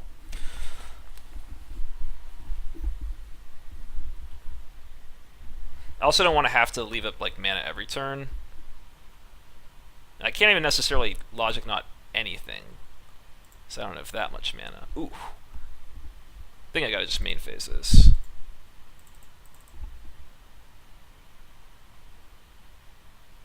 Hopefully get an island. Well.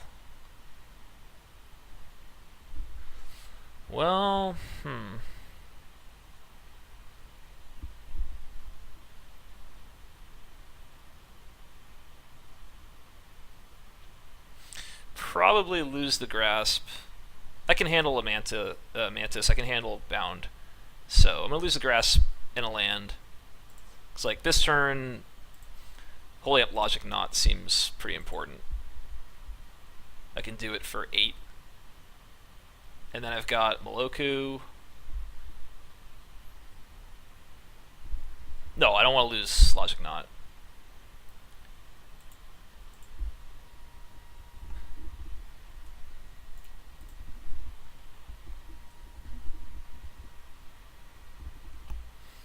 He's got that Penumbra Spider.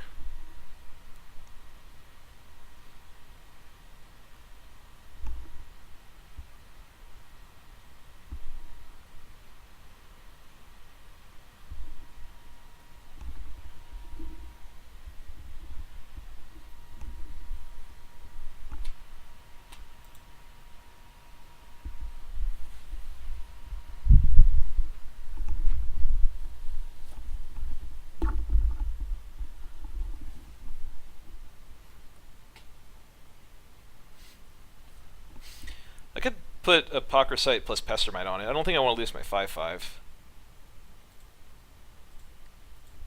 Apocryphite comes back. Pestermite, like it maybe speeds up the clock a little bit, but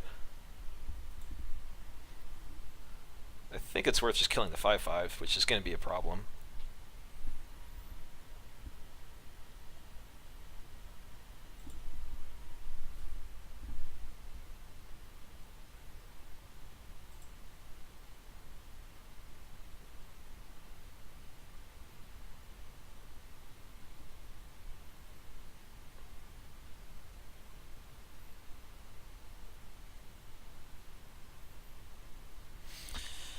Manta.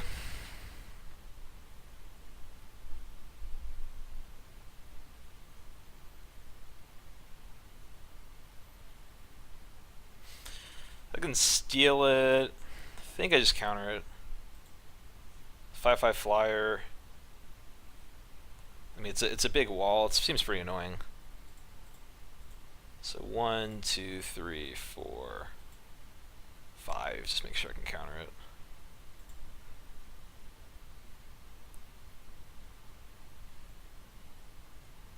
I mean, steal it, yeah, but I want to get the Moloku out there. I don't know. It's like I have to tap out and can't leave it up.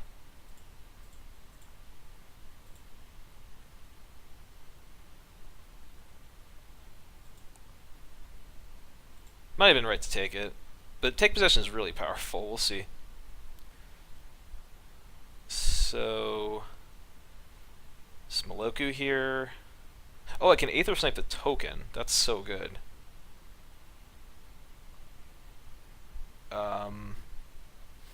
So I guess, yeah, Moloku this turn. Aether Snipe next turn. Or hold on a second, I'll just play land. What am I doing?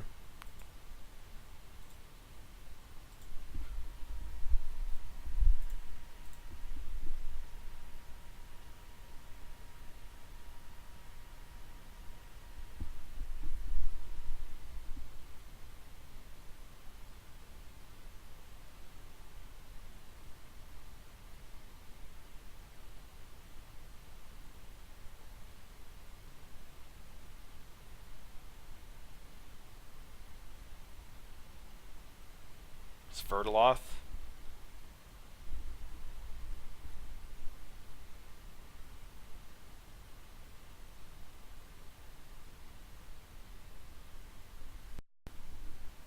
No, we haven't seen Trump. We've seen Sarkon.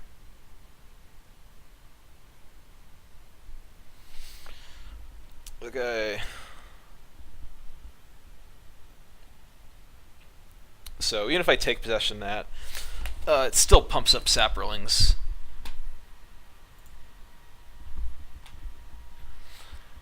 So 1, 2, 3. Like one short of killing him with Moloku for Aether Snipe, I think.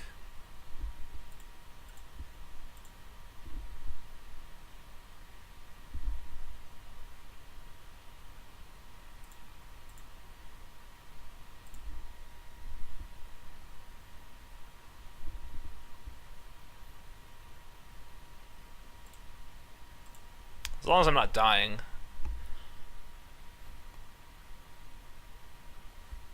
I can also just take possession the Ancient, which, I mean, does take away a lot of damage for me.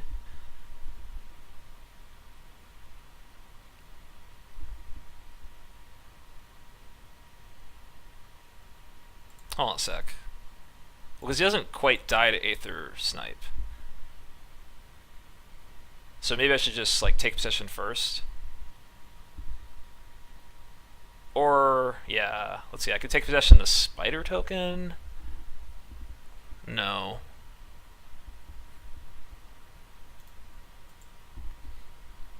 I get a lot of value from the Ancient, though, if I steal it.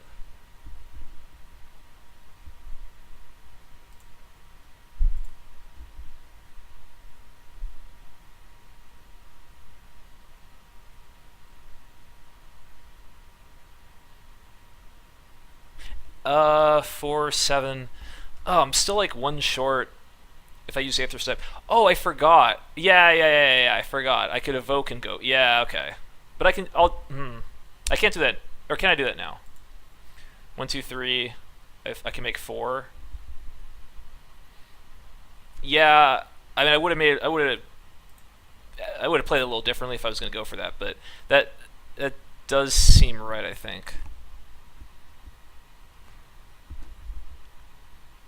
And let's just see if I like. Do I die to Sarkon? Like, he makes 3, 4, 5, 6, 7, 8, 9, 10, 11, 12, 13, 14 creatures that are all minimum 3/3. So that's 42. I've got 1, 2. I can block with 1 creature, maybe 2. Oh.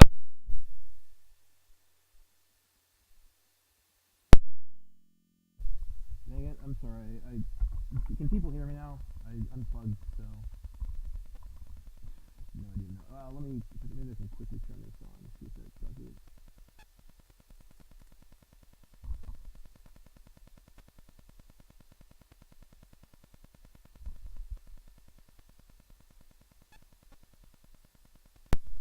Dang it, I'm sorry. Can people hear me now? I unplugged, so.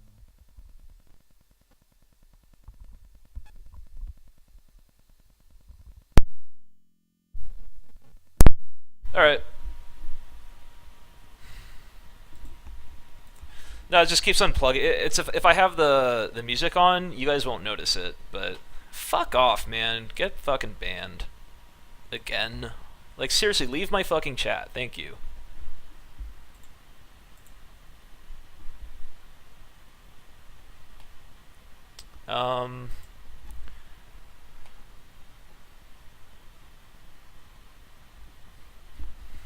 If I take possession here, he plays Sarkon, like, I don't think I die. I mean, I think I'm fine against Sarkon if I steal this, like, I'm gonna do that.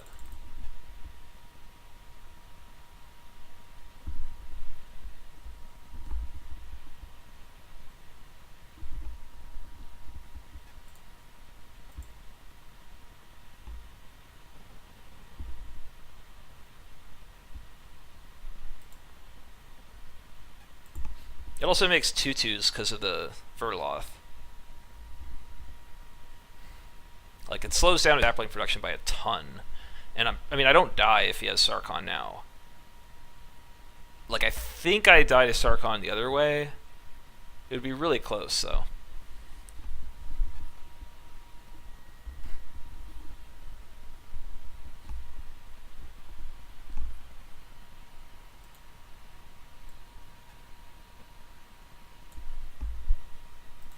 This is Modern Masters.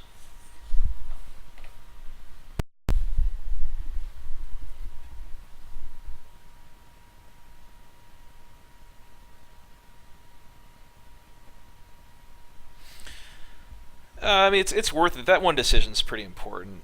So, I mean, I guess he can steal Moloku and, like, make some flyers.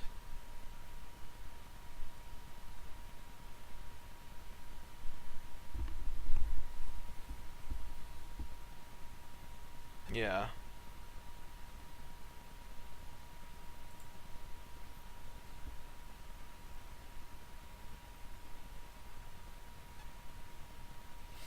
Well, the problem is that I die if I go for if I don't use take possession there. I think I die to Sarkon.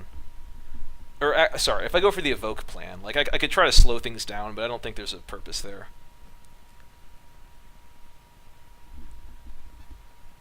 I mean, he's not gonna time me out. I'm way ahead. It was worth it for that turn.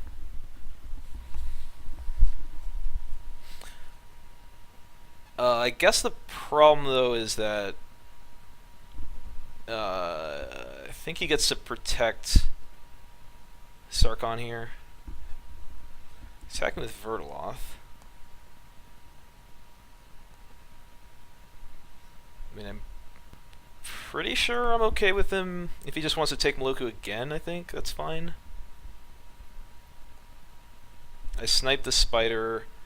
I attack Sarkon.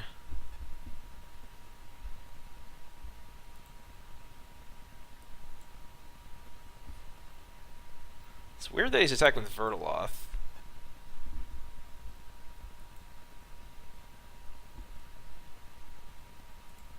Like, I just kill it. Is that... maybe that's what he wants?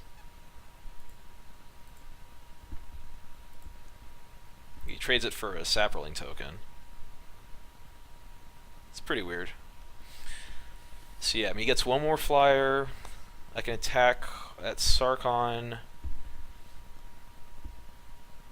And...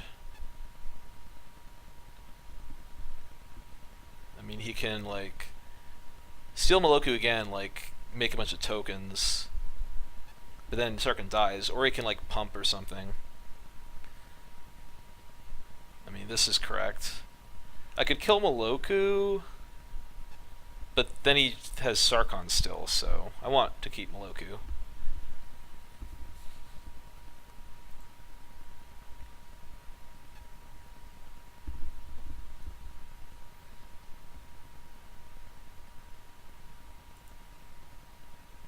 Oh, is Apocryphite coming back?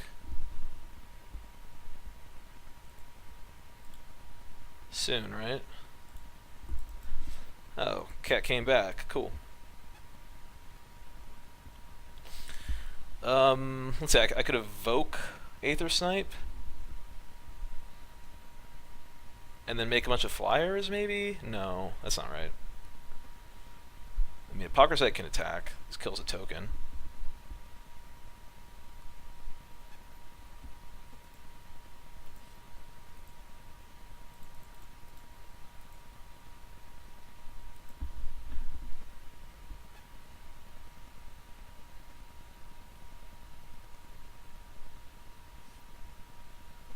Oh, geez, at some point I could... well, I don't know. He's not up to ultimate, but I could, like, take the take possession.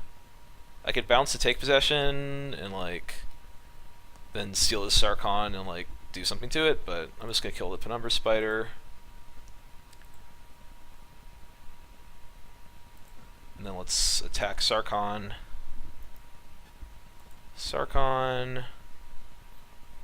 what about this? That seems Sarkon. I can go Sarkon. If he wants to trade for that, that's fine. If he wants to kill Moloku, is that okay? I don't think so. Sarkon, Sarkon. Actually, if he kills Moloku, then he loses Sarkon. That's fine. So, Sarkon. Oh, and also, let's send the 5/5, Sarkon. I guess he can just let Sarkon die, maybe? But that's fine.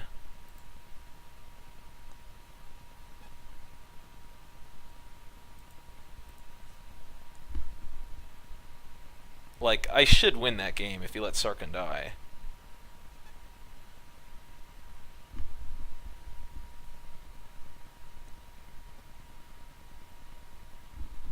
I mean, it seems cool, but I'm just ahead, like... he's like, oh, I get to kill Moloku, but it's like, well, I get more flyers than you have. You lose Sarkon, so... I mean, seems good for me.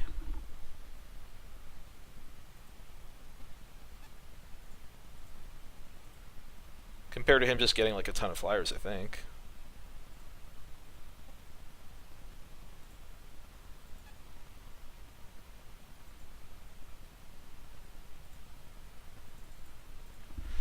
Alright.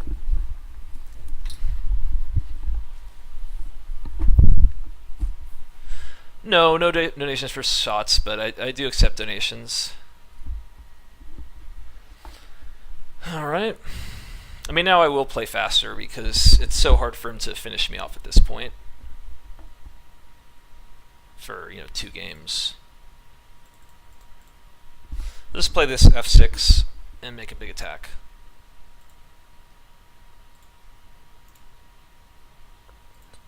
Attack with all, I think.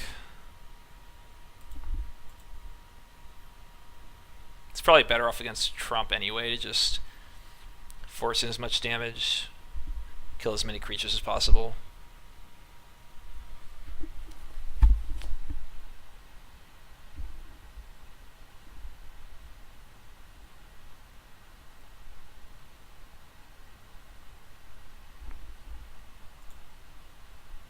Oh wait, this is game 3. My bad. I was thinking this was game 2. Okay, got it. Because yeah, he beat me with the Sarkhan second game. Huh, well, yeah, thanks, Koala. That's what I try to do. Alright. Got a Season 1 QP. That's probably my first. And 8 packs. Elspeth, City of Brass, Grand Arbiter, Maloku. That deck was awesome.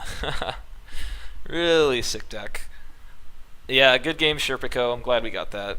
I guess we learned that MMA is awesome if you draft the stupid blue-white control deck. QP for a QT. Oh, wow, thank you. Alright, cool. So, yeah, got to play some cons, got to play some MMA. I mean, I'll probably do at least one more MMA draft, but the other Sam B is coming in this weekend to hang out with me in Vegas, so we'll probably stream. The Mox Player of the Year Championship is on Saturday, I think. I'm going to be playing that. It's a concealed, so I think I'm going to stream that. And yeah, so that's it. Thanks for watching, everybody. Always no Sir the Split when you got Maloku and Elspeth. And I'll see you next time. Peace.